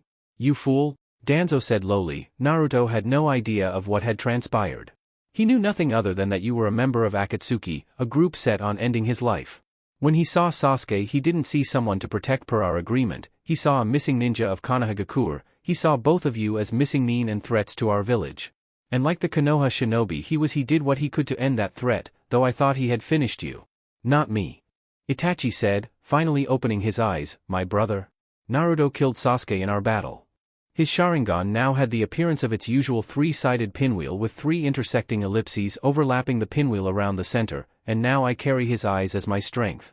I'm not turning my back on Konoha, I've lost too much to do so now. But I can hold a grudge against Naruto Uzumaki, and I will end his life the way he did so to my brother. Killing him will end everything. It will save Konoha, it will avenge Sasuke. A kunai planted itself into Itachi's grasp subtly. You should see this as the correct action to take. I will kill Naruto and grow in strength enough to defeat Madara myself. You can't, boy. Danzo said, shaking his head pitifully. You have been twisted by Madara even though you cannot see it. And you cannot defeat Naruto-kun either. He will grow far more powerful than either one of us. Even that leader of yours? Pain. He will fall sooner rather than later. Itachi remained silent for a second before speaking again. You say that I cannot defeat Naruto as if I am going to make it out of this desert. Are we not about to fight ourselves? Do you believe that you're going to die here? If that is what it comes to, Danzo said, trailing off as he had nearly finished unlocking the bolts on the heavy braces that sat underneath his bandages. As if he would allow Itachi to finish him off here. If Itachi truly wanted to fight, truly wanted to destroy Naruto, Konoha's future, then he had to stop him here. Do you truly plan to kill Naruto-kun? He got no answer from the stoic Uchiha. Then I cannot let you pass Itachi, no matter what it takes. With that, Danzo's braces that were on his arm fell to the ground. As soon as they made contact with the sand, Itachi burst into a flock of crows and Danzo disappeared in a shunshin. Chapter 50, For the Sake of the Future. Kisame kept rapidly pursuing Toryun and Fu over the sunset sandy environment of Kaze no Kuni, chasing them further and further away from Itachi and Danzo. If Itachi wanted to take on the old man by himself, Kisame could deal with that. It just gave him two enemies of his own to deal with. Maybe he could kill them before Itachi finished the old man off, told him that they had what they came for, and made him stop fighting as was Itachi's nature. You two are really good at running away, did you know that? Kisame taunted, trying to goad them into a fight. But he knew that they weren't stupid enough to turn and fight him just because of an insult or anything like that. Danzo would have made sure the drones that traveled with him personally were far better than that. Meanwhile, the two root ninja didn't know how to go about countering Kisame's chase. Fu didn't have the time to set up his signature trap, so that left Toryun to fight directly and maybe begin the counterattack. They needed to get back to Danzo, but they first needed to dispose of the ex-Kiri ninja. A daunting task indeed. Toryun had already pulled the gloves off of his hands, revealing that they seemed to look purple. This was the sign of his Aburame clan Kakaichu, although his were special nano-sized insects that did something more devious than simply draining chakra. Toryun and Fu looked at each other before wordlessly nodding and breaking directly apart away from each other, splitting Kisame's attention. Fu quickly threw a trio of shuriken at Kisame, who blocked with his bandage-covered Samahata. Toryun then took advantage of Kisame's focus being diverted and launched at the man with his fist cocked back, ready to strike. Kisame simply smirked and the bandages on Samahata flew off, as it grew in size and bent around like a flail, stopping Toryun's attack. Now that's more like it. Keep me entertained, why don't you? Samahata then snapped back to its normal position, flinging Toryun away and keeping the Aburame from making contact with him. All of a sudden, a scarecrow-looking puppet with sickle-like limbs dove from the sand and rushed right towards Kisame. The Akatsuki swordsman jumped back as the puppet plunged, missing its attack and hitting a sand dune. Kisame tried to scan the area for Fu but was unable to see him. A growl from Samahata put a smirk on his face. Well, I found you. He then went off away from Toryun and the strange scarecrow in a seemingly random direction. It turned out to be not a random direction at all, as Fu burst from a hiding place in the sand before Kisame could reach him. Heh, Samahata can sense your chakra, fool. Fu grit his teeth and tried to steal his expression. I couldn't even finish my jutsu before that bastard found me. It had been a long time since Fu or Toryun had fought someone as strong as Kisame. They probably had never fought anyone as strong as Kisame, to be quite honest, and despite his reputation as a bloodthirsty musclehead, it would be difficult to catch him off guard. No one in Roots ranks except for Naruto, who was more of an associate instead of an operative at this point, had the brute power to match Kisame head to head. If he couldn't hide his presence, then his body was vulnerable when he tried his variant of the Yamanaka clan jutsu. Come on, boys. Kisame said with a boisterous match. Don't tell me that's all you've both got. I expected more of a fight from those little suicidal puppets from Root after what I've heard. They were most certainly not suicidal, but as far as Toryun and Fu were concerned, getting into a fight with someone better than them was not a suicidal action. After all, there was always a chance that they could win, slim as it may be. And in Root they all knew that even if a chance was slim, as long as something was in the realm of possibility, they would possibly be sent on a mission to complete or obtain whatever it was. The best of them had their resolves tempered in the fires of hell, so to speak. And that's why they would not cut and run. Because they couldn't. Because they had faced down situations like this, potentially with odds that were worse. Because it didn't matter how much of a monster Kisame was, it was their job to deal with the things that no one else could. Even if it killed them. XXX. Danzo vs Itachi. When Itachi and Danzo blurred from sight, they had been prepared for a high-speed opening to their battle. That was not what occurred. Instead of trading offense, Itachi wound up staring at what Danzo's right arm looked like. Gray and discolored, but that was not the staying point of what was so intriguing, horrifying. Well, viewers to what Itachi was bearing witness to would have to come up with their own descriptive adjectives for what he saw. Because embedded all throughout Danzo's right arm were 10 implanted, fully matured Sharingan eyes. You don't want to do this, Itachi. Danzo insisted as he brought his greatest weapon to bear. Not a single person in his employ, in all of Konoha, knew that he had these eyes. They were even bigger secrets than the eye he had in his right socket. That he could easily explain away, the others, not so much. Ignoring Danzo's words, Itachi simply stared at the right arm of Danzo, not moving or saying a word. His eyes merely stared at Danzo's arm before they suddenly snapped up towards Danzo. I could accept just one. Itachi started to say, I could accept you using just one Sharingan the way Naruto did. After all, he wound up losing his eye before our battle. And I never held any ill will towards Kakashi for his own. The Sharingan is a powerful tool. But how do you think this looks, Danzo? This doesn't look like the death of my clan was for the good of anyone other than yourself. Danzo merely shook his head, not offended by Itachi's words. Believe whatever you wish, Itachi. This was done to truly keep our home safe. Home? Itachi shut his eyes as if he had been trying to remember what Konoha was like. I do not have a home any longer, Danzo. Do you regret any of it? Danzo asked. Itachi sighed and shook his head. Every day. But regrets are merely wastes of time, solving none of the problems produced by the actions that are remembered. Itachi then disappeared in a flock of crows as his voice echoed out all around Danzo. There are no reasons to have any regrets. What's done is done. Words to live by. Danzo admitted, or in this case die by, because he seems to be intent on truly doing this. At the very least, I know what Itachi is capable of due to Naruto's recount of his battle with him. A wisp of sand kicking up for a second in Danzo's peripheral vision gave him the range of Itachi to himself. He then made a set of hand seals and inhaled deeply before spinning around and exhaling. Futon, Shinkoha, wind release, vacuum blade. A blade of wind formed around Danzo and cut into a body, revealed to be Itachi. However, after being cut in half, the body detonated in a great explosion. Danzo, however, was able to see the explosion before the combustion spread, and he managed to blow himself away from the explosion faster by exhaling wind from his mouth. I am sorry, Elder. Itachi said, appearing suddenly behind Danzo with a kunai, but you broke our covenant. Naruto en route would always be Danzo's strongest weapon. In Itachi's mind, it was negligent of him to not inform Naruto. He believed that Danzo left him uninformed so he could have Sasuke taken out but still have plausible deniability. Danzo was devious like that. Itachi wouldn't have put it past him. Before Itachi could stab Danzo, Danzo turned his head directly down and blew more wind chakra from his mouth, kicking up a large cloud of dust to obscure Itachi's vision. A blind Uchiha was historically acknowledged as a dead Uchiha, especially in the later annals of the clan's history. Without those eyes, they didn't have much else to make up for the loss with. This, however, was not just any Uchiha, it was Itachi Uchiha. And while he might not have been able to defeat Danzo without his eyes, he could damn sure last long enough with them closed to avoid being blinded by sand to show Danzo that he was not to be trifled with. Danzo believed that Itachi was still in the cloud of sand, as his Sharingan hadn't caught any movement coming from it. Danzo took a deep breath and exhaled, planning on blowing the sand out of his field of sight and even more into Itachi's eyes, until he heard Itachi call his jutsu out. Katan, Gukakyu no Jutsu, Fire Release, Great Fireball Jutsu. Danzo's wind actually helped to fan the flames of Itachi's jutsu, turning his fireball into something akin to a firestorm as it came roaring at Danzo, stronger than any other time he had seen the rather common elemental jutsu used.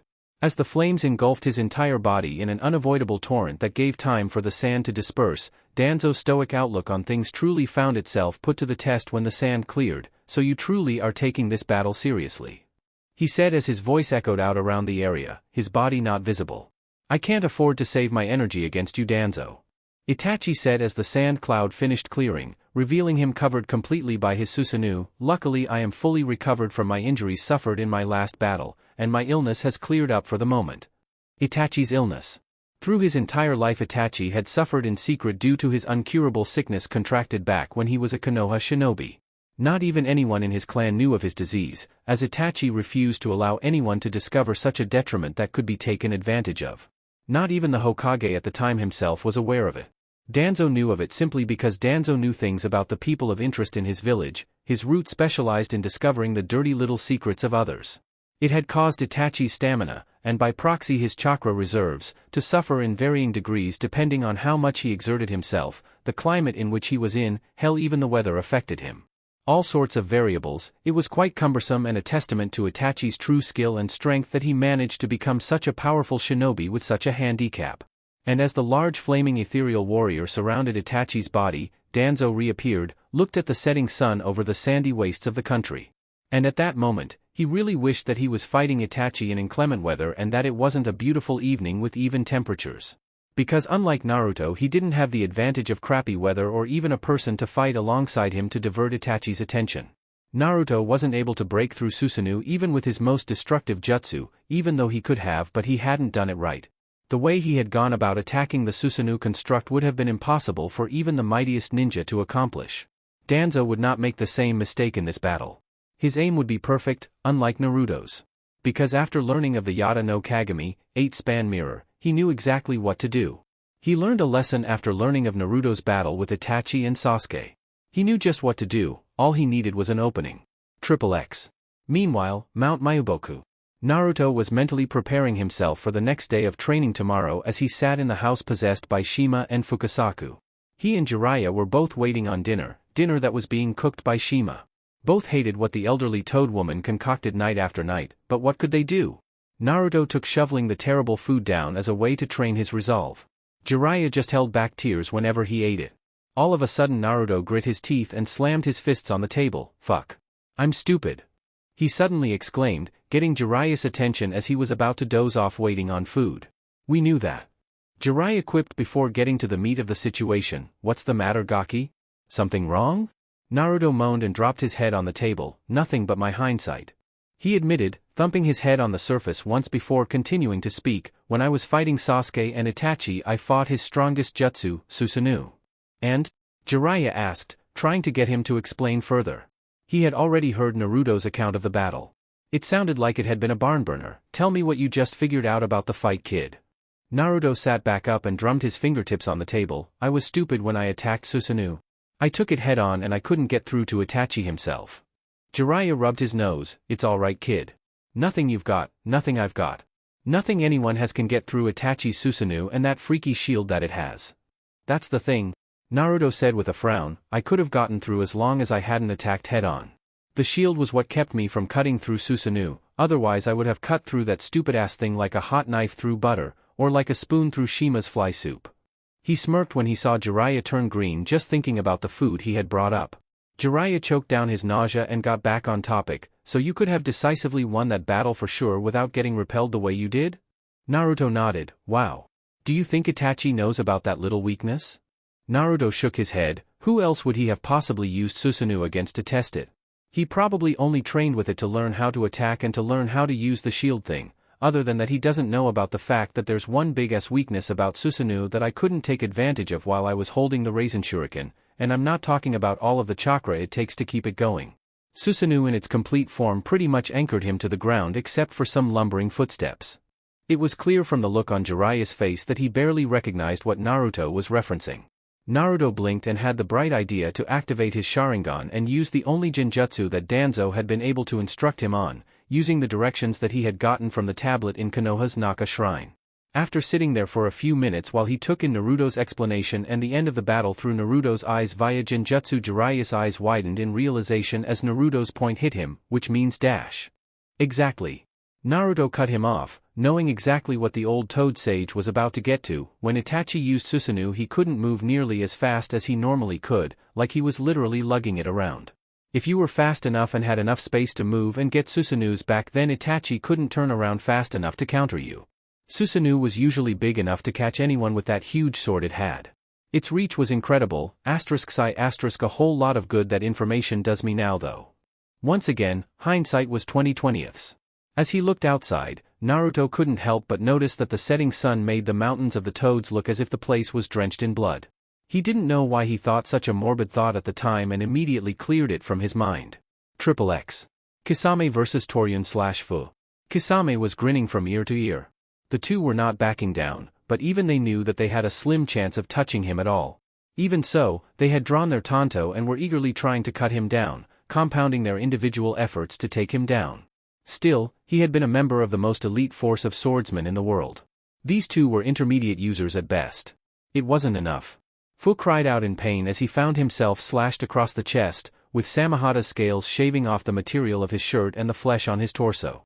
Toryun tried to attempt a slash, but it wound up being blocked by Samahata, followed up with a spinning back kick from Kisame that sent him flying. Heh, come on ladies. That can't be everything you've got. I'm sick of going through the motions here. This was hopeless. At this rate the two of them wouldn't be able to even fight Kisame to a standstill. It was obvious that he wasn't even taking them seriously. He wasn't trying to kill them, he was prolonging the battle, confident in Itachi's ability to handle Danzo all on his own. He just wanted to get as much enjoyment out of this fight as he could. I hate this desert. Kisame commented offhandedly, it's so dry out here, there's no water for me to use. He then made the snake hand seal, good thing I brought my own so to speak. Suetun, Bakusui Shuha, water release, exploding water colliding wave. Kisame opened his mouth and spat out an ungodly amount of water that formed a massive wave headed right for Fu and Toryun. Seeing this coming right for them, the only option available for the time being was basically how this entire battle had started, with them running like hell. Except now instead of just running from Kisame swinging a sword, they were running from Kisame swinging a sword while he was riding a tidal wave. Kisame was actually quite amused when he saw the two root ninja run from his tidal wave. He laughed to himself and made a tiger seal, Mizu Bunshin no Jutsu, water clone jutsu.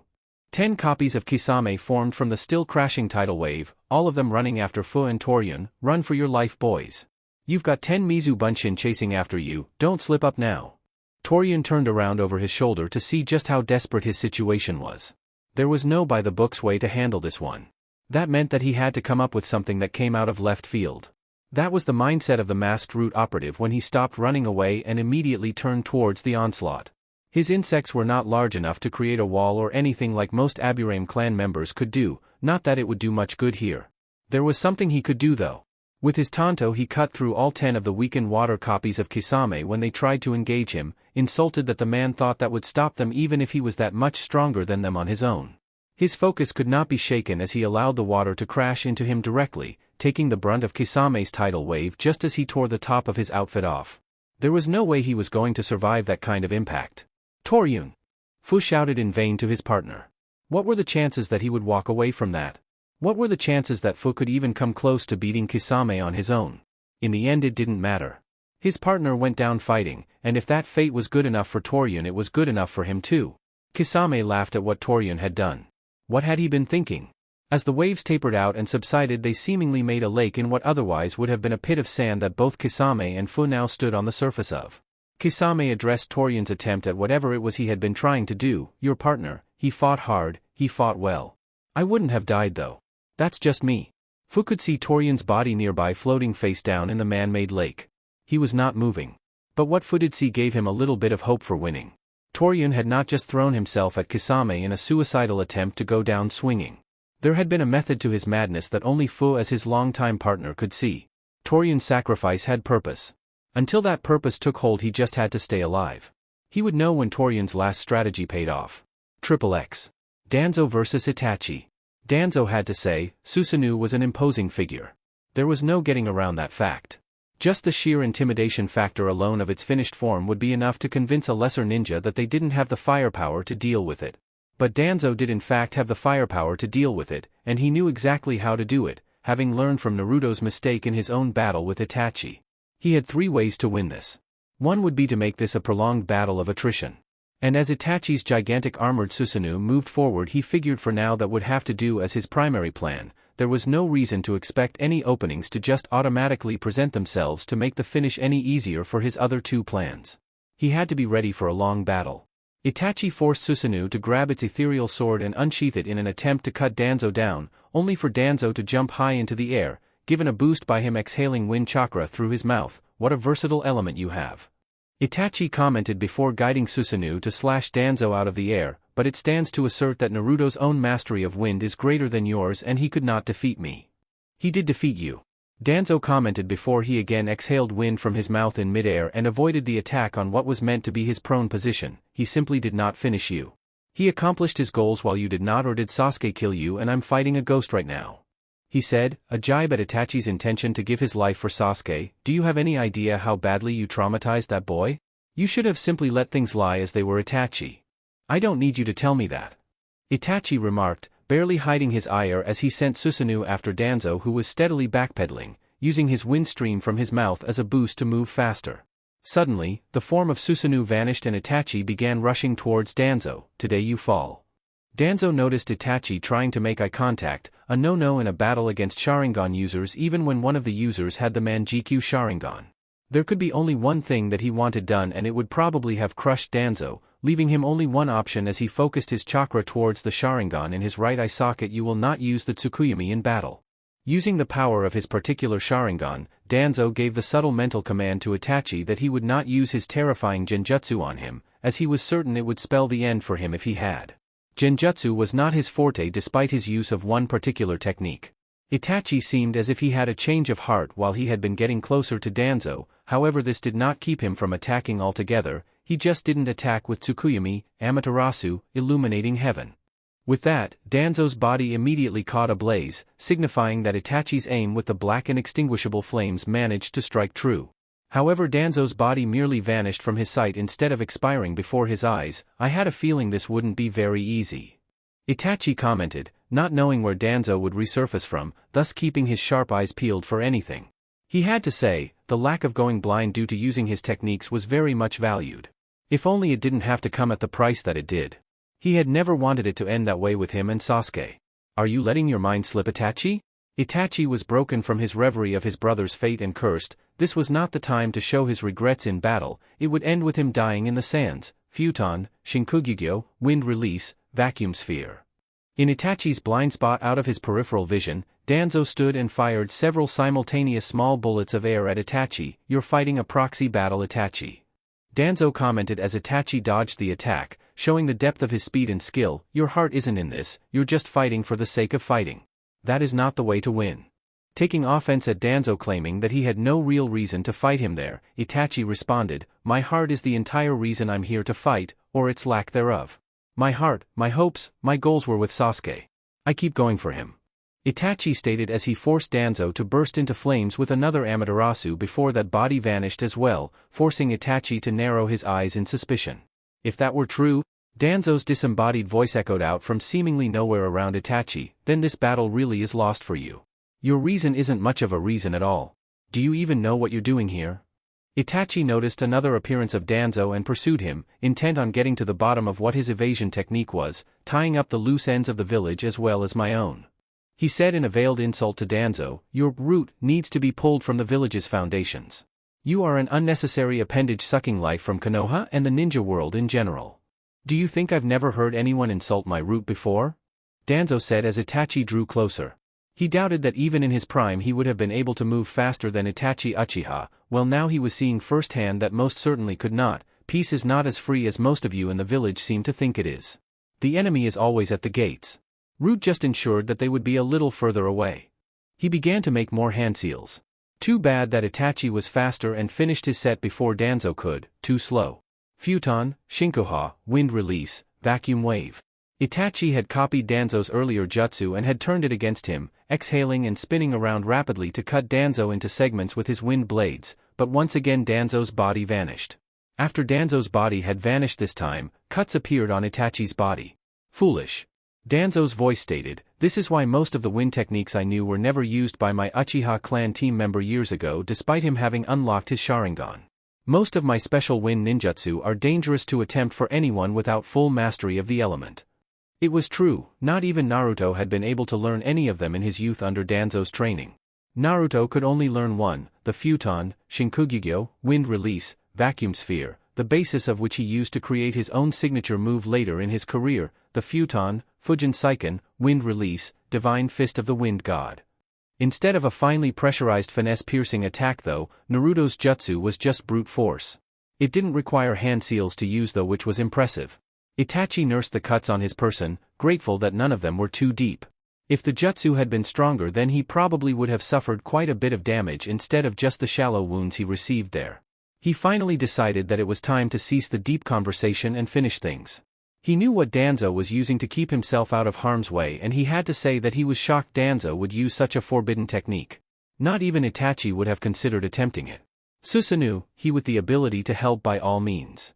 In a rush of ghostly flames, Itachi's complete spiritual protector took its place around him, keeping him out of any potential harm's way. The next time Danzo showed himself, he would get the answer for certain of just what the old man was doing to defeat his own demise. I always knew that you feared death, Danzo, but to go this far to escape it. Your use of the Izanagi is ingenious, to say nothing of your moral faculties. Kuchios no Jutsu, summoning jutsu. In the distance, a bearded creature with the top of its head wrapped in bandages much like Danzo was usually seen, that had the body and trunk of an elephant and the legs and claws of a tiger, appeared in front of Itachi and Susanoo, quite a distance out of its reach. Itachi didn't react much to the creature, however, staying on his guard, but nothing more than that. Your Baku summon. You really are pulling out all the stops against me, aren't you? Itachi said to himself. His rhetorical answer came when the Baku creature began inhaling as hard as it could, causing a powerful suction effect that drew in sand and seemingly more if there had been anything there. Itachi merely hunkered down and defended with Susanoo, shield out towards the Baku to negate its suction. You cannot break through Susanoo's Yata no Kagami, 8-span mirror. It negates all elemental attacks on it. Futon, Shinku Renpa, wind release, vacuum serial waves. Itachi was unable to turn his back fast enough to move Susanoo and its shield towards the new threat. Surrounding the incoming Danzo's body was a torrent of massive wind blades, coming at Itachi from all sorts of different angles. He could see the blades actually cutting through the sand in the air. And once the suction from the Baku got to it, the jutsu seemed to grow even stronger. All in all, there was really nothing that Itachi could do as the blades cut into Susanoo deep enough to actually cut into him. As Danzo witnessed the blood fly from Itachi's body and the young man himself fall to the ground, he had to give a nod of thanks to Naruto for laying the groundwork for his plan to even take shape. Thanks to his ability to deduce Susanoo's weak point from Naruto's telling of his battle, his strongest wind attack did not fall to Susanoo's mirror the way Naruto's had. XXX. Kisame vs. Fu. Finding oneself getting pummeled in a fight that one believed they had at least a 50-50 chance of winning is never a good feeling. The feeling of getting oneself pummeled in a fight that one knew right from the start that they never had the slightest snowball's chance in hell of winning was more of a hollow feeling, to be quite frank. The latter is what Fu was feeling at the moment. With the death of his partner Torian, he had no real offensive attack. Any ninjutsu he could have launched on Kisame's person would have ended with him having to leave his body to do so, which left him the alternative of trading blades with the monster of the hidden mist. Fu's desperate attempts to bring Kisame down as they continued to fight in what would probably wind up being one of Kaze no Kuni's new oases were not bearing him any fruit. Kisame was systematically dicing him up. Shredding would actually be the more accurate term for what was happening to him if he were to stop and analyze the situation. Kisame let out a few pleased chuckles at the sight of the blood dripping from Fu's frame onto the surface of the water. Samahata had been steadily devouring his chakra with each swing he managed to connect with. You've fed my sword so well I think it has to work off some of its extra calories, if you catch my drift. He had to say that this young root ninja was tough. No one could ever call them out for being spineless, that was for sure. Questionable in their actions? Definitely, but they would fight you as hard as they could if that was how things were to be. Fu fought off sweet unconsciousness, knowing that if he shut his eyes he would drop, and that would be the end of him with absolutely nothing to show for it. Torian's sacrifice to assist in Kisame's demise would have been in vain. But he knew that Samahata working off calories was code for, I'm about to hit you with a big-ass jutsu. I'm just telling you in advance because I think it would be funny to see how you'd stop it. Kisame's hands, still clasped around Samahata, flew towards the ram seal as he began to build chakra, and Fu realized something important. Kisame didn't know that he was a Yamanaka. He had never actually seen him use his clan technique. He had just seen the scarecrow puppet and must have figured him to be a puppeteer. In reality, when he had been using the scarecrow, that was actually something that had his consciousness in it, meant to be a trap that Kisame never sprang out of sheer chance. Well, there was one jutsu that every Yamanaka could do, and Kisame's building of his chakra left him wide open to it. Fu's hands were just as fast as Kisame's as they flew towards his jutsu-specific hand seal, and unlike Kisame, he didn't need to build the chakra for it. Shintenshin no Jutsu, Mind-Body Switch Jutsu. Firing off the jutsu, Fu made sure to fall backwards so that he could float on the surface of the water instead of drown face down. And just like that, Fu found himself inside of Kisame's body, allowing himself a smirk with the blue-skinned man's own facial features. However, his triumph did not last. Kisame's body had still been holding Samahata, and Samahata did not approve of this impostor of Kisame. He was not as strong as his actual user, and it despised that. Samehada forced spikes from its handle, stabbing into the hands of Fu and Kisame's body and forcing him to let go of the sentient weapon that then growled at him from the mouth at the top of its blade. It lunged at the impostor in its user's body and wrapped itself around it in a tightly constricting move that forced him under the surface of the water. What is this thing doing? Fu thought as Samehada began dragging itself along Kisame's body underwater. Is it really willing to damage its own user to get me out of it? In reality, Fu's body was being damaged by Samehada's scales as well as Kisame's.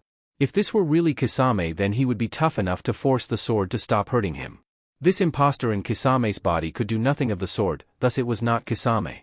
Besides, Kisame was more than tough enough to take this. It felt as if Fu's skin was being slowly shaved off. This thing will flay me alive if I stay in this body. His own body would be useless if that were indeed the case. As such, Fu found it prudent to force himself back into his own body. And as he did so, he began sputtering and splashing, shouting in pain as he could feel and see the terrible wounds inflicted due to Samehada. But he couldn't dwell on this because he could hear Kisame growling. Over where he had left his body, Kisame was back on the surface of the water, holding his hands in the ram seal and glaring at Fu murderously. "You won't get that chance again," he muttered lowly. His Akatsuki cloak had been shredded off of his body and the marks where Samehada had rubbed up against him were clearly bloody and visible. Suetun, Dai Bakusui Shuha, water release, great exploding water colliding wave. Once again, Kisame spit out a massive torrent of water that hit Fu, only this time it did not hit with crushing force the way his last attack of this nature had done to Toryun. It had moved in a capturing motion as it began to form a massive orb that was able to keep its own shape. Fu found himself with an all-new set of problems as he was now caught in a full-scale underwater field. "You're going to suffer."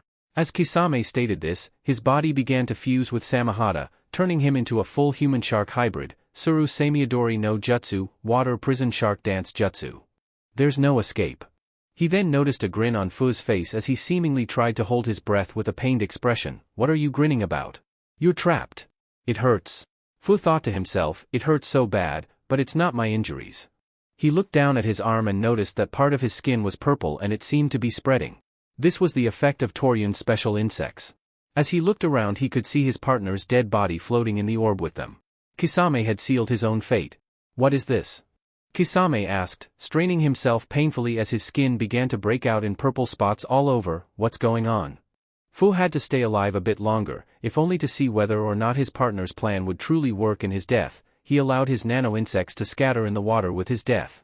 They can't survive for long in the open air, but in a place like this they can live on outside of their host's body for a little while.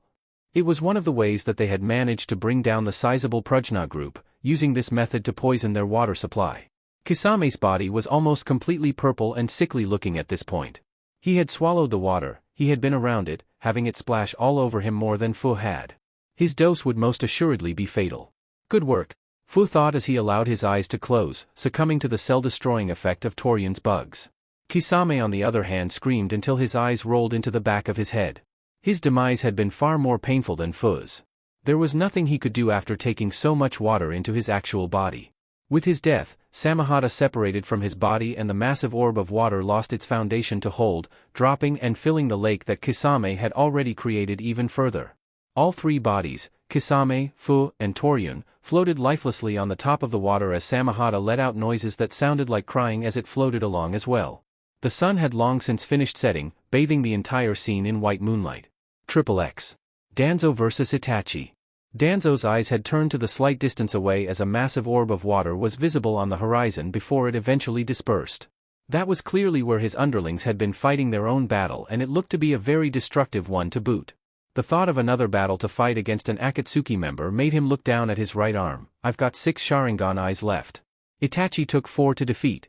Hopefully Kisame won't take any." He thought as he noticed that 4 of the eyes on his arm were worthless now. All of a sudden, in the distance, the Baku, his summon, attracted Danzo's attention as it let out a wail of anguish and pain before dispelling. He saw no explosion or any sign of combat and he could not see Itachi in sight. "Itachi must have defeated my summon, Jinjutsu, because it wasn't much of a fight. He's not dead after all." He hadn't even left a trail of blood from where Danzo left him. To move so fast without a sign of him doing so and to leave no trace, Itachi really had been worthy of his Konoha station as ANBU captain. Danzo made to head in the direction of the place where his summoned creature dispelled. The Izanagi. The Sharingan's most forbidden jutsu. Hearing Itachi's voice stopped him in his tracks, the power to remove the barrier between illusion and reality, although it comes at the price of sight in the Sharingan eye that performs the technique. Danzo noticed Itachi standing up with his Akatsuki cloak cast aside, his wounds visible on his body, a small price to pay though for cheating death, isn't it, Danzo? After all, why face your fear when you can just avoid it altogether? You are correct, Itachi. Danzo admitted, I did fear death. I feared death for the longest time. I feared that without me Konoha would be lost. Konoha's right flank would be forever unguarded, that my death would end with the death of our village. Itachi seemed to have a satisfied look on his face, hearing Danzo say those things. That was until I realized that such a fear was foolish. Itachi simply blinked at the seeming change of heart in Danzo. Something he hadn't expected out of the notoriously stubborn elderly man. What are you talking about? The village existed before I ever gained the power to organize Root. Danzo stated, drawing a kunai and breathing his wind chakra on it, giving it a temporary appearance of a scimitar coating. It takes both sides, both the light and the dark, to maintain the balance to keep Konoha safe. Hiruzen secured the light half, passing down the will of fire we were all taught to all of the youth, and I have secured Konoha's protection from the shadows with my future generation of operatives. The village will survive on after I die. My faith has been with the future of the village, as its next Hokage will be Naruto Uzumaki. And you truly believe this? Itachi said as Susanoo began to form around him again, his body beginning to twitch due to the chakra he had used to continue the battle thus far. You really believe that Naruto can become the Hokage and keep Konoha safe? I would bet my life on it. Danzo said before forming two hand seals. As a matter of fact, I already have. Futon, Shinku Taijyoku, Wind Release, Vacuum Great Sphere. He inhaled deeply and launched a massive single ball of wind at Itachi, only for Susanoo to block the easily scouted frontal attack, something you failed to do when instead of letting your brother move on with his future you forced him to dwell in the past.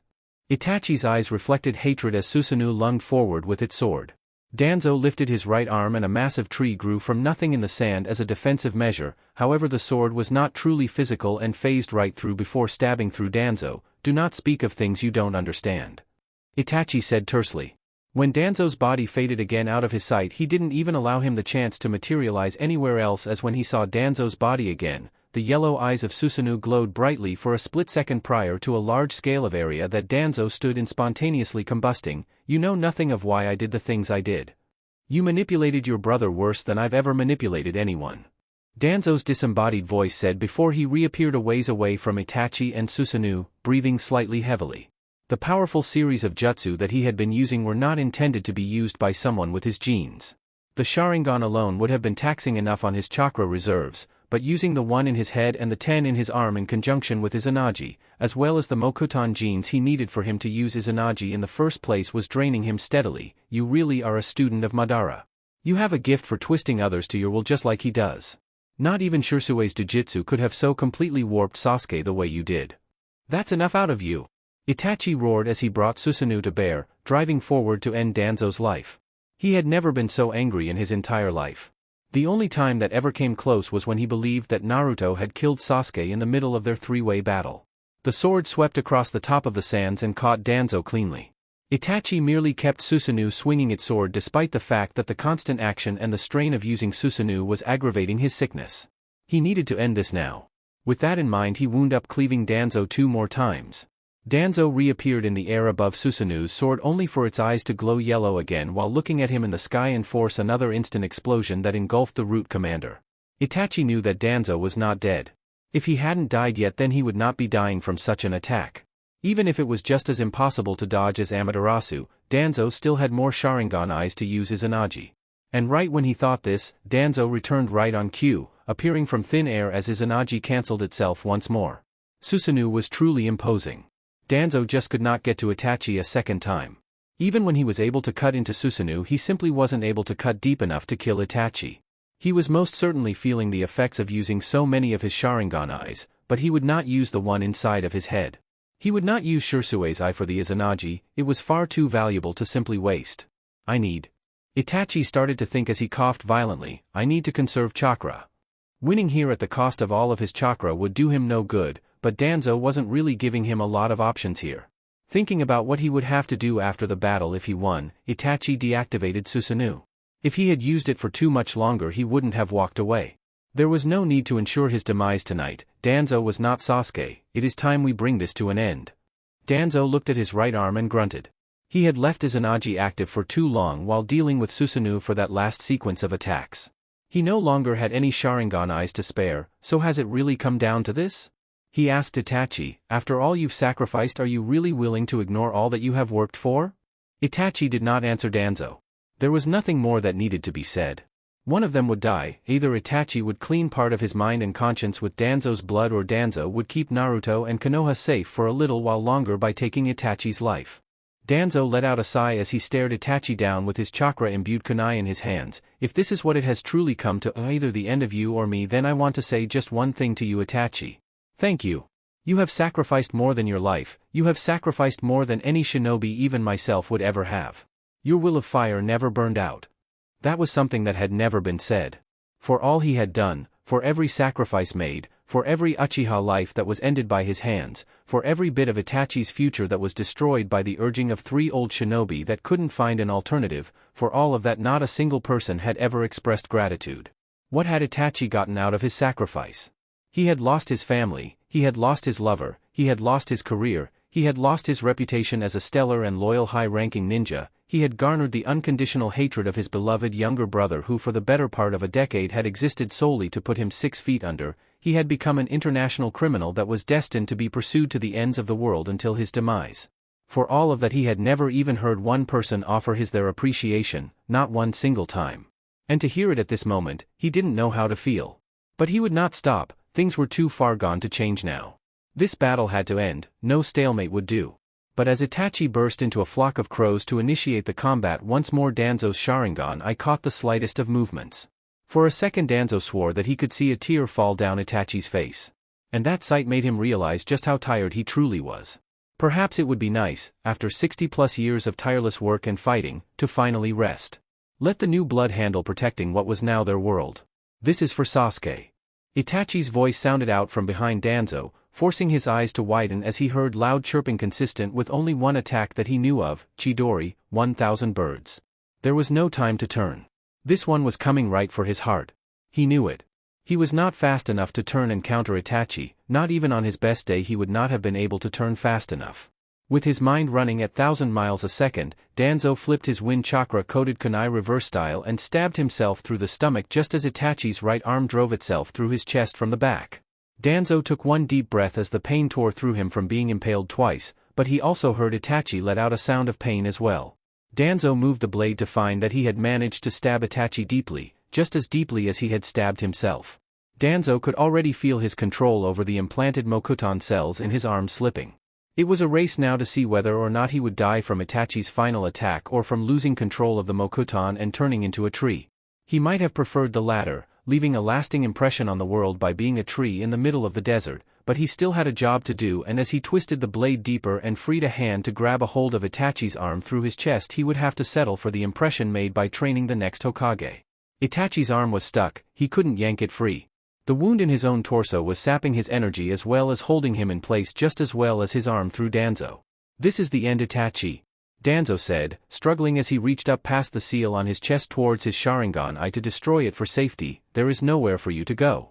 You may have the eternal Manjikyu Sharingan, but you don't have Madara's ability. You can't avoid this.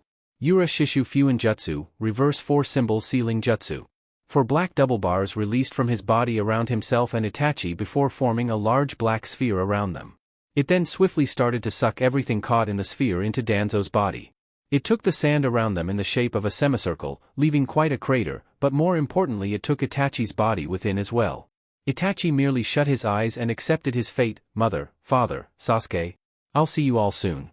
As everything found its way absorbed into Danzo's body, he lifelessly dropped to the ground, blood pooling around him.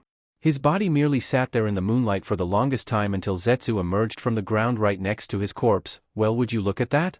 Apparently Itachi Uchiha can be beaten not once but twice. The black side then spoke up. Even with the power of his eternal Manjikyu Sharingan heightening his abilities, Itachi's heart wasn't in the battle. His will to fight has been gone since the Kyubi Jinchuriki encountered him. They both moved towards Danzo and gathered him up. Well, we couldn't touch that nasty infested water to get Kisame's body, so Madara will just have to make do with Samahata. As they sank back into the ground with Danzo's body, the black one spoke up. Besides, Leader Sama wanted us to bring him Danzo's body as well. I wonder why. he said out loud before his body completely vanished into the sands. XXX. With Naruto, Mount Mayuboku, Naruto's mindscape. In the middle of the night, instead of launching into a dream of some sort, Naruto found himself back inside of the sewer mindscape he had yet to set back to normal. Naruto sighed and stomped his way to the bars of the cage, knowing he would only be there for one reason. What the fuck do you want? The eyes of the Kyuubi had yet to open as it found Naruto standing in front of its cage. Of course he was. The Kyuubi had been the one to call him there in the first place. I believe we need to talk. The massive creature said in a sociable manner that Naruto hadn't come to expect from it. Really? Naruto said, a skeptical look on his face as he chewed on his lip in an irritated manner. I thought we'd said all we needed to say to each other the last time we spoke. I already told you, if you're going to keep shaking in your sandals every time you see someone with a weird eye pattern, then I don't need you dragging me down. I'm fighting for both of our lives here. So far nothing had changed to make Naruto believe that the Kyuubi had changed. I have something that you need to know that may change that opinion of yours. The Kyuubi said matter-of-factly, your old Toad teacher's plan of fusing with you for activating your Sage mode will not work. You are already fused with me. Any other attempt to do so by another would fail miserably. Naruto had to hold back from making an outburst. If he couldn't fuse with Fukasaku or Shima, then that meant he couldn't use Sage mode in a manner that would be practical for battle. The time he had spent on the mountain preparing himself until this point was all for nothing. If that were the case, how would that change my opinion? All that would do would be to piss me off even more, wouldn't it? He asked calmly, despite the fact that he was indeed very upset by this turn of events. Normally yes, but then again, where do you think you get your incredible penchant for growth from? Kyuubi said as it opened its eyes to look at Naruto for the very first time since the conversation had started between them. As it looked upon Naruto's slack-jawed stare, it couldn't help but feel some satisfaction at surprising so thoroughly the shinobi that had made a living out of surprising absolutely everyone else. I see you get my point. So now that you've been sufficiently shut up for the first time in quite a while, what did you say about you not needing me? After all, who would have expected the Kyuubi to learn how to channel Sage Chakra? Naruto snapped his jaw shut in an attempt to regain his composure. He definitely hadn't seen that outcome as a possibility. The outcome being the yellow eyes of the Kyuubi with the telltale bar-like pupils in them and the orange pigment around its eyes, total Sage Chakra. Okay. I admit that I may have had a bit of a temper problem last time, he said admittedly before pointing seriously at the demon, but now I'm definitely using the Sharingan when we finally fight. XXX. Kaze no Kuni. With the moon high in the sky basking over the area, a group of Suna ninja came across the bodies of Fu, Toryun, and Kisame, all in the contaminated waters made by Kisame for the battle. By now, however, the insects had died without an actual living home, having been caught in the open for too long, thus making the water safe to retrieve the corpses from. So what do we do now, sir? A random Suna Chunin asked after they had inspected the bodies. It had been quite a struggle from the looks of things. A Sunagakure Jounin looked at the dead bodies in scrutiny. Two of the bodies were the bodyguards of the Konoha elder Danzo Shimura and the other was clearly Kisame Hashigaki. But Danzo was nowhere to be found despite the blood found quite a ways away. Still, people needed to be informed of this turn of events. Gather the bodies and we'll return with them to the village. The Jounin ordered the other three Chunin with him. We need to tell Kazekage-sama about this. Konoha will need to know what has happened here. Chapter 51, Time to Kill. You're full of so much crap, Gaki. What a way to say good morning. Of course Jiraiya's comment could be understood once he heard what Naruto had told him last night about his little discussion with the Kyuubi. Are you sure you weren't just having a really specific nightmare? Naruto let out a scoff as the two of them walked to the usual training waterfall of oil. Not that they would be using it today, it was just where they had been used to training while they're on the mountain. I don't have nightmares, Ero Kyofu. And I know the difference between a dream and my mind, especially when I woke up after the talk already with the chakra running through me. The Kyuubi was not lying. Jiraiya could only shake his head at the thought of what was being presented to him. How could the Kyuubi even learn to use it? A shrug came from his young blonde godson. I don't know. I learned to use it. You said a massive reservoir of chakra was needed to do it. Well, that's all the Kyuubi is, chakra. It was stuck in my head with nothing to do but watch me train. It was going to get the feeling of nature chakra down too, same as me. And if you're talking about staying still to gather the chakra. At this point he switched to giving the older man a deadpan look. All the Kyuubi does is stay still for 20 hours a day at least. I'm pretty sure it has practice, more practice than me. That's really not very inspiring to hear, Naruto. Jiraiya said with a grimace. You're telling me the Kyuubi can use Sage mode? No. Naruto said with eyes wide as he actually stopped walking for a moment. Hell no. Not functionally at least. He could actually hear the Kyuubi cackling inside of his head at the idea. If it could do that, then I'd say just let the thing loose right now because I can't beat it. It can't because it has to stay still to gather the chakra like me, and I can just take the nature chakra away from it like I was trying to get its actual chakra like normal. He shook his head just thinking about the idea and started walking again. Are you insane? If it really could, then do you think I'd be in this good of a mood right now?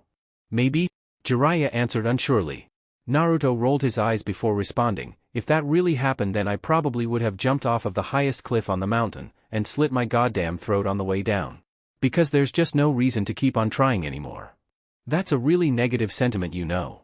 Remarked Jiraiya dryly, but then he thought about actually having to fight the Kyuubi himself, and then to fight the Kyuubi with the ability to use Sage Mode, and then thought about a loose Kyuubi that could use Sage Mode functionally, and figured that he would probably do something similar. But there was nothing he could do but use the advantage that was granted to him and hope that the Kyuubi didn't find a way to make Sage Mode functional for itself. What if the Kyuubi somehow starts learning how to do Sage Mode properly? Then I'll stop using it. I have a second idea that's less convenient. Naruto replied with a frown, not by much, but if it comes down to it, then it's always good to have a backup plan. I had to get some help to come up with it, but that's what a support system is for, isn't it? Jiraiya gave Naruto a strange look. What support system? Naruto pointed at the communication tattoo on his shoulder, the best kind. The cute kind of support that has high-level ceiling knowledge. He saw Jiraiya nod in understanding before a lecherous grin spread over his face. I don't like that look. What's with that? So you can talk to your servant sweetheart, eh? Jiraiya said with a pondering inflection in his tone. Do you ever talk dirty to her with that tattoo of yours? Maybe that's why she's so happy all of the time even when you're not there. Yeah, sure, because sex talk in Morse code is just so great. Naruto said sarcastically. You're an idiot sometimes, do you know that? I see why Tsunade-bachan hits you more often than not. You probably could charm the pants off of her if you weren't always acting like, well, you. A sigh came from Jiraiya. It's a long story, Gaki, one that you wouldn't get if I told you so. Let's save it for another manly bonding moment in the near future. The tone he used sounded serious, so Naruto dropped it for the time being. Now we're here, he said as they arrived in front of the waterfall of oil. Now show me how this would work. Naruto nodded and began to turn his attention inward. Kyuubi, you're on, don't screw me over here. He thought as he put his hands in the ram seal to help himself focus, balancing the chakra that was about to run through his system. I can't screw you over, stupid. I'm behind the seal and you can already control nature chakra, so what exactly could I do? The Kyuubi fired back before it went silent and started generating nature chakra. After a moment, Naruto's face took on the signs of him using Sage Mode, an orange pigment around his eyes, and a yellow toad-like eye with a horizontal bar pupil in the eye that wasn't covered by his contact lens. Do you feel that? Yeah. Naruto replied out loud as he could feel the power going through him. Let's play around with this for a bit and see just what we can do. He turned towards Jiraiya, who already had a smirk on his face. If you're up for it, Erokyofu? He finished as he deactivated his contact lens, displaying his Sage Mode warped Sharingan. The response was not only Fukasaku but Shima appearing on Jiraiya's shoulders, all sharing the same looks that Jiraiya had. Yeah, why not? He said as his features started to change to that of his own when he took on Sage Mode. I've wanted to fight you for real for years, Gaki. Maybe now you can take enough punishment to make it fun. At a distance on a ridge overlooking the area, Gamabunta, Gamakichi, and a whole host of other toads of various shapes and sizes were watching what they were about to see. Are you sure this is far enough away? Gamakichi asked his father as he sat on his head, still small enough to do so. Naruto and II is kind of notorious for, well, fucking landscapes up. This is fine. Gamabunta insisted, smoking his pipe before an explosion below them threw dust and debris into the air high enough to reach the top of the ridge they were all watching from. Alright, maybe we should back up a little bit. XXX. Konohagakure no Sato, Hokage Tower. The message from Suna had just been received only minutes ago about what had occurred on the outskirts of their jurisdiction.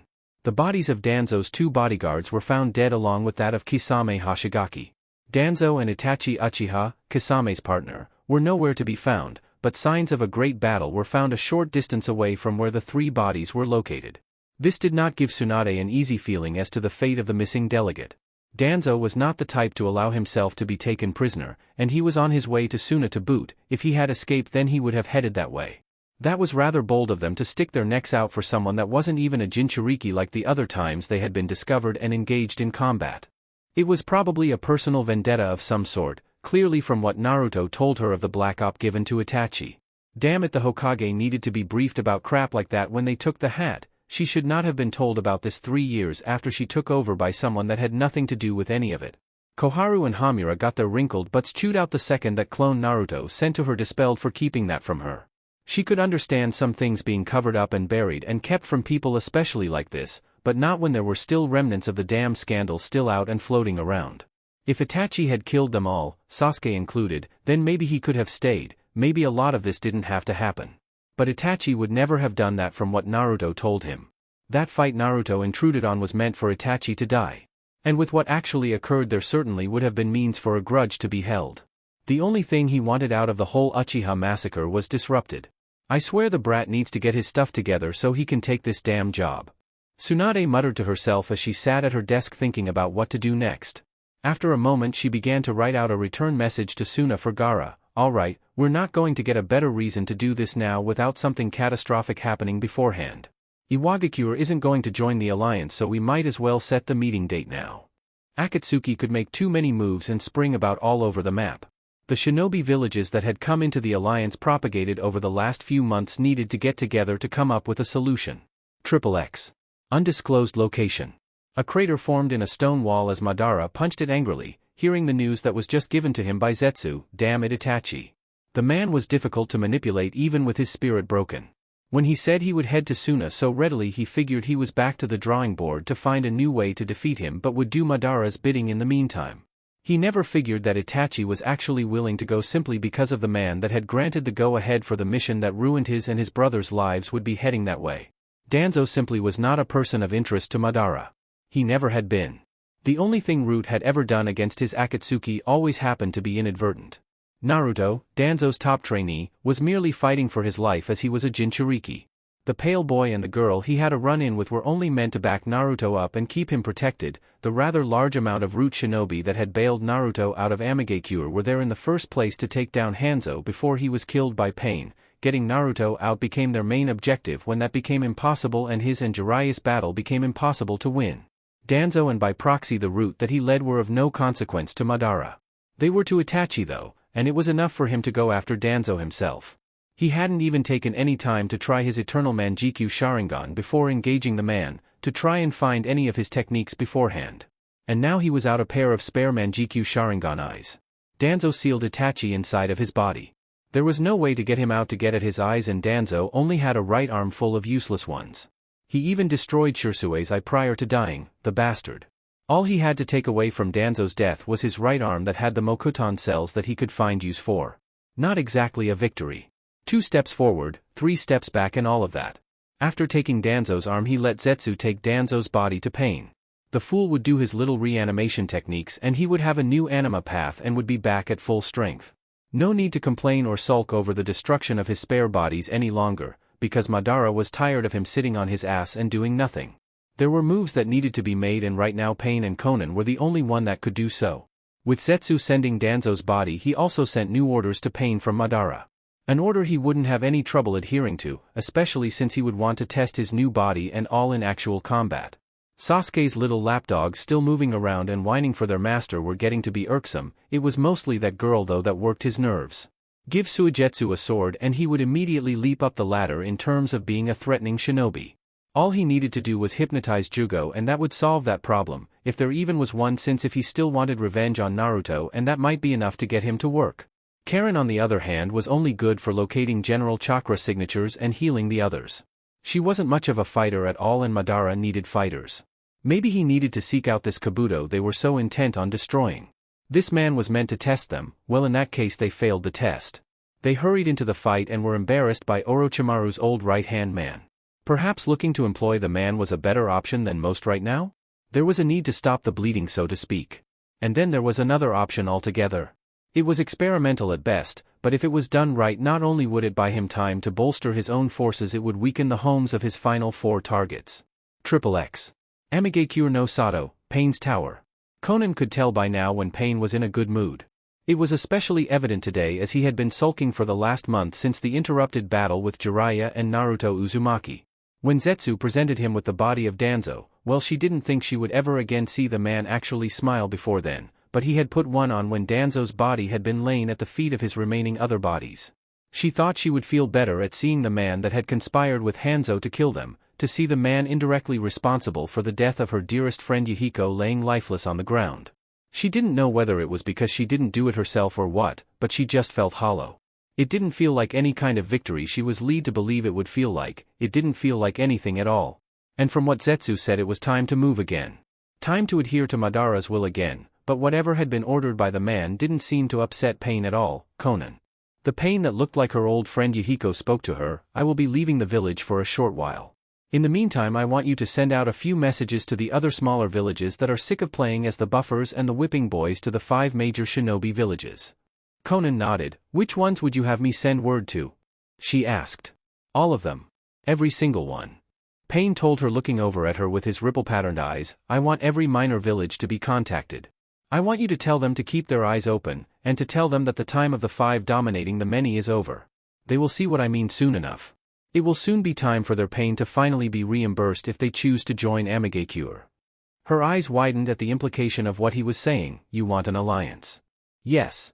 Pain admitted freely. Of course his closest confidant would be able to tell what he was thinking. The 5 great shinobi villages are doing the same. What they have neglected to do was to include or even consider the thoughts of the smaller villages that populate our world when they did so in the first place. The arrogance of the 5 nations that did so, of course they wouldn't consider the consequences of what their little alliance would do to the smaller villages. They are probably already on edge over the matter and willing to take preemptive action. They can see what will become of the alliance and their fates once it is truly consolidated. As the lesser of the equation, they will slowly but surely be phased out altogether. The smaller villages worked in the areas where the larger villages wouldn't tread out of fear of stepping on another major village's toes and starting a major war. Places such as borderlines, countries that stood between the major ones, places like that. It was a considerably smaller living compared to the larger villages, especially since their funding from their daimyos were far smaller than their larger counterparts. But it was a niche that helped them survive once the pecking orders of the villages became clear-cut decades ago. If an alliance took place and there was no tension over operating zones for the major shinobi villages, then there would be no use for the smaller ones that were before an important part of keeping the balance of power set. So with the alliance, everyone that started all of the major wars would finally be getting along. That wouldn't do the smaller villages any good at all. No tension meant that the larger villages would have expanded operating zones, which meant that quality and quantity could be taken over mere convenience for the clients out to hire shinobi. And if push came to shove when pressed, the smaller villages would be unable to do anything significant about it. After all, they couldn't win a war against one of the big 5. Only one of the 5 major villages could defeat another, as had been proven in multiple past wars. Other than having fighting take place on their lands, there was really no disadvantage to the minor villages when the big villages got into their wars, unless they were directly aligned with one of the warring villages, in which case they were the cannon fodder for their larger ally. During wartime, missions for minor villages saw a surging uprise due to the fighting between the larger villages keeping them busy. The longer the war, the stronger that the minor villages grew. Since the modern system of villages first began to take shape, no minor village grew as much as the 2 strongest, considered to be right on the cusp of being one of the big 5. Those 2 were Kusugakure and Amigakure, with Takigakure a distant third. Uzushiogakure used to be right there before the war that wound up destroying them. That put minor village growth in check after seeing what happened to the powerful village of Sealing Masters. If they could be destroyed, then it could happen to any small village that didn't know their place, so to speak. They were more or less bullied under the guise of treaties with the larger villages. No village stepped out of line to challenge the 5 great shinobi villages, or else they would be destroyed. It had happened already to multiple smaller hidden villages over the years. But to be bullied, you had to have some fear. And bullying wasn't effective without the muscle to back it up, which all the big villages had. Because the lesser villages were all scattered, they were more or less on their own when it came to their relationships with the larger villages around them. The fact that they routinely outnumbered the major village that hovered over them at least 6-1 meant nothing, since they never tried to get themselves together. The quality of their ninja was also lacking when compared to the major villages. They needed the muscle to make them believe that they had a chance. That was something easy enough to prove when it came to something like this. With the world the way it was right now, all Pain needed to do was push it along just a little bit. The 5 great shinobi villages will fall. Pain asserted with full confidence in this fact. Their tactics of staying on top of the heap for so long will be what comes back to bite them once the smaller villages believe that they have nothing to fear. He and his amassed bodies walked outside to the ledge of the tower into the rain. I will give them that belief that there is nothing to fear.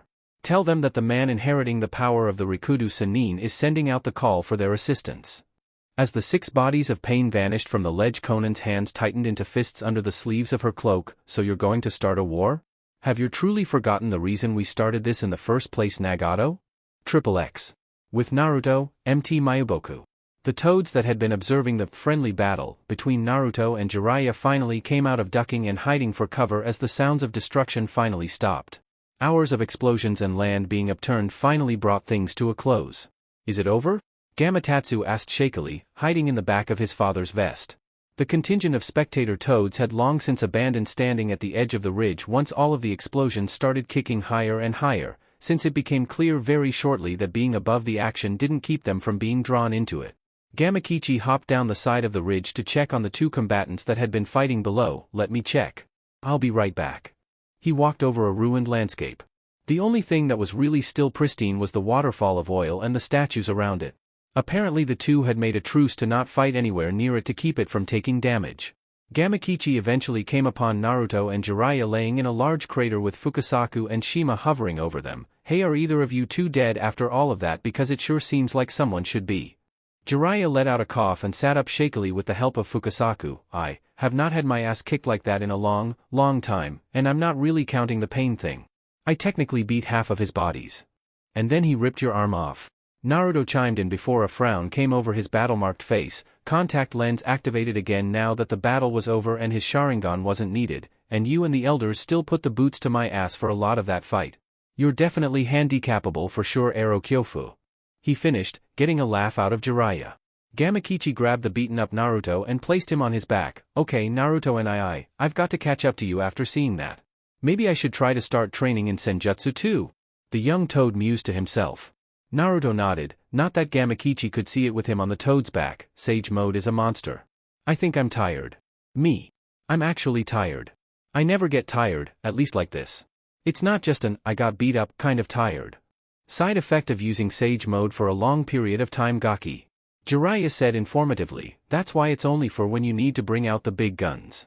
He said, gesturing to the toad elders that looked slightly drained at having been channeling chakra for so long. You feel the exhaustion when you let it fade. How you feeling, QB? Naruto mentally asked his tenant as the QB had been channeling chakra for Sage mode just as long as they had been all by itself, and Naruto's list of ninjutsu only became more and more taxing on the chakra count. He had especially been abusing Haretsu Saigon, burst limit, to stay out of Jiraiya's reach when he could. Sage mode turned that powerhouse into a whole different kind of threat. I'm not weak like you humans are. QB stated derisively at his human container. Do you really think that your puny amassed ninjutsu could put even a dent in my own chakra reserves? Yes. Naruto thought in reply only to get a scoff from his large red inner demon. Ignoring that conversation for the time being, Naruto turned his attention back to Jiraiya. So am I done? Is my training finished? Jiraiya couldn't keep the smile off of his face. Yeah. You're done. It's time to go home. He then blinked and looked at their current situation, right as soon as we can both stand up and walk in a straight line. He got a thumbs up from Naruto on Gamakichi's back in response. Shima watched as Fukasaku showed surprising strength for such a little toad as he picked Jiraiya up to help carry him. Well, in that case I guess I'll make you 2 boys some home cookin' for the road. Naruto and Jiraiya looked at each other and shared terrified looks before pushing themselves off of their toad assistants and used each other to stand up, balancing against each other to make sure they both stayed up. No, that's not necessary, Shima-sama. Jiraiya insisted, Naruto waving his hands in a gesture to show that it wasn't needed. We need to get back to Konoha. Who knows what's happened to that place since we've been gone. They both then rapidly tried to hobble away, trying to disguise their injuries in vain. Fukasaku just stared with a deadpan face. Right? I guess I'll just go on ahead and take the portal to Konoha to get ready to summon them back. He said, grabbing his confused wife by the hand and dragging her away from the area. XXX. Kirigakure no Sato, Mizuki's office. Chujuru stood in front of the beautiful Mizuki Terumi, unable to meet her gaze directly as he did so. What on earth could she have called me here for? He thought to himself, I'm all by myself, what's going on? It was clear that he was fidgeting. Chujuru, I need you to focus, okay? Mei said warmly in an effort to get him to calm down. The boy was so jumpy most of the time, nervous about messing up anything, and things got worse whenever he was around her. He was chosen to take on the mantle of current 7 ninja swordsman of the mist because he was talented, but that would only go so far without confidence. She seemed to be the only one that could make him get his nerve up. This is important. There are raids taking place all over the countryside on Kirigakure outposts, and there haven't been any survivors in 9 different assaults. The young man gulped but nodded anyway. So you want me to go and search for whoever is doing this? Yes. May confirmed for him. I need you to take a team out to deal with whoever is doing this. I'm asking for you because you're the best of the current crop of potential 7 ninja swordsmen. You've already mastered using Hiramakari and you've been the best at using Kubikurabuchu since it has been returned to the village. You're the most talented swordsman in the village. Why is it me that you picked to go? That was the heart of his trepidation for going, but he would take the mission regardless. He simply wanted to know the criteria for him leading the team. Do we know anything about the attacker that makes me the right person for this mission? May nodded and reached into her desk to pull out a file that she put down in front of him. These are pictures of the wounds inflicted on our shinobi that had been attacked.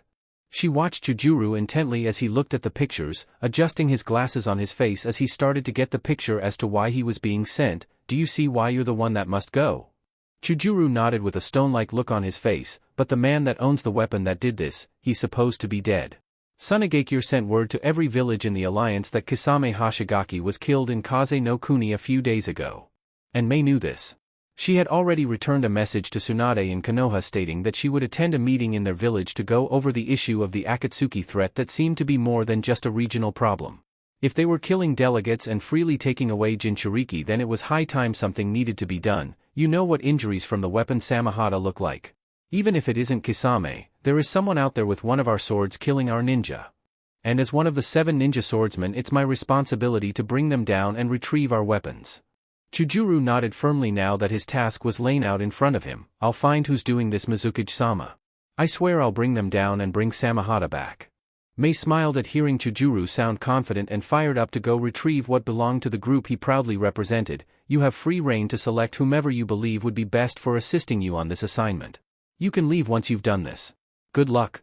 I know you'll do a great job. Returning her smile full force, Chujuru bowed before hurriedly making his way from the office to prepare for his mission. After he left, Ao poked his head into the office and looked back at the way that Chujuru had gone in order to leave. So do you think the kid's got what it takes to deal with whoever this is? If whoever's doing this is using Samahata, then it might be a step or two out of his league.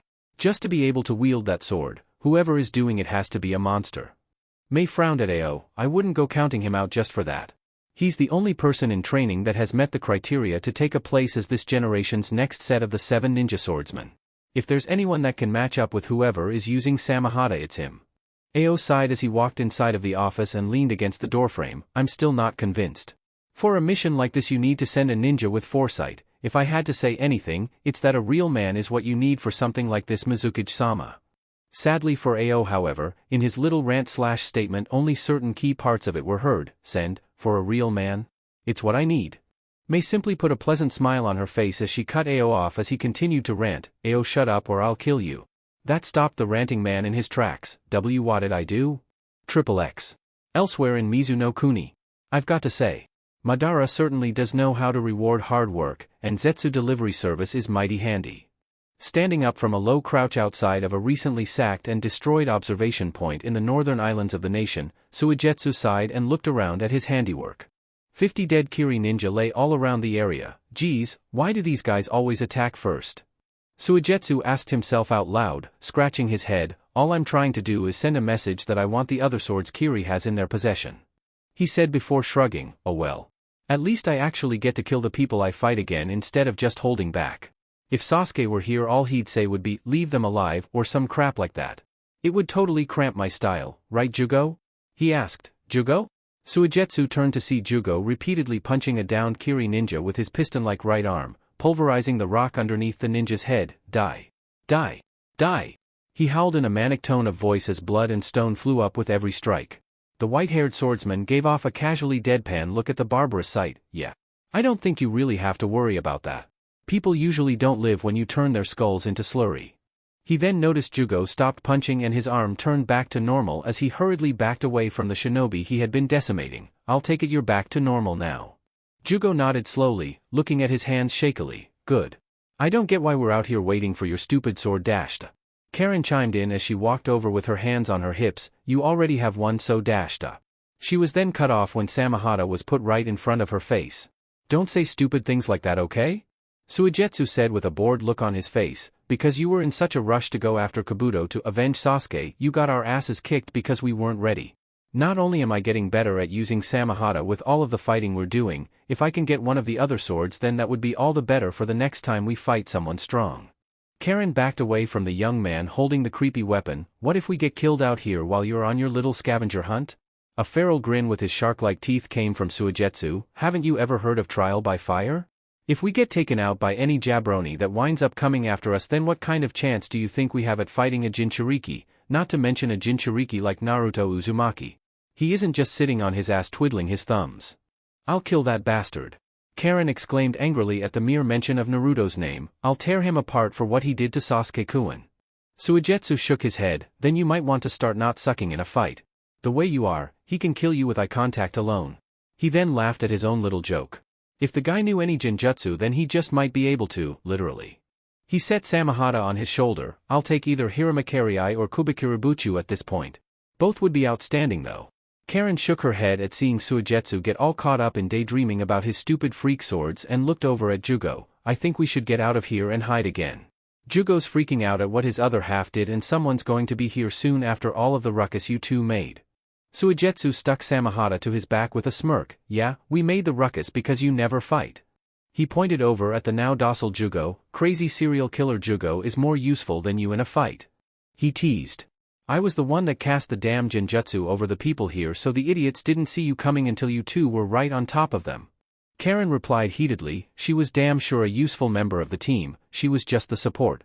Suigetsu would realize that if he ever got messed up badly enough to need help, but then as long as he lived through it he would just put himself into a body of water and heal there, and Jugo was so unstable that healing him came with a risk of him possibly snapping while you were working on him. A shrug came from the water-manipulating member of the team before Jugo spoke up. Maybe we should get moving again now you guys. Suigetsu nodded. Yeah sure.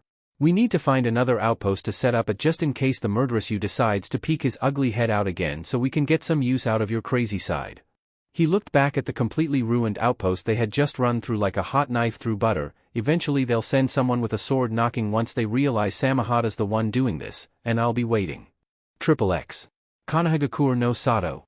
So this is little Naruto-chan's house.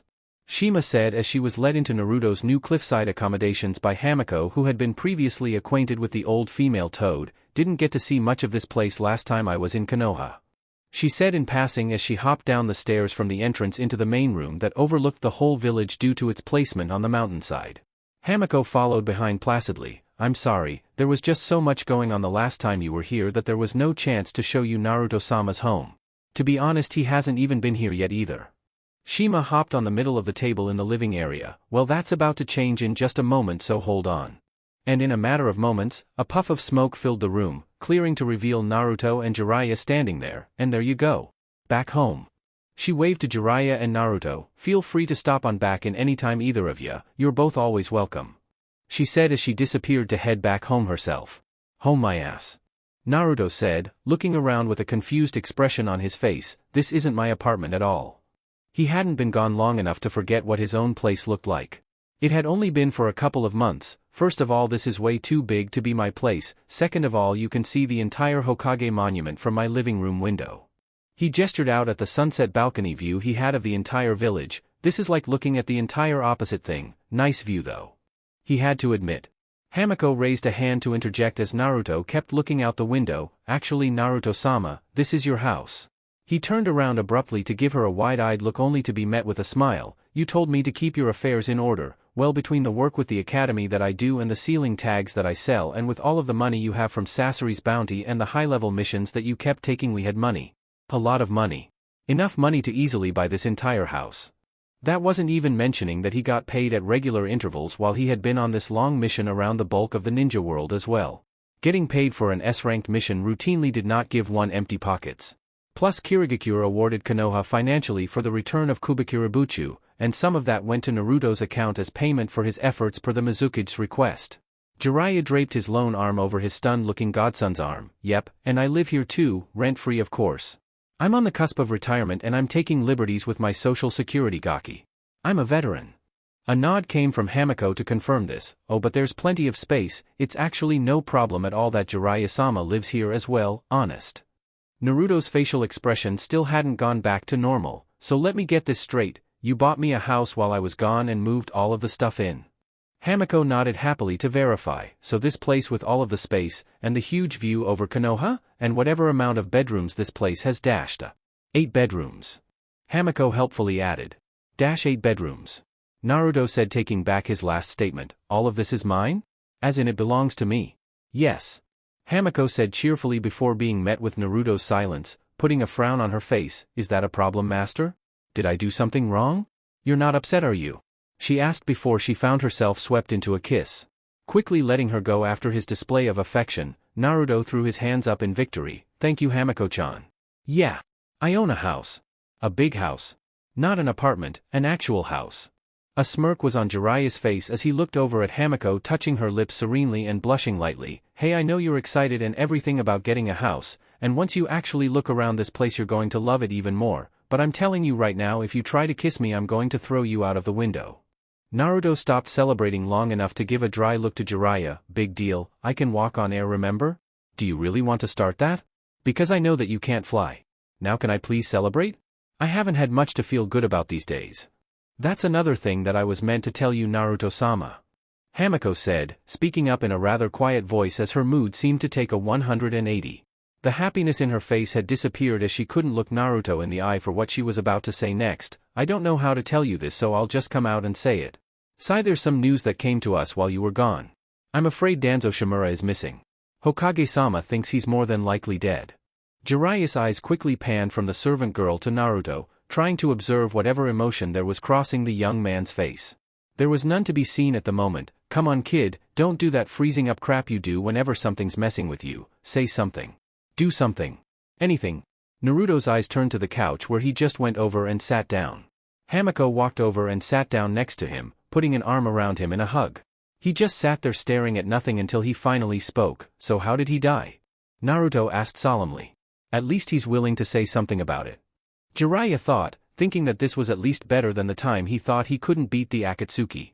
Hamiko gave him whatever answer she had on the matter. His guards were found in Suna, one of them a Yamanaka, the other an Aburame, both of them dead. Kisame Hashigaki's body was found as well. And then there was the place where it was believed that Danzo had been fighting. Apparently it looked like a mess. Naruto smirked weakly. The old man didn't go down easy, I guess. Even if they were all dead, at least they took one of his more powerful enemies with them. You always were watching my back somehow, weren't you, Danzo-jiji? At least you went out in a fight. I think it would have hurt me worse if you died in your sleep or something lame like that. He turned his blue eyes towards Hamiko's amber ones. So how are Sai, Kohai and Maki-chan? What's going on with them? Sai-san and Maki-san need to speak to you. Hamiko said with a serious look. Naruto could only guess that there was a power vacuum of sorts en route now, and he knew that in the event of Danzo's death there was supposed to be a total recall of all dispatched route operatives. He could only imagine the mess that probably was. I'll handle it soon. He told her, patting her on the thigh. I'm fine though, really. Naruto stood up from his place on the couch and decided to go look for his room. He hadn't slept in a bed that could be considered his own in months, and right now he really needed the rest. His mind was tired. I need to go around tomorrow and get my butt chewed out. I guess that'll just be part of my tour. Jiraiya had been quiet the entire time. It seemed like hearing of Danzo's death sapped all of Naruto's remaining strength from his body. Rest really was the best thing for him at the moment. He had been on the move non-stop with no downtime for quite some time. It was one hell of a campaign across the continent he had just been running. Wait, why do you think you're going to get chewed out tomorrow when you meet up with your friends? Naruto turned and gave Jiraiya a haggard look as he started to list the reasons. People thought I was captured after the fight with Pain.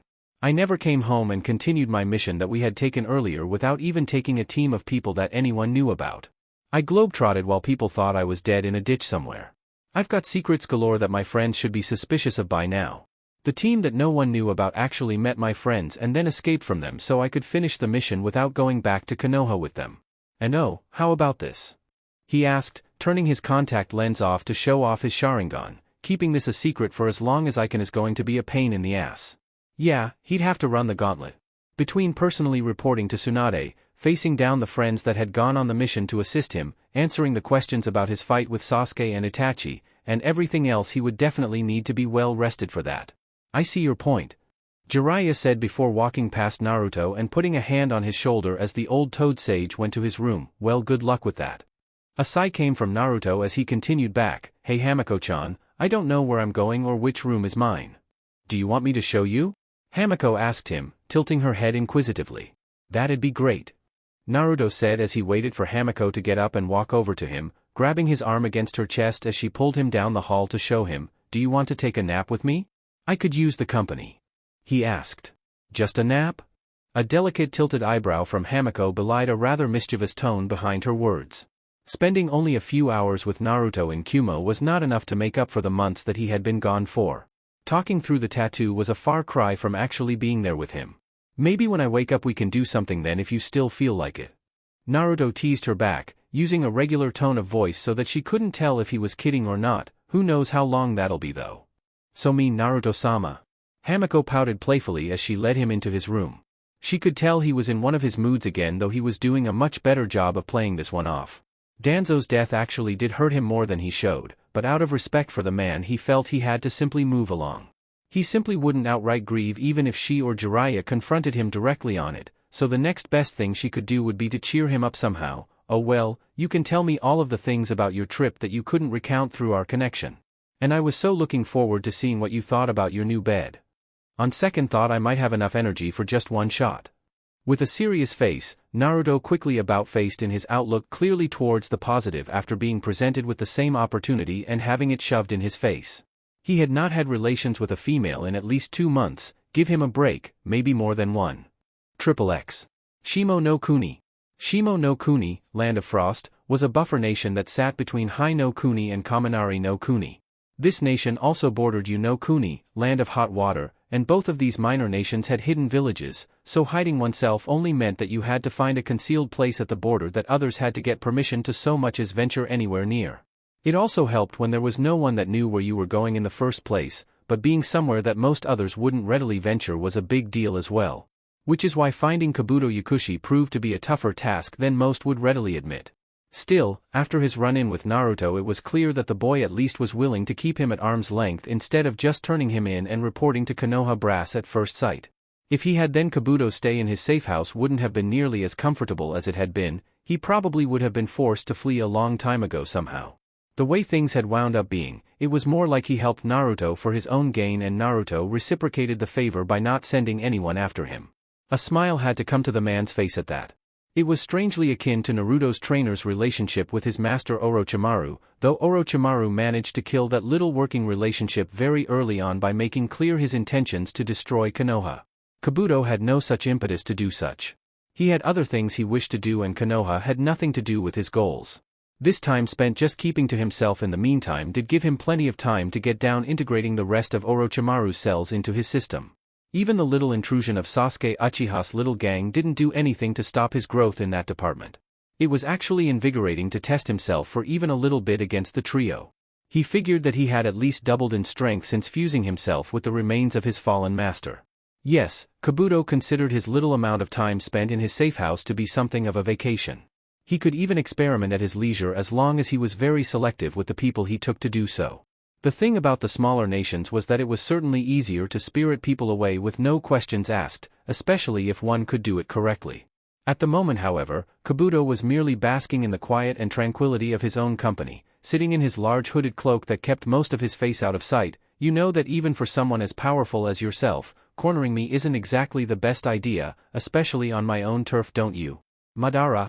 From the darkness of the large room that Kabuto walked in from, Madara did indeed step out. "So you knew I was here. That's really very impressive, Kabuto Yakushi." A grin spread over Kabuto's face. "So you know of me. That's not really good.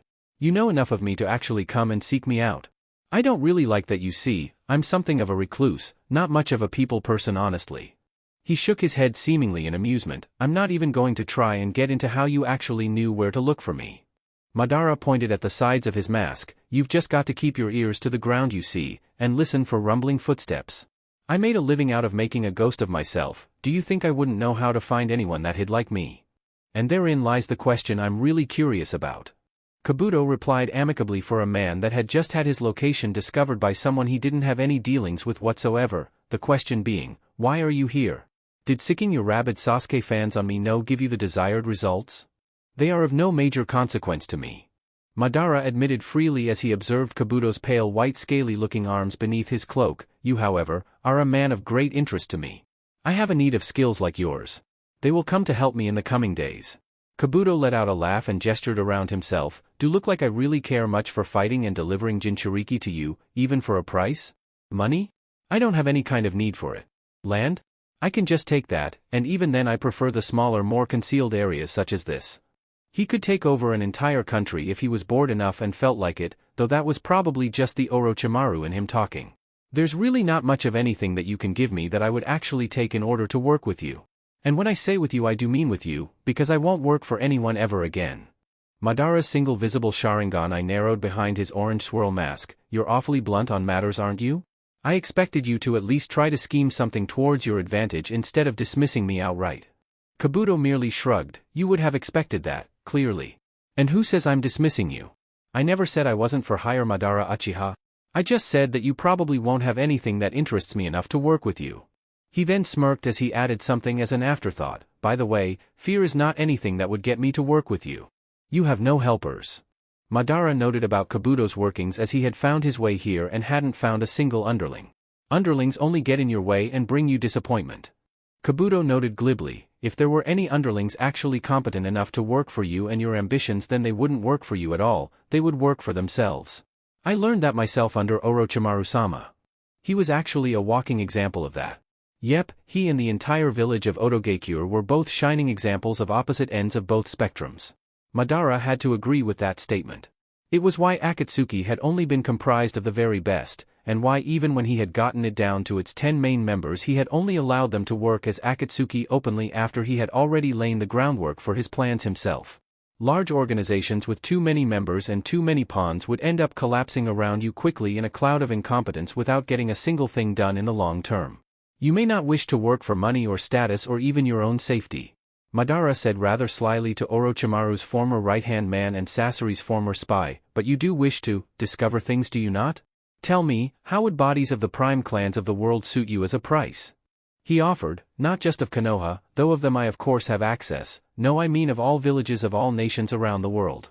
You must have inherited your former master's ambition for power. Kabuto let out a chuckle. If that's what you're offering, then let's just say that it's a start. He turned his head up at Madara with his glasses gleaming in the low light. Let's haggle about for a bit, Madara. If that's your starting price, then I'd love to see what we can actually work out in the end. But I do have to ask, or I'd be remiss, what exactly do you need a man of my talents for? This was something that Kabuto could work with. To play two sides against the middle instead of just dealing occasionally with the one to keep himself out of the line of fire. Yes, he would have to look into this opportunity that Madara had presented him with. Roughly the same reason that I originally desired Orochimaru for Akatsuki, to be honest with you. Madara admitted before continuing to speak, though you perhaps are more dangerous than he is. You have more talents than just that, I'm certain. And I doubt that any reason you'll actually will yourself to work with me will be on the level. Kabuto's face twisted in a smile. I'll take that as the compliment that I'm sure it was meant to be. He then let out one last laugh as he thought to himself, about me working with you. Not everything is as complicated as I try to make them seem, Madara, as you'll see soon enough. Not every man has an agenda to do certain things. Some of us aren't looking for anything logical in the things that we do. We can't be outright negotiated, bought, or reasoned with. Men like me and Naruto Uzumaki are at opposite ends of this spectrum, you see. Some of us are this way because they believe in a cause, because they have something that they feel is greater than themselves that they are willing to die for, and then there are men like me, that sometimes just want to watch the world burn. Madara Uchiha could bring the world to the brink of ruin. He wanted to see just how far along the man could get with a foil that was growing in strength every day and had the resolve to do what he needed to in order to end him. It would definitely serve to be a fun little show as far as Kabuto was concerned. Sort of like a make-your-own story kind of book, complete with an ambiguous set of endings to boot.